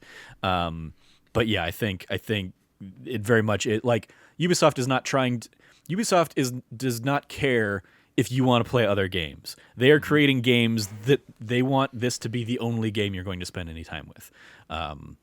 Or they'll be really stupid and they'll give you this and Watch Dogs Legion and Immortals Phoenix Rising, 3 big open world games all in a month's span of time or whatever. It's like, what? Why are you doing that, Ubisoft? What, like, what? But yeah, I as I touched on, I think earlier, like Assassin's Creed Valhalla is an honorable mention in my sphere of things. And I did put a ton of time into it. I finally got the platinum after dealing with all the bugs or whatever. And so I clearly enjoyed enough of that game. We talked about this on our episode that delved into spoiler cast stuff. I think maybe I don't know. We probably didn't do full spoiler cast since it was only you and me, Frank. But there are a ton of cool things in terms of like the expanded lore and stuff that are getting explored in this that I really enjoyed as somebody who is often a defender of the modern day side of things. Not in every iteration, but like I like a lot of what they are trying to do in that side of story. I think this does really cool things. And I almost, or I was gonna bring it up, I guess, when we talked about Raji, but there are elements like Raji. One of the things I like about Raji is what it's doing with all the Hindi kind of mythology and stuff, and introducing me as very white guy that doesn't know a lot of those stories into the mythology of those characters and whatnot. And I appreciated that about Raji in the same way that I appreciate that Hellblade Senua's Sacrifice set the stage for God of War Ragnarok, which sets the stage for Valhalla here in terms of like, I now feel way more versed in Norse mythology than I did 3 or 4 years ago. And so when we get further stories in the Hindu kind of side of things, like the Raji in Ancient Epic, setting the stage for an eventual, Indian-based Assassin's Creed or something like that, I feel like I'm going to be way more, a way more leg up or something. Really good, yeah. And so Valhalla kind of getting to go in there and do these weird like dreamscapes where you're playing as Odin, and dealing with Loki and Tyr and all that kind of stuff. Really cool, and I have such a better appreciation and understanding of that because of Thor Ragnarok and the rise of Norse mythology in games recently. So yeah, I thought there was a lot of fun in there in Assassin's Creed.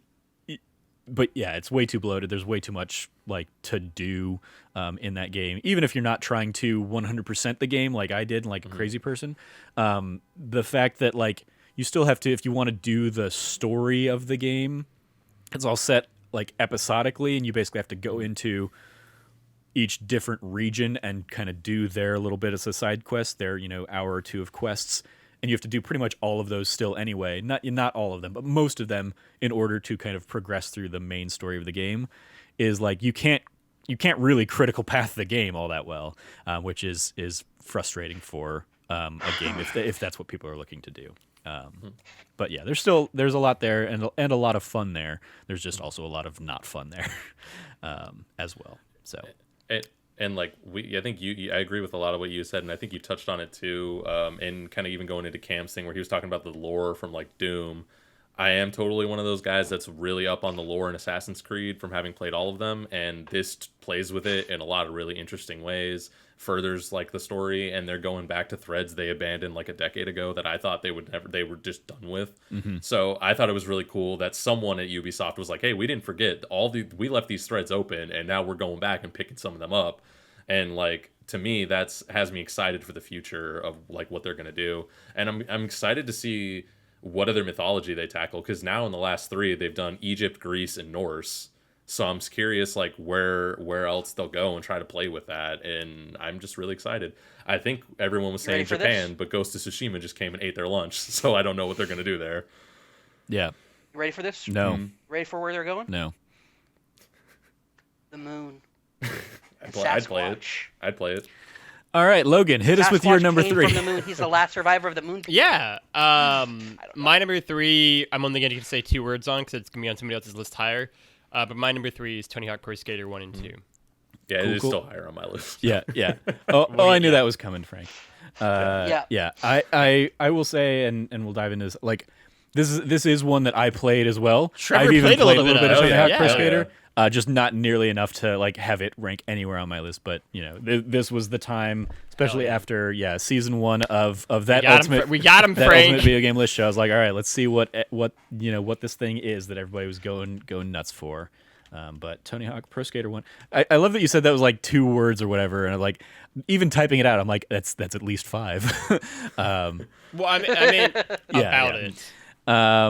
Then I will wrap up our number 3s with one that I know nobody else played because it is exclusive to the PlayStation 5, and that is Astro's Playroom, which is just amazing. It is a phenomenal game. It looks so. This is one that originally, when I originally did this, was my number 2, but I did kind of a last minute shift around when I kind of presented this in the past. But Astro's Playroom is phenomenal. It is an incredible kind of follow up to the Astrobot Rescue Mission, which again also people like not enough people play because it was locked behind PSVR. And so this is one that once people have PS5s, I love that people will get access to this game, to just this character and the great platforming that they're putting into in this game here. I'm trying to find if I can find a good trailer to show as the B-roll while I talk about it here. But basically, like, while I was playing this game, my core thought the entire time was, I'm just angry that Nintendo has never given this much love to their fans and their IP. I think that's a valid point. It is like with as much love as they could. Like Smash is the closest they come to it, and even that is just like bare bones in terms of like the pure like care that they're putting into like all of the PlayStation Easter eggs, all of the fact that like each of the 4 levels that you get in this game centers around one generation of PlayStation, and you can find collectibles related to the PlayStation 1 and PlayStation 2. Like the fact that each kind of final area of a level is basically just designed to tug at the heartstrings and the nostalgia of hearing those sounds of those systems and the startups and all that stuff. The fact that it is a great introduction to what the new DualSense controller can do in terms of like the haptic feedback in the controller itself, the kind of the dynamic triggers. There's just so much like it like my award for this is the best love letter to PlayStation. I don't think you'll ever see one that is as dedicated to giving you tons of Easter eggs and cameos and just having so much fun and pure joy and charm as Astro's Playroom. That again, like I remember when Greg Miller said something to this effect too, and I remember thinking it as well when I was playing it. Is this game more than anything makes me miss PSX? And I'm wearing my shirt from the first PlayStation experience.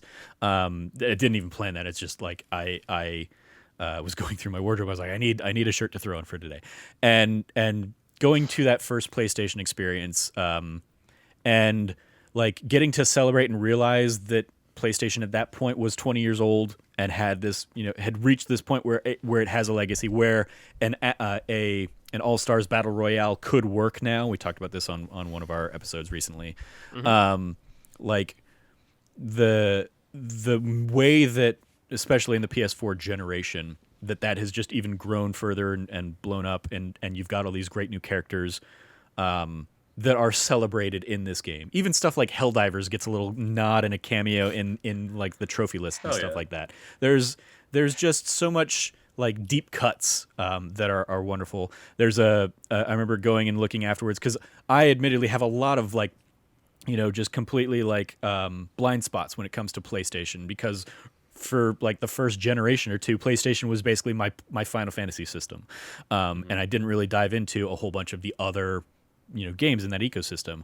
So like I would see Easter eggs and stuff in this game and know it was something, but I wouldn't know what it was. So like going and watching the IGN, like here's 64, Easter eggs in Astro's Playroom, and just kind of getting to enjoy some of the extra deep cuts that are in this game for fans for all those generations. It was just a ton of fun, and I cannot recommend this game, quickly enough. Like it is admittedly, if you count it as a free pack into the PS5, it's it is the best value. But if you count it as like, well, I'm having to pay $500 just to play this game, or $400 if you're getting the digital only version just to play this game, it's an expensive game, but it is also worth every penny for me. It was the first thing I played on my PS5 and set the tone for what I think is going to be a great generation ahead of us. So Astro's Playroom gets my number 3 here on the list. Love that. So Can't wait to play that. Let us Top switch 2, we over did it. to I think we're going to finally start diving into some of these games that have been kind of been flirted with the whole rest of the time. Our number 2s here. Cameron, hit me with your number 2. My number 2 game is a game that I previously tweeted out. Totally shook up my entire lineup, made me reevaluate how I was judging these games, shifted just changed the landscape of what my top 10 list was going to look like this year. It's 13 Sentinels Aegis Rim. I knew it. I knew it was on his list somewhere. I knew it as well. Like I said, I'm pretty sure I know what his number 1 is now, but I didn't know if this shook his list up that much that it was going to climb to the number 1. Yeah, we talked at length about this on a recent episode here. So yeah, tell us for anybody who didn't listen to that episode, and obviously like none of the rest of us played it, so you are on your own island on Sentinel's Aegis Rim here. But tell us. All right. Tell us like maybe in a quick-winded version, a 5-minute pitch, rather not than the 4-hour the hour that we version. spent talking about it last week yeah. on the show. Yeah. Tell us why 13 Sentinels Aegis Rim is your number 2 game of the year. It's my number 2 game of the year because even on a very surface, like I tell you what this game is about level, it's still an amazing game. It's a top tier, really great game this year. When you dive deeper into the mechanics of the game, of the battle system, when you dive deeper into the story that it's telling, and it plays with the sci-fi genre in a way that critiques it,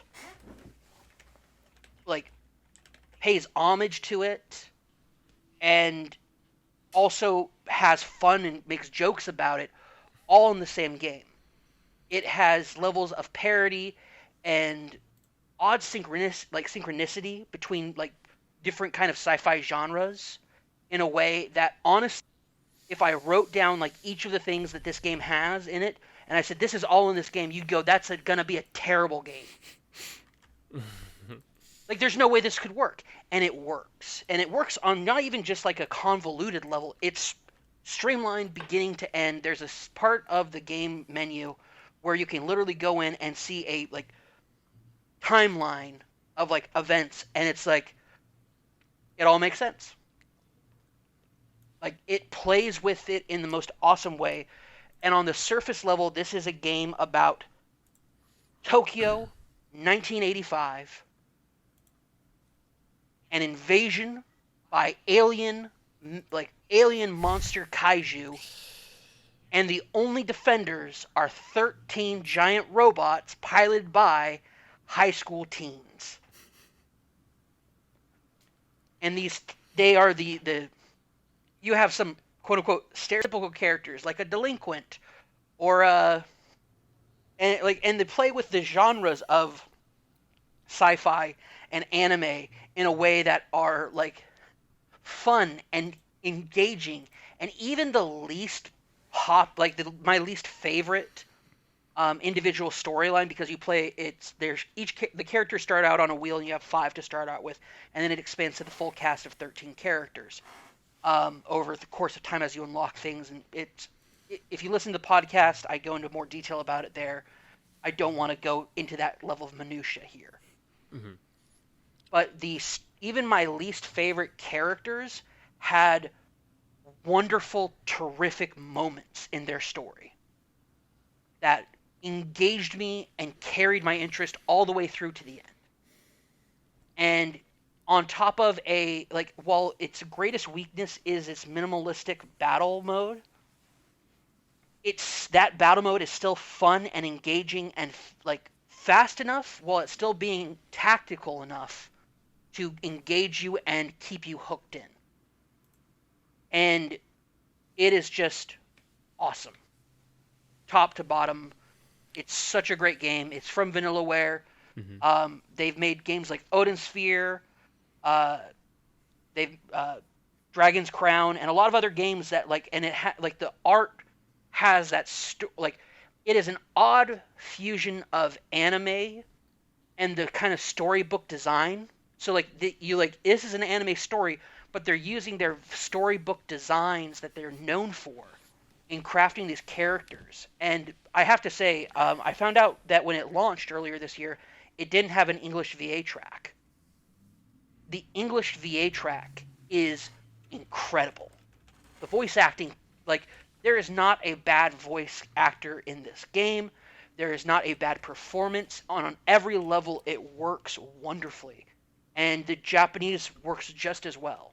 So you can do it however you'd like with which VA track you'd like to use. But I just have to say, I was so blown away by this game that I thought, oh yeah, it'll be some people I know who like these kind of games and I like these kind of games are really into it. I'll check it out. And to have been blown away by it the way that I was just awesome. And it made me rethink about how I wanted to address what my games of the year were. Cyberpunk was much higher on my list. Because I did have fun while playing the game. I rode around on the Akira motorcycle for almost the entire game. There are awesome, wonderful, cool moments in Cyberpunk that I was super high on.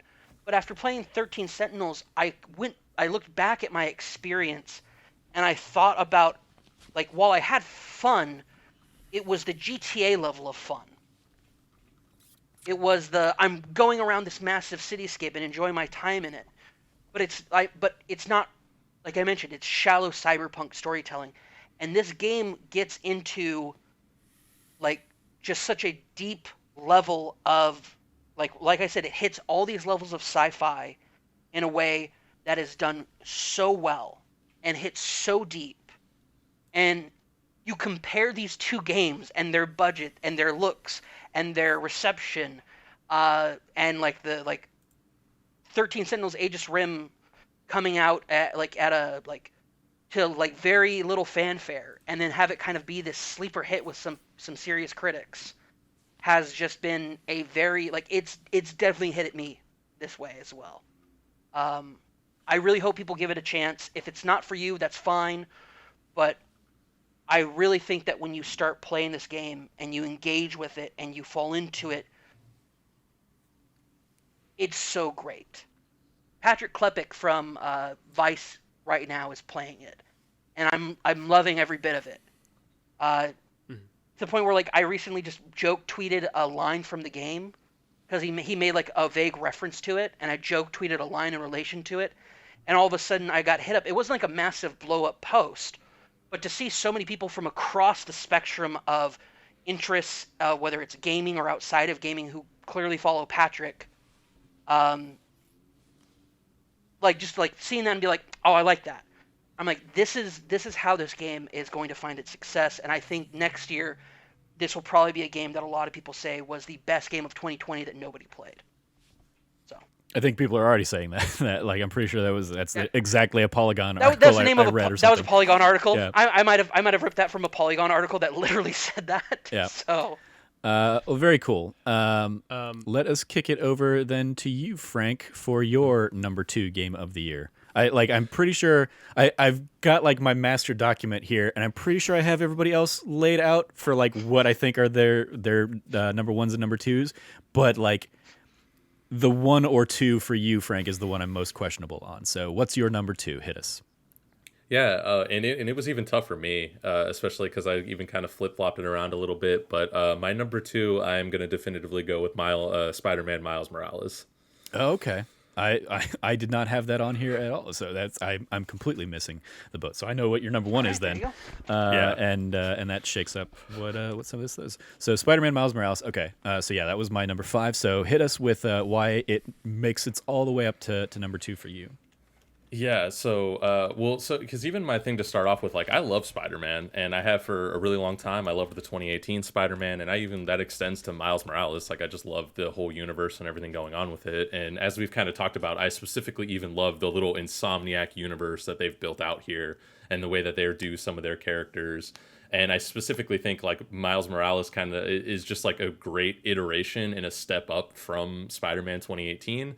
It kind of goes back to what I was saying about Persona, where like Persona 5, when I played it, there were things that I was like, I didn't even acknowledge was like, oh, this is a problem or something I don't like. But then Miles Morales like fixes things that I didn't even realize that were necessarily a problem or something I didn't necessarily like in like 2018. But Miles Morales already like improves on some of those systems and just does them better. And I still think even too, like I think the story overall is still amazing, and I like a lot of the characters. Something I had notated, I think, in our spoiler cast and off mic is like, I think the Taskmaster that they have in that game is better than the actual Marvel Taskmaster that we've had for the history of the Marvel universe. Like, I just think the Insomniac did it better, gave them a better story and a better background, and tied them more into like the actual world and the characters. You mean Tinkerer, right? Tinkerer, yes. I'm sorry, I said Taskmaster. Oh no, I'm wrong. Yeah. I mean, I think their Taskmaster is pretty good too, especially better than the Marvel's Avengers one. But I was like, we didn't see them in Miles Morales really all that much. So yeah. But yes, agreed that the Tinkerer in this is just leaps and bounds, at least more interesting than my understanding of other iterations of the character. And I just loved the way they played with it too, where it was like the powers, and then how like the Tinkerer was like making equipment that was kind of like superpowers in certain ways, and then like the sort of the gang and the people you were like kind of outfitted by the Tinkerer and had like a lot of really cool abilities. And I mean, I don't know, like the Spider-Man 2018 gameplay again was like perfect, and it makes you feel like Spider-Man, like you've never felt like Spider-Man like that before, with like swinging and stopping crimes and trying to do these really cool story missions. And Miles Morales again just iterates and continues to do all of that, but a little bit better. And again, it's like, it's not perfect. Like there's still even small things that I was like, oh, why'd they do this, or why'd they do that, or I wish they had done some other stuff. I think they lift definitely like the gadgets in Miles Morales are much worse than in 2018. But it's like, I think they tried to, like, Miles has other superpowers that Peter doesn't. So I think they tried to build those in a little bit more. Mm-hmm. And I love all of Miles's powers and the way he gets some like cool traversal abilities, and like, it was kind of a cool tool set for you to just be able to play around with and do whatever you wanted. And it kind of even just made me feel like Infamous, like with some of those powers, like flying around the city and doing cool stuff. And I don't know, yeah, I just can't. I do have a lot of really positive things to say about it, and I still think it was a really cool, emotional, and like cool, impactful story. And I just loved seeing this other side. It's literally like a different side of the city that we didn't get to see before, or didn't we, even though you could go there, like spend some time there. It's cool that like Miles lives there, and there's this feeling of everybody's like, oh, he's our Spider-Man, and like that's our Spider-Man, and I just like, I love that. Yeah, my award for this one is coolest Spider-Man. I think, especially because 2018 Spider-Man was, Peter has been doing this for 8 years. He's like seasoned this, which is a cool approach, as opposed to like the your typical origin story. I didn't realize until like diving into this game how much fun it is to have that Spider-Man origin story again, and that's essentially what this is, because you unlock Miles's powers as the game kind of progresses and goes on, and really kind of gets to shine, and yeah, it does, like the powers kind of supplement the gadgets, so the gadgets aren't like there are fewer gadgets, and like I only used 2 of the 4 that are in the game because I was like, the powers are doing, his Venom Strike powers are doing, the heavy lifting and what I want to be doing anyway as this character. Soundtrack's great. The like, especially as kind of like a companion to Spider-Man Into the Spider-Verse, which is, up there as one of my favorite, if not my favorite movie of all time at this point. It's clear that they we're probably watching that movie come out and be like, oh man, they have these really cool ideas, and now we can't do that, or our version of that live up to the movie? And in some cases I would say no, but in other cases, the fact that like I'm playing this Spider-Man compared to watching Miles in Spider-Verse is an extra layer of like, this is really cool. It feels cool to be Miles Morales, to be Spider-Man in this game, and yeah, is a ton of fun. The you touched on like the Tinkerer being like the best incarnation. The fact that they tie the Tinkerer to Miles's personal life and his past and all that stuff makes it better. It capitalizes on all those great things that all of Peter's villains make the relationship that Peter has with those villains great. Like the fact that there is a relationship between Peter Parker and the villain or Peter Parker and the character and Spider-Man and the villain is what makes so many of those relationships great, and you see that again here in Miles Morales as well. And yeah, I think you hit it right on the head. Like the fact that like this sets you in Harlem, which was a section of the first game that you didn't really have to do too much on. They definitely like expand on it and like clearly redesigned elements to really focus on Harlem. But the fact that like I can play through that entire game and do almost nothing in like the down like financial district of Manhattan there, where I feel like that was where I spent most of the first game, is really cool that they and really gives me even more hope for like, even if the next game is just another game set in Manhattan, which I expect it to be, it's still so incredibly fun to be swinging around that city, and I think they still have plenty of stories to tell within the Insomniac Spider-Verse. And I joked that I would love to see, especially since they redesigned Peter, I would love to see in Spider-Verse 2, the movie, both different Peters show up in the Spider-Verse. That'd be amazing. I think that would be an incredible gag. They already joked the idea that they would include Spider Lamp, which is one of the bugs that there was in the game, where you could like somehow you'd be swinging around as basically like a lamp or like one of those like street heaters or something like that. Somehow like that character got the Spider-Man animation or whatever. And so like, well, we got to make him a character in the movie too. So it'll be probably a joke background meme or something. But yeah, ton of fun. And I can't wait to see where, now that they've established both of their Spider-Men, I can't wait to see where the next game goes. So shout out to Spider-Man Miles Morales. Great pick as your number 2. Maybe they'll call it Spider-Man.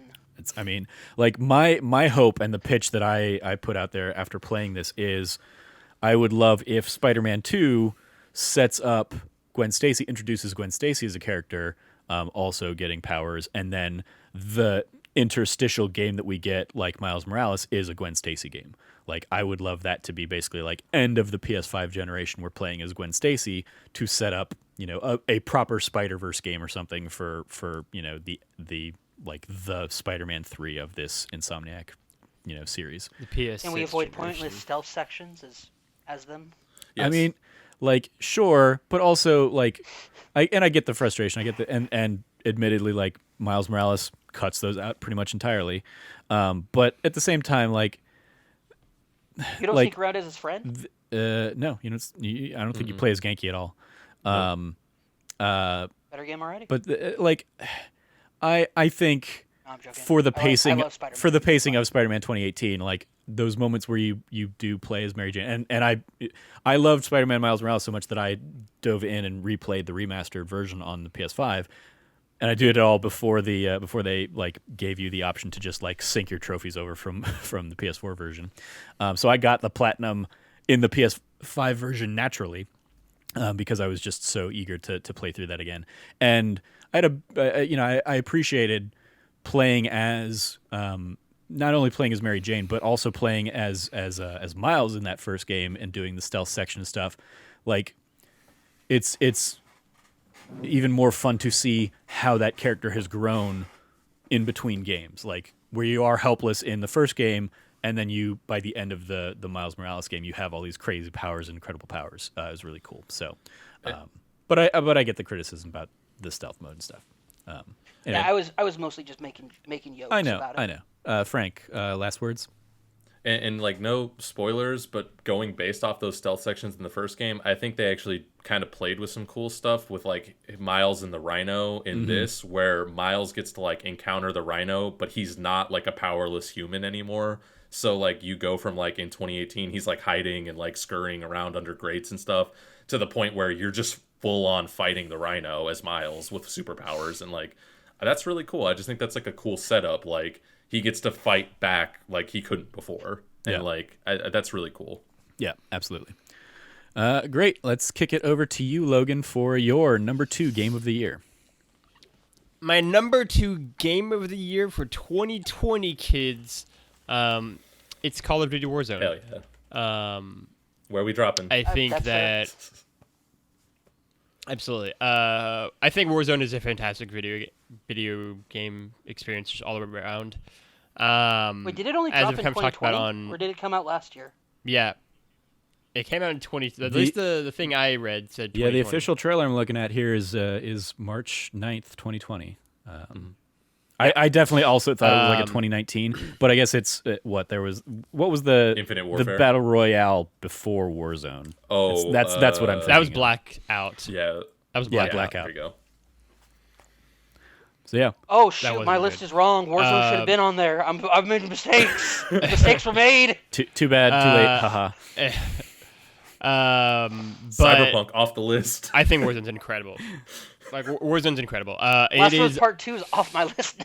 I'm joking. It's fine. All of the great gameplay features of Call of Duty multiplayer and kind of the gunplay being so like on point, and the kind of seamlessness with which combat is happening in that game, and it takes all the best parts of battle royale games from your PUBGs, Fortnite, whatever, and then it kind of bleeds these together to make the first real battle royale that I've sunk any sort of amount of time in, and I've sunk a lot of time in Warzone. It is very much kind of, my friend group back in Missouri, that they are the kids who play 3 games. They're going to play Forza, they're going to play Madden, and they're going to play Warzone, basically. That's all they play every year, essentially, some variation of those 3 games. It's what we play all the time. I mean, this is the one game where, like, I'll spend, like, 4 or 5, 6 hours in a day just playing this with, like, the guys back home.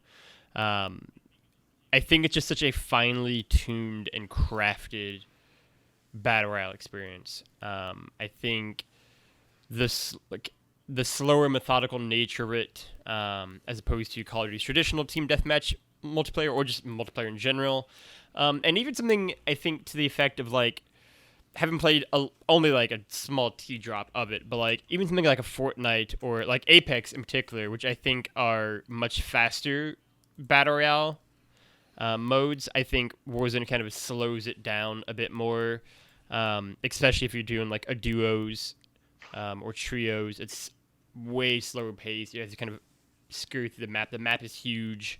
I think the way it incorporates like the circle and how it closes, I think incorporating money to buy, supplies, or to buy another teammate back, or to buy like a gas mask, whatever it might be, is super smart, and so like a really brilliant kind of incentive within the gameplay itself. And just all the way across the board, I think Warzone does what Warzone does really, really, truly well. And then one of my favorite things about it is like, the fun like seasonal modes or add-ons. So whether it's like Rebirth Island as like the short kind of time thing they did, whether it was like the Halloween mode where you were like could come back as a zombie. I think it just really enjoys doing new seasonal updates. And yeah, I mean, Warzone is easily one of the games that I've just really fallen in love with this year, and I've spent so much time into. And again, I think a big theme of games this year has been how it's helped us connect to other people, whether it's our family, like Cam said, whether it's our friends, like Frank said, like I'm saying here, or loved ones. And Warzone very much was one of those games for me, where it allowed me to connect back to, these friends and connect back to Missouri. And so it's absolutely one of the games that I kind of most identify with in terms of 2020, and so Warzone is my runner-up for Game of the Year this year. It's hard to think about how that. Yeah, it came out. It looks like March 10th is when it launched, and it did that like kind of stealth. Like it was leaked maybe a few days beforehand or something like that. But it was like the official trailer came out on the 9th, and then boom, it was there free to play the next day. And yeah, it's. Also a great value, free to play. It is like it learned the lessons of Blackout and basically was like, okay, we're not going to tie this to a $60 title. It is going to be a free to play. It is going to be our Fortnite effectively, and I think that probably brought in way more people. And then as they continued to do like the mobile versions of that and stuff over the course of the year, shout out to Call of Duty Warzone. All I'll say too is. And the fact that they're kind of bleeding it through games too, because obviously it came from Call of Duty Modern Warfare from last year, but the way that Black Ops Cold War is also incorporated in it also, and so you can kind of, if you bought Black Ops Cold War, you'd also get Warzone with it, and like everything that comes with that mode as well. So to kind of bleed through each new iteration of Call of Duty, it seems like as well, and they'll incorporate new, characters and new weapons and new gear, and so that's also something that I think is really cool to see how it goes forward from there. Very cool. Trevor, what's your runner-up? My number 2. Oh. Yep, sorry, go ahead. I wanted to speak on Warzone, sorry.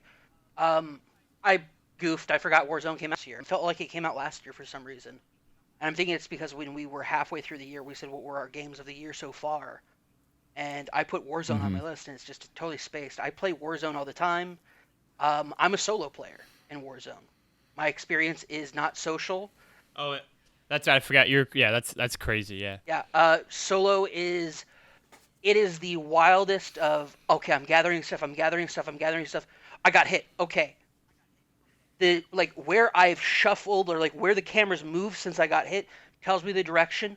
Don't look at that direction because he's already got another bullet lined up on you. You got to move. You got to find cover. The strategy is totally different than in another battle royale game.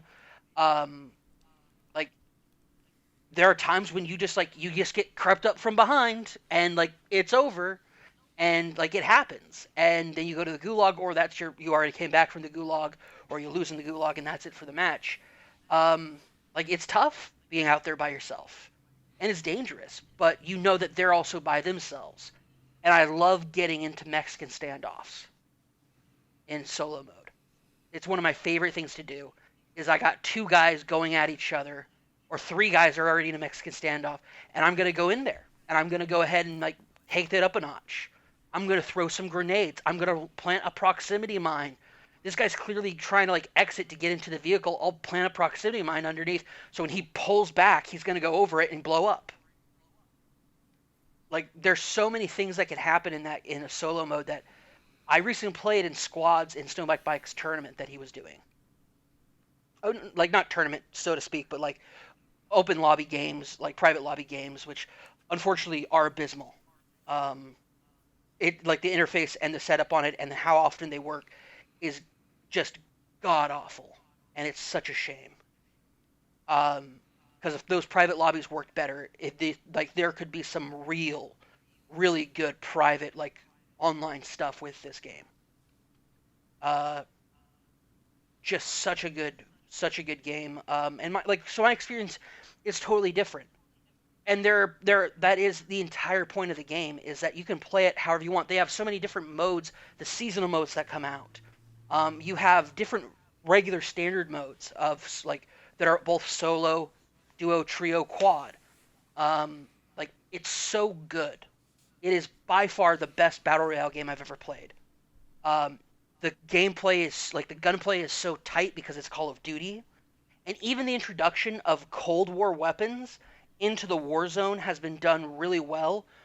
But there is, of course, balancing issues, and right now there is one gun that is extremely powerful. But here's the thing about playing solo: half the time I don't go after loadouts in solo because I camp them and I take people out at them. Because they're I'm used to playing in squads, but I'm playing solo. They just dart a line to it, and it's just easy pickings at that point. Gosh. One time I was driving a truck, and I was mowing people down this entire match. I was I'm unstoppable. I like try mowing a guy down. He jumps off to the side, and then he jumps in the back of my truck, throws a grenade down, jumps out, runs away. I blow up. Like, anything can happen, man. Anything can happen. Gosh, it's so good.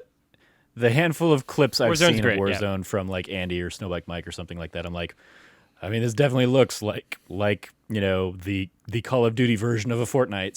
So they're nailing that, and I'm glad Except you the guys gunplay is good. had a great time. Whatever. I mean, it's great. It's just it's a great multiplayer experience, and I think it's a really cool evolution, and it's very clearly learned the lessons of Blackout, and its own. I mean, God, what 13, 14-year history of multiplayer experiences, and I think kind of try to marry those two. So my number 2 here, which might still be on somebody's list, I think it might be Cam's number 1 here, is Hades. Am I correct there, Cam, or are you going to throw me for a loop? You'll have to wait and see, man. Well, I mean, like, except Well, if yeah. it's your number 1. It is on my list. Yeah, it is still high on my list. So we'll still be talking about it right now because you would be next in the hierarchy. Your number 1 is next, so anyway. it's right now. Yeah. So that was. Can I do my prelude to it at least? No. This wins the award for my best one more run game. And as somebody who notoriously, or not notoriously necessarily, but like I have gone out there and talked about the fact that I'm not really a roguelike kind of person. I was very, very reticent when Supergiant, a studio that I've loved Transistor, Bastion, and Pyre, when they announced Hades a couple years ago in early access, I was like I want to support them and I want that game to be good, but it's not my kind of game. So what's that going to look like? And it wasn't until a week or two after the game came out that I finally took a chance on it. After a friend of the show, Jess Howard, I hopped into her stream on it, and saw like her playing around. She was having a great time with it, and I was like, all right, yeah, I'm sold. So I picked it up on my Switch that night and played it for like 4 hours. This is a game that I repeatedly played until like 4 or 5 in the morning, just like constantly trying to do one more run. There's another one I put 130 plus hours, I think 135 hours into the game. Cleared it 39 times, I think is what my count was last time I checked. I've seen pretty much everything. I've maxed out like relationships with everybody in the game, and just like it is a phenomenal experience. And this was like, originally I had Astro's Playroom, higher on the list, but I was like, I like the fact that Hades had to cover that much more ground to get me to really invest in it and like it, and did. Like I wanted to give that the extra little bump, so I switched that and made this my number 2, because it is a phenomenal game. Soundtrack is great, and it's not intrusive. Like I often like don't even think about the music when I'm going through dungeon after dungeon after dungeon to try and just clear through, and that. Like when I do focus on it, it's great music, but because I'm not focusing on it, when I go in and hear Orpheus or Eurydice singing, it just like it pulls me out of the run that I'm having and just gives me like a moment of peace and tranquility, and just enjoyment of them. The enemy design is great. The fact that every weapon in this game feels great, and I had no problem switching between weapons, even the weapons I like least. When you can customize them in a run and find like a different iteration of that weapon that works, like I love that. Like the flexibility and customization of the boons, and the Daedalus hammers in this game that change up every run of the game are just phenomenally fun. I can go from having a run where I just clear out and run through and blow through Hades without losing a single life. Or I can have runs where I'm just like, I don't even get through the second boss, this late in playing the game and this experienced at playing the game at this point. The fact that like that can happen is just like a testament to, I think, great varied game design that it's a ton of fun, and I love it. I can't wait for you to play more of it, Logan, and really kind of I'm sure if you had spent more time with it, it would climb up the ranks on your list, and I look forward to having those discussions with you as you continue to play. And rather than throw it to Cam to talk about it being his number one, I do want to get, since we kind of skipped over it since it was going to be higher on the list, what are your kind of early impressions here of Hades, Logan? Well, not even. I mean, yeah. So I mean, it's fantastic, right? As someone who is such a big Supergiant fan, right? Like again, like I adore Pyre. Like I think it's just I think it's such a brilliant video game that is like weirdly not talked about as much. I feel like it never had like certainly didn't have as big a pop as Hades. But even some of the earlier games I feel like are kind of more like, or it's like more like cult classics and Pyres. But Pyre is so fantastic and so beautiful. And I think even in the few hours I've played so far, like I think it's so obvious that they've taken a lot of what really worked there, and built off that and improved from that and evolved. And I think something that I've always enjoyed about their games is it feels like you can see a very natural kind of growth from each iteration to the next, in terms of like what they're learning and what they're kind of getting rid of and bringing on and refining. And I mean, even again, after a couple of hours, it's already clear like Hades is such a refined, evolved version and like the most just like shiny version of like any kind of game Supergiant's put out so far, right? And it's really cool, I think, to see as someone who's been a fan of the studio for so long, like how much they are growing with each game and how much they really are just like masters at what they do, right? Because like you, like I would say that I'm not someone who usually is a big fan of this genre necessarily, right? Like these are kind of the exceptions, and I think they just have something special. As Frank goes away, they just have something so special about how they make games, and even more so, like we talked about it for Naughty Dog. I'll talk about it here, but, like the fact that they do it without crunch too. The fact that they can make these games and make these improvements and make it such a finely tuned product, and knowing that everyone there has a decent work-life balance makes it only even more enjoyable to play through, right? But it's fantastic. I'm so excited to dive in more. And again, that's what I said too, where it's like, I was like, this is so obvious that this one will go up my list. I just don't, and again, it was like, even by the time I like have my written one go live sometime next week, I'll play it for, more days. I'm very excited to kind of see the whole way through, to experience more of the story and to see more of the characters and to just roll around in the world that is Hades, because it's endlessly entertaining and enjoyable. Yeah. Sorry, go ahead, Frank. I just wanted to echo a lot of like even what I think Logan said there, because like I haven't had the chance to play Hades yet, but I agree with like a lot of what you said, because I've been following it through the development and I've been a fan of Supergiant for a long time too, and like it's amazing to see them evolve, and like this is like the evolution of everything they've done before this, and I think this is like, I can't wait to actually dive in and play Hades, because I think this is going to be the one that hooks me more than any other Supergiant game ever before in terms of the gameplay and just how deep it goes, and even the story sounds amazing. And if I haven't had the chance to play it, because I've been waiting for it to come to PlayStation, which I hope it is going to do sometime this year. Oh, I have no doubt that once this Nintendo exclusivity window is done, and hopefully it will come with the like cross save progression that they have between Switch and the Epic Game Store and Steam and stuff. So, I have no doubt it will eventually come to the other consoles, especially after how well it did. There's no way Nintendo bought the exclusive console rights for the whole time. So it's probably like a 1-year thing, and we'll get it on PlayStation and Xbox, next fall or this fall. I just can't wait, because I just think they're an amazing developer. Like the voice acting is outstanding, the music is amazing, and even the actual art of like the hand-drawn art for the game is just like is just all wonderful. And I've shouted it out a couple times, but I recommend anybody out there who's into Hades check out the No Clip series, Developing Hell. Yeah, I think it was really awesome. I've been following it the whole time, and I just like I'm so happy from watching the series when like no one knew what Hades was or was talking about Hades, because it was in early access, for when Hades finally launches, and now it's like this big game of the year discussion. It's like such a big payoff for them, and I'm so happy for them on that front. Yeah. All right, Cam, it's your number one game of the year, so hit us with why. Hit us with your love for Hades. Oh, did we lose you, Cam? No, I'm here. I'm Okay. taking a moment to compose myself. Okay. So, I mean, dead air, great on podcasts. hey, yeah. I mean, did it freeze? Did it stop? What's going on?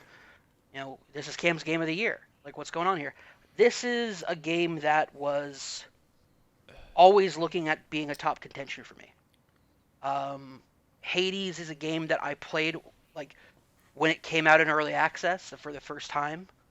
I literally installed the Epic Game Store just to play it, and I could tell from the moment I started into it how special this game was going to be, and I immediately stopped playing it because I realized this is a game worth waiting for. And I followed it through its development. I watched a lot of the No Clip documentary of building this game, of what Supergiant was doing, and I always thought Supergiant was much better established as far as like a traditional company than I had thought. I thought they had a nice office building and everything like that, and to find out that they literally are still the garage band game designers that they started off with when they made Bastion, like it warmed my heart to see these people making this game and seeing the just absolute care and love that they are putting into it. It's such an amazing game, and it explores something that never really gets really focused on. We are just inundated and thrown and just saturated, sometimes oversaturated, with Greek mythology.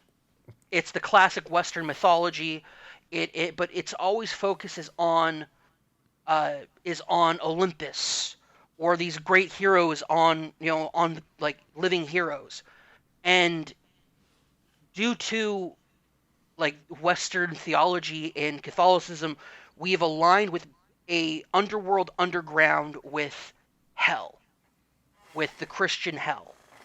And because of that, we have seen a very just terrible like breaking down of a very like borderline benevolent god in Hades to James Woods voiced Hades in Hercules. Hades as a character, not even as a character, but as like a figure in Greek mythology, was greatly feared. He was, because people were afraid of dying. But he has this long history of treating people fairly and treating people considerately and judging people well and correctly and sending them where they're supposed to go in their post-life, handing out justice and really taking people to task when they break the natural order of like trying to live forever or bringing people back to life. But he's never completely unfair. And I really feel like this game has done an amazing job of really diving into deep into Greek mythology, into what is a very not focused on part of what is modern Greek mythology telling, in focusing on the underworld, developing these characters, and then really taking a modern human approach to them. The character relationships in this game that you build, you think, oh, this is a cool roguelike, it's super fun, I love playing it, it's addictive, I love keep going. But the relationships, like Zagreus grows as a character. He as he empathizes and becomes closer to the people around him, he changes. And it becomes there is a benevolent goal in his heart about what he wants to do, and to get questions answered. And the frustrations he feels against Hades as the central antagonist of this game feel very real. But as you dive deeper into it, almost like you do if you watch the Disney Hercules and then you started actually reading about Greek mythology, you delve deeper into who it's called Hades, and the game is about the underworld, but it's also about this family, and it's about this father and son, and how the more Zagreus guy goes further and further into his escape the more trials he comes up against, the more of like the growth of his relationship with his father happens. And seeing there is such like the story is so good. Just that central story. But then on top of that, you have the stories with Achilles and Dusa and Megra and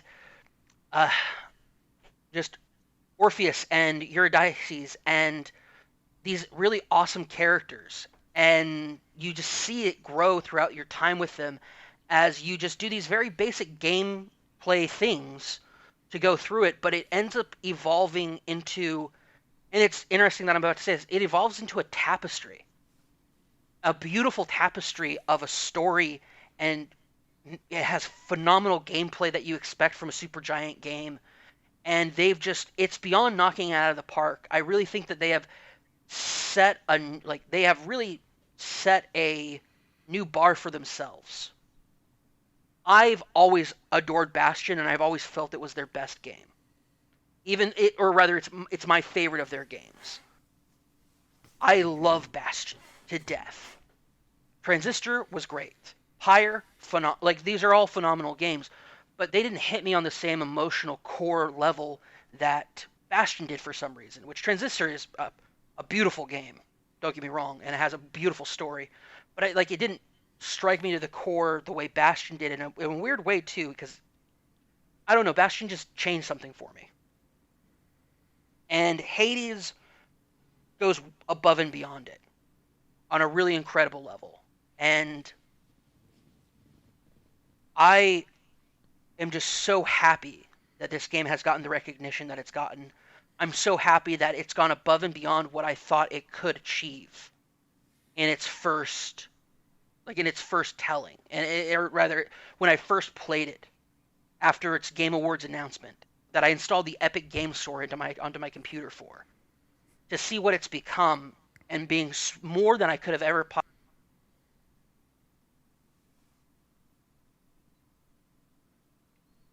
Uh-oh. Do we lose you, Cam? Yeah. Cam unplugged. I think his headset died. What was the last thing I said? I lost it because I was tuned out a little bit. I'm looking for like no clip video stuff on my end. So the last thing you were talking about is more than you ever thought it could be. It's more than I ever dreamed it could be. That's what got cut off. This isn't a prepared speech. I was like, oh, this is a really poignant thing for me to say for myself, and then I hear my headset shut off in the middle of it. I'm like, well, yeah, I think that's my own technology is telling me hey, this is they're playing, my own technology is playing me off. Giving you the Oscar music here. Yeah, it's a hook that comes in from off screen and pulls you away. The shepherd's crook. Yeah, definitely that's the way about it. But I can gush about this game for hours, and you know that I can because Trevor, you and I gushed to each other for hours about this game over multiple podcasts this summer. Mm-hmm. And this fall as we played through this game. It's so rare to see a game that hits on that level, and it's just so much fun. And to see I loved watching Jess's streams and Chloe's streams, and Andy's streams, and they were just so much fun. And and let's be real here, this game's sexy. Yeah. Sure. This game oozes that Grecian appeal, if you know what I mean. I mean, don't make it weird, Cam. Leave that to Chloe and her, videos on Ares or whatever. I loved it. Obviously, I'll end it with that. I do want to give a one last little special shout out, so when I was in line to play Borderlands 3 last year at PAX West, obviously our game of the year last year. Oh my God. I was sitting there, and one of the people behind me in line just started talking. She was talking about how, oh yeah, she actually was there with Supergiant showing off Hades, and I got to talking to her, and then getting to see her in in the No Clip documentary was really cool, and I shouted out to her and it tweeted at her. Paige Carter, basically, because she was brought in for Hades to work on basically the I think 2D sculpting and animation and stuff, and so it was really cool, just kind of like having that like weird little personal connection of like, oh, I met a person that helped make this incredible game at PAX last year, and she was there. She wanted to play Borderlands 3, and so she was in line waiting to play Borderlands 3 while we were there. And I think I even like Blessing walked by at one point, and I kind of was like, oh yeah, hey, she's working on Supergiant, she's working on Hades, and that was just a fun little moment from PAX, and fun little memory last year. So shout out to Paige Carter and everybody else at the Supergiant team. Again, yeah, great for them for not having to really crunch to make that game, and proving that you can make a phenomenal experience. That like they did everything right, and this is stealing a little bit from Jim Sterling because it was his game of the year and his best of video. But it's basically like they did everything right. They put this game in early access. So that people could buy into it if they were willing to buy into it, and then they made and built and improved the game with the community. Like seeing the game and where it came from in those early documentary, in those early No Clip episodes, and like coming to the documentary after having played the final product or the version 1.0 product of the game, was just like really, really cool, and seeing how they learned and they figured out what worked, what didn't work, and changed the game based off the feedback of the community, and did it all, did it while crunching, did the last 6 months of it while working from home, scattered across the bay. Like it is a phenomenal story, and I like seeing IGN award it their game of the year. I hope to see, I will not be at all surprised if DICE gives it their game of the year, because it's a phenomenal thing, and earns every little bit of praise it's getting. Because yeah, shout out to Hades, great game, great pick for your game of the year, Cam. Frank, let's throw it over to you. I already have the video lined up because I know what your game of the year is based on where everything else has laid out. So tell us about Tony Hawk Pro Skater 1 and 2. Yeah, no, and then that is 100% my game of the year. Like I had said originally, like it was originally The Last of Us, but when I really think about it, like, and you guys all back me up on this, I'm sure, the game I had the most fun with, the game I spent some of the most time with, the game that means the most to me from this year is Tony Hawk. Like, that game was made for me. Like, no matter how many millions of copies they sold, somebody made that game for me. But it's I felt like, the same way. I knew it was going to be good vibes going in, because like I really, when they said they were doing it, I really dove in immediately. Like, all right, what are they saying about it? What are they going to do? And you could tell that team who made that game really cared about Tony Hawk and really just wanted to do justice by the series. But I feel like it's really underrated or missed on a lot of people that there hasn't been a good Tony Hawk game in 15 years. Yes, sir. Like, and then that was the last good one. The last great one was more years before that. So it's like hallelujah. It's like, amen, brother. People really miss that, and the fact that it came back, it got like 9s, and it was super highly rated. Like, Tony Hawk is back, and it's in the zeitgeist, and people were excited and talking about it. And it's like, when you want to just talk about like a comeback, like, because that was a huge franchise that was like getting 9s every year and then just died and nobody cared about. And I never forgot. I never gave up. I go back to those games all the time still. And I'm just happy we're back. It's in the zeitgeist. I never gave up. I never gave up, because they kept making these like bad games with peripherals and all that shit. Like, you nominated it not once but twice for that Ultimate Video Game List Show Season 1 because Cameron had the audacity to veto it. I vetoed it so that Castlevania Symphony of the Night could be on that list. And I don't regret what I did, but it hurt me to do it. Which one ended up higher, though? Very true. And Castlevania only would have been put on there if I didn't remind you that, hey, that was a game on the PlayStation, because you were going to put like Legend of Kain or something on there. Legend of the Dragoon, please. Thank you very much. Still a great game. I couldn't remember which one of those it was. Not as good as Tony Hawk Pro Skater 1, though. Yeah, but it's because I told you that's what I wanted for that PlayStation 1. And then you reminded me, and I appreciate that. Yeah. Did I do what I had to do to make sure that happened? Yes. Did it hurt me? Was it painful? Yes. But did I trust that Frank could see it onto the list? I did. I believed in Frank. because Frank inspired me to believe that we could have a great Tony Hawk game again. Frank, why is Tony Hawk your game of the year? I mean, it's just when you want to. I think we'll get into this with some of the other games we'll probably talk about still, with like remakes and how they can really bring it into the modern day and reinvent it. But I think that's what they just did it perfectly. Like, it's not a remake of Tony Hawk; it's how you remember Tony Hawk being back in 1999. And but it's in a modern context. It's modern day. It plays perfectly. Yeah. Even the multiplayer was just super fun. I played it for a long time. Like, I'm missing 2 trophies for the platinum. It does have a bad platinum because of those 2 trophies. That's a bitch of a platinum. Yeah, that's a knock I will absolutely give against it.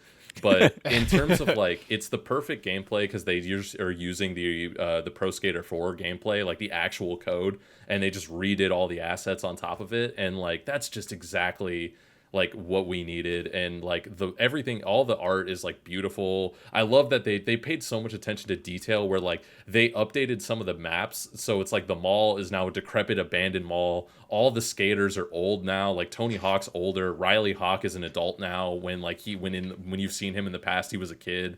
Nigel Houston's an adult now. Like, it's like all the art he is a wild man. Yeah, like a wild looking man. And, if you said that's Tony Hawk's son, I don't know if I'd believe you right away. Yeah. Oh yeah. He had big beard, long hair. Like, I had it up. That, like, though. yeah. I love everything they did about it, honestly. And when you really break it down, I have very few bad things to say about that game. And I think I just can't wait to see everything they do in the future too, because it really is just perfect. Like, and I just want more. That's literally my only complaint is I want more, and I wish they had done the trophy list differently. Yeah.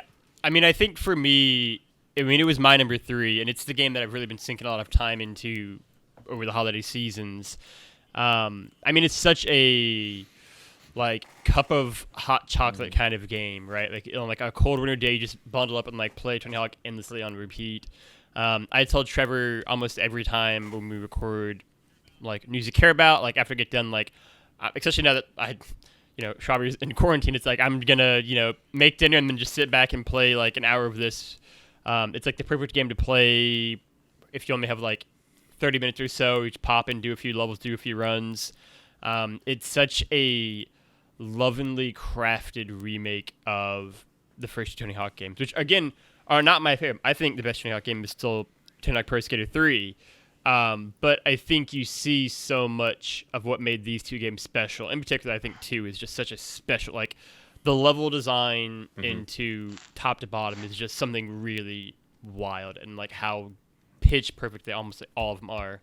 I just think these games, I mean, Frank had my favorite way of describing it, so I'll give him the final credit and final word for my piece, which is that like they play like how you remember these games playing, like how you thought they always did play. These games actually play like that.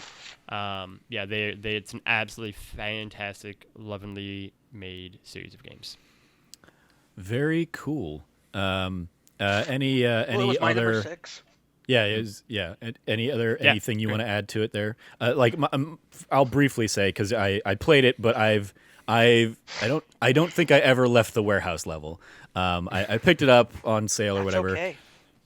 I think he unlocked. Yeah, I've unlocked them, Yeah. but I kept really it was just like, if I can't get good at the warehouse level, I don't think I'm going to get good at anything else in this game. And for me, it is, I'm not great at stringing together combos and stuff. So I haven't been able to get any of like the high score combos or whatever, anything like that. And so, yeah, before I moved forward, I was trying to get better at that. And then I just started hopping into other games. But like, I get the, like it's you're gonna hop in, you're gonna play a 3-minute run of a game, and you're maybe going in to do like one thing, or you're gonna try and get like the highest score you can possibly get on something like that.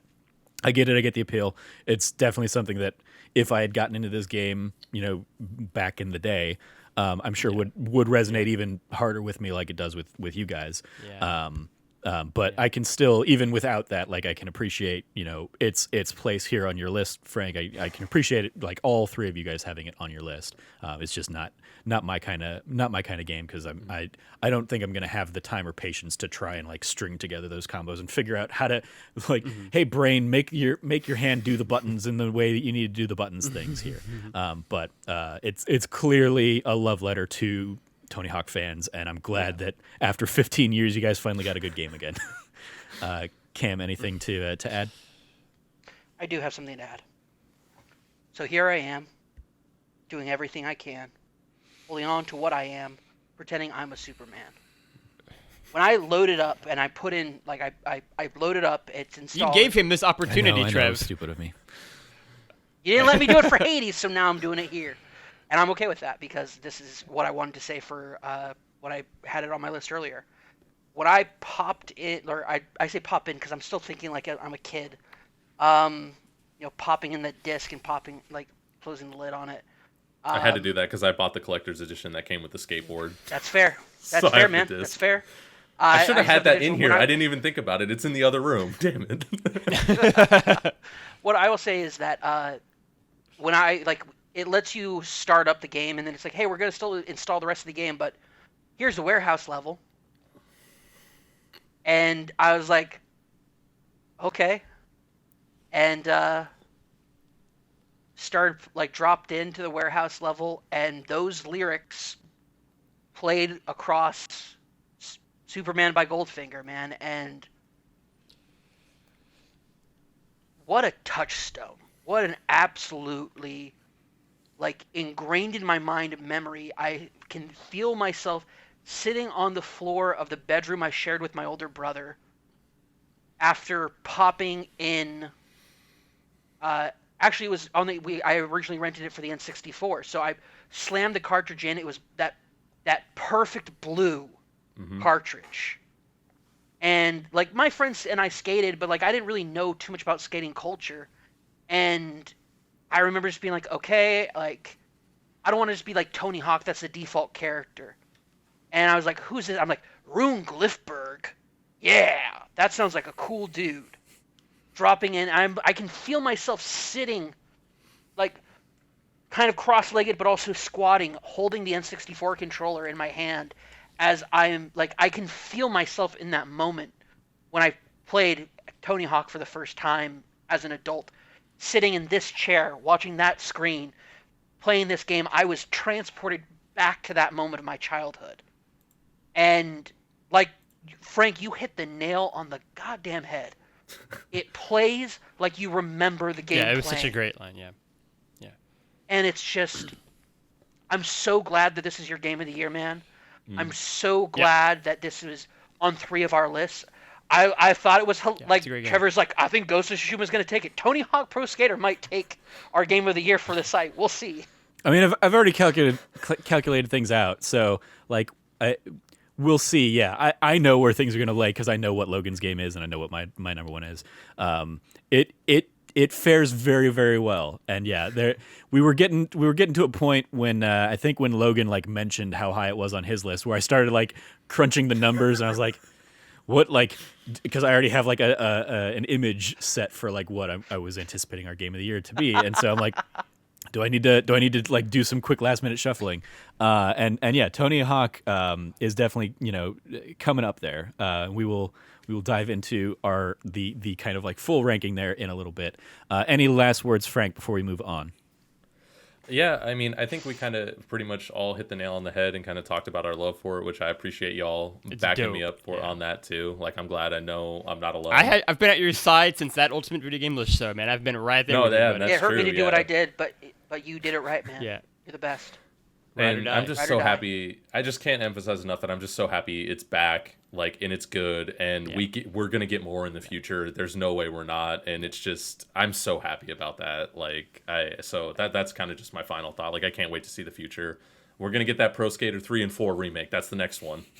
There you go. Or maybe they'll Halo Master Chief Collection it, and it'll just like they'll just add it into Tony Hawk 1 and 2. I've thought about that. You'll keep getting that'd be amazing. Extras. Well, can you imagine what they do with Thug at 1 and 2? my gosh. There you go. That's why I thought like they could do all of them. Like they could just keep remaking them and adding them into like the Tony Hawk collection. And I'm like, I'll give them whatever money they want. They can have my wallet. There you go. I'm very happy for you, Frank. We're gonna switch up things a little bit here because again, I've already crunched the numbers. So I for the sake of like flow of things, it'll make more sense if we go to my number one before Logan's. Okay. My number one is Final Fantasy VII Remake. That is my game of the year here in 2020. It also wins the best they actually pulled it off award because there is like I don't think any of us anticipated that game coming across as well as it is. I was surprised, like when I mentioned I thought I had your list figured out, Frank. I was surprised because I had like, oh, he's got Tony Hawk and Final Fantasy VII Remake in there. So I was surprised that it didn't make your list at all, but. I love this game so dearly. As somebody who, admittedly, like Final Fantasy VII has never been my favorite in the series, given that I love the Super Nintendo ones in particular more, and even of the original PlayStation era, I would love to see Final Fantasy IX get a little bit more love than 7 does. But 7's love is, rightfully earned. It is one of the most important games in gaming. I don't think PlayStation would look anything like it does now if they didn't have Final Fantasy VII on that original system. And so for as long as this game has been like wanted and demanded and clamored, and for the trouble that this game had in development that we were kind of hearing about, the fact that it ends up coming out as well as it does, I mean, like, I don't need to belabor it because you can read my review. It's one of the last written reviews we did on the site before, we all kind of like crashed and went into quarantine mode and stuff. But like I gave it a 10. I think this is a masterpiece. It is for our score, 10 is that phenomenal game. And I think it is. I think the way they modernize everything, the way they kind of flesh out so much of Midgard, so much of the great elements of the early game of that story, and then without delving deep into spoilers, but how they twist a lot of that on their head in the way that they can kind of like switch things up moving forward with the Final Fantasy VII remake saga or whatever that's going to end up looking like. There's so much potential there, and the fact that they did that and by and large like impressed everybody. I saw very few people like really upset or really pissed off about this game. Is an incredible testament for as much hype as like, especially like you look at this game versus Cyberpunk, and kind of like the conversation around those games and the hype that was like leading up to those games and how people were feeling about the end product. It was much earlier in the year, so I think a lot of people have kind of like it's slipped away from a lot of people's consciousness, but it was. It immediately shot up to my game of the year at that point and has been the game to beat since March and April. And I really like just am so impressed, especially in like how they pulled so many elements off. The fact that the game looks as beautiful as it does and is almost always being like rendered in game, and it's not what I have come to kind of loathe about a lot of modern Final Fantasy, in that like they put so much effort into their pre-rendered cutscenes and stuff, that I feel like the gameplay often takes a back seat to that. The fact that this game looks as good as it does and is almost all being rendered there in front of you in real time is beautiful. The music is of course a standout, as the series is in general, but like Final Fantasy VII in particular is like a game that, or a soundtrack that routinely made its way into my phone library and stuff, and I would just listen to it when I was listening to game music. The full orchestrations of this game, I lament that the pandemic happened, because one of the byproducts is that we didn't get to have the Final Fantasy Distant Worlds concert come through town, that I was looking forward to. It's been like postponed to 2021, so hopefully it still makes its way out here. But like I can't wait to hear these things played by a live orchestra. And the fact that it's the live orchestra that I now work for here in town, with the Phoenix Symphony coming through and will be the ones playing that when they bring it in here, is just going to be like extra cool. But yeah, it's just, there are so many things that I love about this game, and I am so glad they pulled it off in the ways they did. And it's just the way combat is in there, and how they adapted combat, phenomenal. the fact that like this is a game that the rare game that I actually enjoyed playing more when I was playing through it on hard mode, because it really made me have to really think about strategy and how I like in a more interesting and compelling way than I did the first time through in normal mode. I can't sing praises enough for this game. It was phenomenal.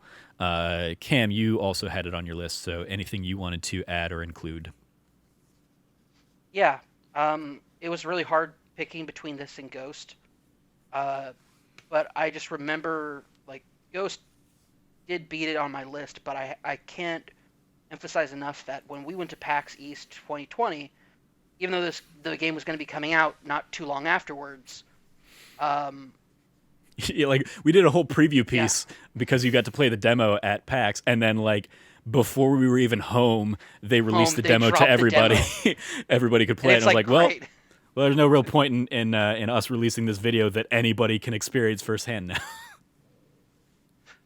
I felt like when I played that demo, I walked away and somebody's like, so how was it? And I just said, I looked at him and I said, it's the best thing. It's the best that it could be. Like this is it's not just the remake, it's the reimagining of this story and the layers they go through, the changes they make, the decisions they decide to stick to are bold and audacious and land. When you like, at first I did not really know how I felt about the ending, and the more I thought about it, the more I peeled away at the layers, the more I really thought more about it, and I listened to other people's analysis of it and like really digging deeper into it. And by the time we had our spoiler cast, I'm like, I know this game is the game of the year to beat. You have to beat this game this year. And to feel, and this is what 13 Sentinels did when I had to re-look at how I was looking at my list. Like I looked at I looked at my list and I thought about what Final Fantasy VII Remake delivers on. What it's promised, what it delivers on, what it is, despite Tetsuya Nomura not knowing he's directing the game until they announce it at E3 with him in the audience. Like this game is it deserves to be number one any year. And only a year like 2020 could like toss that up. Mm-hmm. Bless up. There you go. And it's I love this game. It's a neat little video game. It's incredible. It's one of the, again, I've told Trevor this before too, where it's one of the games where, because again, as someone who is a noted, I've played probably cumulatively 2 hours, maybe 3 of all Final Fantasy games combined.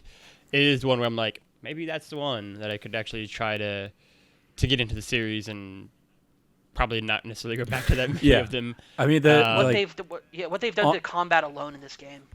Yeah, on that note, alone. Logan, I think like I've watched obviously like fans of and friends with Greg from Kind of Funny and Andrea from What's Good Games. Both of them noted like they've never really spent any time with Final Fantasy. The fact that both of them really got behind and really loved Final Fantasy VII Remake, I think, is absolutely it's the thing that they theoretically talked about. Square Enix talked about wanting to do with Final Fantasy 15 of like, let's make a game that Final Fantasy fans and non-fans alike will love and will bring them in. We'll enjoy. And I think Final Fantasy VII Remake does a better job of that. There's definitely like if you don't have the lineage, you're definitely going to be confused as all F by the end of the game. But that's when you can like lean on like me or Cam and kind of talk us through and be like, well, here's the significance of all these things. Yeah. And hopefully, even deep. But even if you don't have that, like there's still 30 hours of the game that you're really going to enjoy up to that point. And hopefully you're still going to even enjoy the ending, even if you're very confused by it and don't understand all the ramifications of it.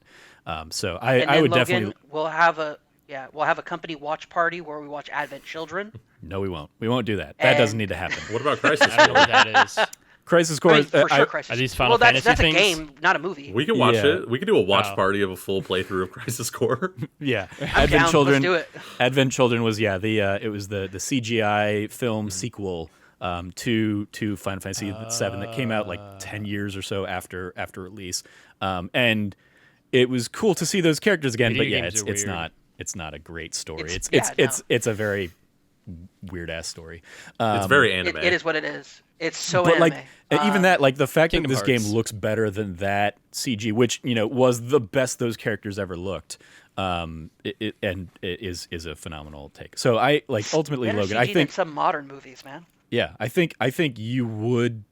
I think it has the most potential to get you into a Final Fantasy VII. Into a Final Fantasy game. You won't necessarily want to stick with Final Fantasy after the fact, but I think it is from a gameplay perspective more accessible than the more grind heavy RPGs and stuff like that. So I would gladly be there alongside you if you wanted to pick it up and stream or discuss it as you play through it. Yeah. But that was my game of the year, Final Fantasy VII Remake. So let's throw it over to you, Logan, for your number one game of the year that we've all already kind of alluded to and teased, and it is once again the only game that appears on all four of our lists, much like Borderlands did last year. Let's talk about Ghost of Tsushima. Yeah, Ghost is my game of the year. It's in the running for being one of my games of the generation. I think it is, among other things, a really brilliant capstone to what has been an incredible generation of games in a lot of ways. I mean, it is basically, I think it is the last PlayStation exclusive kind of that PS4 era that's only on the PS4. And it's just a beautiful game, right? I mean, I don't want to spend too much time on this because we also recorded the last week, we recorded a 3.5 hour long spoiler cast about this game, so I don't need to say too much. You can go listen to that there, please. It was a great conversation, I thought, between me, Trevor, and Cam. But yeah, I mean, it's, I think, a really genuinely brilliant game. It is rare where a game makes me want to just do everything, where I just am kind of, and it's weird to say for this kind of game, but where I'm just at peace in that world and I enjoy my time in it, and I just want to spend more time there and just see more of the hidden secrets and see more of the kind of people and the temples and everything about the world of this game. I think it is soaring and epic and grandiose and also incredibly small and intimate. And yeah, I just think it is a genuinely towering achievement that this game kind of is what it is, that it exists to begin with. Like Frank said earlier, it did Assassin's Creed in Japan, and it did it better than Ubisoft ever could have done it. And told a story that they never could have done, because that's not the kind of story that they do in those games. And yeah, it's really sad. And that's also something I really loved, as Trevor called me out for earlier in the week when we were texting back and forth. But yeah, it's a genuinely brilliant video game, I think, and it is my game of the year, and it is in the running for being, again, like I said, one of the games of the generation for me, and one of my favorite games of all time. So yeah, my game of the year is going to be Ghost. So I had this again going back at number 7 on my list, but I still have it as the best Assassin's Creed game was my award for it, and yeah, as we've touched on at length in many podcasts, the way this game handles its cinematic nature. It is easily the most cinematic game of the year as well for me of anything. The amount of photo modes you saw of this game being shared around is a testament to what this game was doing, and the team at Sucker Punch, the incredible heart that they put behind it. So yeah, shout out to that. Frank, I'll throw it over to you because you also had it in there at number 7. Yeah, and I'm kind of like, this is one of the ones that I think would have been higher, like I had said too, if I had been able to. Yeah, like Hades Yeah, for me. and then even that too is like, if I had gotten around to Hades or Final Fantasy, I think those would be on the list too. But those are just sort of like some of the bigger ones I wasn't able to get to. But even in like the 3-ish hours I've put in so far, and I'm just sort of in like the beginning, I already even kind of agree with a lot of like what Logan said, and even what you guys have said. Like, it's just like, you can already tell, like, it's just such a beautiful world, and like, I'm on PS4 Pro with a 4K TV, so it's like I'm like trying to like push the limits of it, I guess, or however you want to frame it. But it's like, it's just so beautiful, and I'm already pretty hooked into it, and it's still like super early in. I just started it this week, like it was literally, it was that thing of like, I need to get it in before we record, just so I could see, like, and it's still, even in the first couple hours, it shot up like almost like halfway up the list. So I'm really excited to spend more time with it and see how it goes. I might even go into the multiplayer mode, and if you guys maybe even want to get on with me and see if you guys want to go through it. Yeah, I mean, Logan and I, that was another thing I did want to kind of get a love to. Because, Logan and I hopped in when Legends launched and played through that story mode. And that's like the fact that they added that in, or they included that, almost a better, well, I remember seeing people basically say like they made a better third-person looter game than Marvel's Avengers did, and they did it as like a free add-on to this game. I understand the sentiment. I don't know if I necessarily agree with it, given I prefer Avengers to this, but like Legends is a feat in and of itself as well, and does a great job. It's just more bang for your buck in this game, in the fact that like you're buying this game as well. I would not be opposed to hopping back into it and checking that out with you as you are ready to do it. I think the story mode is only like two people, but two person. But you can for like the horde mode and the raid, certainly if you ever wanted to do that, we would need to level up a lot, I think. But yeah, that's in there as well, and it's just great little added extraness to an already great game. Agreed. It was a great, again, it was one of, I mean, I'll let Cam go because I'm sure it'll get thrown back to me to wrap up, so I'll let Cam go. Hit me, Cam, with your thoughts on Ghost of Tsushima. I've had a lot of thoughts on it, and I wanted to figure out the best way to convey those, and I figured it out. Ghost of Tsushima, a blade through autumn leaves, the legend lives on. Oh, I love this. I knew he was doing That's great. Haiku for it. You should just end it with that. That's like the best way you can describe. That's a really good game. I've been writing haikus for that was really beautiful. I've been writing different haikus and like working on them this entire podcast. I almost as a challenge to myself, I was thinking really like, beautiful. What do I want to do for my write-ups as I've kind of been putting that off for like the written component of our Game of the Year stuff. And finally I just sat down and started writing a whole bunch of stuff last night. But I was contemplating just being like, I'm just going to write a haiku for every one of these games. I didn't end up doing that, but as soon as you were like looking down, I was like, oh, he wrote a haiku. That's where this is going to be. No, it's good. Yeah, Ghost is great. To Trevor's point that he kind of talked earlier, like, again, like the general theme of, I feel like so many of our games this year, Ghost had the same thing of like connecting me with like another person, where it's like, getting to spend, I mean, we spent like 6 hours on a Sunday just playing through like the entire like co-op campaign, and then immediately like recording a podcast about it.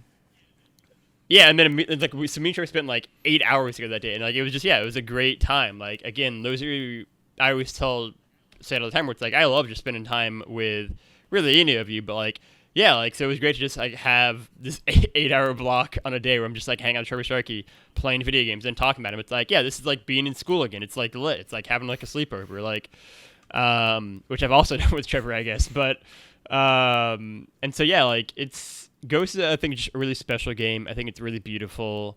Again, like, I encourage everyone, as is the case for Trevor's Game of the Year in Final Fantasy VII, to go listen to that spoiler cast, to go listen to the Last Bit spoiler cast, and to go listen to the spoiler cast for Ghost, because I think they're really good conversations where we delve into what makes all these games special, and in some other cases, not special, but why all of them kind of had their impacts on us. And I think for me, Cameron, I loved his thought. His haiku was super beautiful, and it's just, like, it's It's a beautiful game. I encourage everyone to go check it out. And I will presume, although I'm sure Trevor will correct me in about 10 seconds here, but I presume it is also going to be the That Nerdy Site Game of the Year as well. But Trevor, I have a whole Google sheet that has been crunching the numbers as we've been adding these games into it and everything. We have across all 4 of our lists, we have 28 different games. That's awesome. So diving into let me grab the timestamp here because I gotta put this in there as well. The That Nerdy Site top 10 of the year this year is actually a top 11 because of a 3-way tie there. But it is our number 11 games are Assassin's Creed Valhalla, Astro's Playroom, and Fall Guys, all coming in with 8 points. Collectively, because we did if a game was a number 1, it gets 10 points. Number 2, 9 points, so on and so forth. So of those 3, Fall Guys gets the little tip of the hat because it showed up on 2 people's lists compared to 3. Then we get into a couple people's number 1s. In that tied for 8th place, we have not number 1s, number 2s. Call of Duty Warzone and 13 Sentinels Aegis Rim come in there, tied for 8. Nice. Our number 6 game of the year, played by 3 of us, The Last of Us Part 2, with 11 points. Ooh. So that was number 6? That was our number 6 game of the year, yeah. Okay, cool. Our number 5 game of the year, played by myself and Frank, with 15 points, is Marvel's Spider-Man Miles Morales. Our number 4 game of the year, Final Fantasy VII Remake. There with 17 points, led largely by my number 1 placement Frank. there. Our number 3, baby. A tie for our runner-ups game of the year. I'll wait until Frank's back for this. Yeah, Discord can't let me have nice things. A tie for our runner-ups, Hades and Tony Hawk Pro Skater 1 and 2. Hell yeah, Frank! Get it. Both amazing did that at 22 points, and both played by 3 of our team. And then number 1, Ghost of Tsushima, played by all 4 of us, with a total of 26 points scattered across our rankings. So yes, our game of the year, that I have the graphic up for, which you guys can't see it, but if you check the stream, is Ghost of Tsushima, That Nerdy Site's 2020 game of the year. What a great collection. Yeah, and that was why I was like, well, if we're going to be wrapping up on our game of the year, it's going to make way more sense if I talk about Final Fantasy VII first, and then we'll switch over to Ghost. Shout out to That Nerdy Site saying that Tony Hawk is both one of the 20 greatest games of all time and also one of the top 3 games of 2020 as well. Hell yeah, Frank. We're making it happen. Your dream. It's the truth. We got to spread the word. We definitely 2020 have is truly the greatest year of gaming. An interesting collective among us. But yeah, that is a fine list of games here now covered over the course of the last 5 hours. You made it. Thank you to anybody who has stuck with us for this long. We gotta probably need to tighten this up a little bit in future years or figure out a different way of doing this. But it was a pleasure, especially because we haven't really talked about our Game of the Year lists prior to this. So it was fun just getting to hear what everybody kind of landed on, where everybody fell for Game of the Year this year. But yes, congratulations to Sucker Punch and Ghost of Tsushima and everybody behind that game for it being our Game of the Year 2020. That's gonna do it. Thank you guys again for joining me. That's going to do it for this episode. So let us go around the metaphorical table with any plugs we might have. You can follow Frank at Irrelevant Jokes. Anything you want to give a shout out to, Frank? I don't think so. All right. You can follow Cameron. I got nothing. I don't know. Tony Hawk won. I won. Man, a few words. All right, there we go. Go play some Tony Hawk. You can follow Cameron at Rev Cabot. Anything you want to give some love to there, Cam? Yeah, I want to give a massive shout out to, of course, our friends over at H-Bomb and Friends for having Trevor on to give a top 10 list that definitely got shooken up. I want to give a massive shout out once again to Uppercut for their long letter, the long list of letters that they've done for the most influential games of the year for them and all their guests. I want to give a tremendous shout out to, of course, all of our inspirations from whether it's giantbomb.com, Kind of Funny, or any other, like IGN or any other place that has inspired us over the years to put something like this together, and for us to like help stoking our passion for these games to the point where we want to sit down for 5 hours and talk about and like hash out what are the games of the year for 2020 for the four of us. Yeah. So thank you. Cool. You can follow Logan at Lefty Logie. Anything you want to give some love to, Logan? Yeah. You can go check out all of the video content we're doing on YouTube. It's real good. This would be a really cool one to actually watch.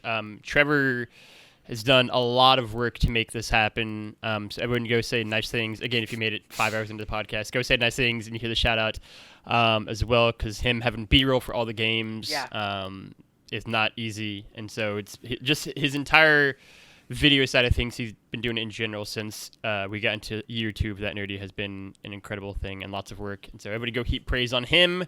And for steering the ship on, again, a 5-hour podcast. So my shout out is mainly just Trevor, I guess, and everyone who made it through this show. Thank you much. You can follow me at Trevor J. Starkey. And yeah, this was a lot of fun to try and like produce this and figure out like, okay, I'll have transitions to B-roll. While someone's talking about a game, I'll pull up their trailer and have that going. Hope it works. Hope it doesn't break. Only broke once in the stream, so shout out to that. Thank you OBS for not completely crapping the bed on me. I look forward to like re-editing those 2 chunks together of the stream. Thank you to anybody who hopped in and watched us do this live. I know I saw Zyger in the chat earlier, so thank you to him for hopping in. I don't know if he's still around, but it was a ton of fun to do this. It's always fun talking video games, even these largely pointless like top 10 let's have these conversations, let's have debates on which games are best, especially as the world burns around us, it seems. I thought there was a moment earlier in this week, obviously, when the US Capitol was under siege, where I thought, hey, maybe we shouldn't try and live stream this thing on Saturday, and that's where. So I was very reticent to even like promote the thing, and kind of lead up to it. But being able to spend a Saturday afternoon with some of my best friends and really just talk about games and a lot of the games we loved in this last year was very much what I needed. But now I also need to eat some food, so we're gonna go. I'm gonna go ahead and do that next. Gotta pick up some groceries. Thank you everybody for tuning in, sticking with us this long, and having a great time. You can follow all of us and all the stuff we're doing over at That Nerdy Site. Check out That Nerdy Site this week as we kind of put like our written versions of these top 10 lists up on the site, and then also maybe top 10 TV shows or movies or whatever are coming maybe down the line. So stay tuned for all that. If you liked what you heard, once again, please rate, review, like, subscribe, maybe even consider supporting us over on Patreon, patreon.com/thatnerdysite, where every patron gets early access to monthly bonus episodes of this show, including this month's early access episode, which is Logan and I kind of sitting and doing a reflect back on our 2020 and some of our kind of hopes and goals for 2021 as That Nerdy Site moving forward. So it was a good Yeah, absolutely. Thank you for listening. Thank you guys all for joining me. As always, stay nerdy and be good to each other.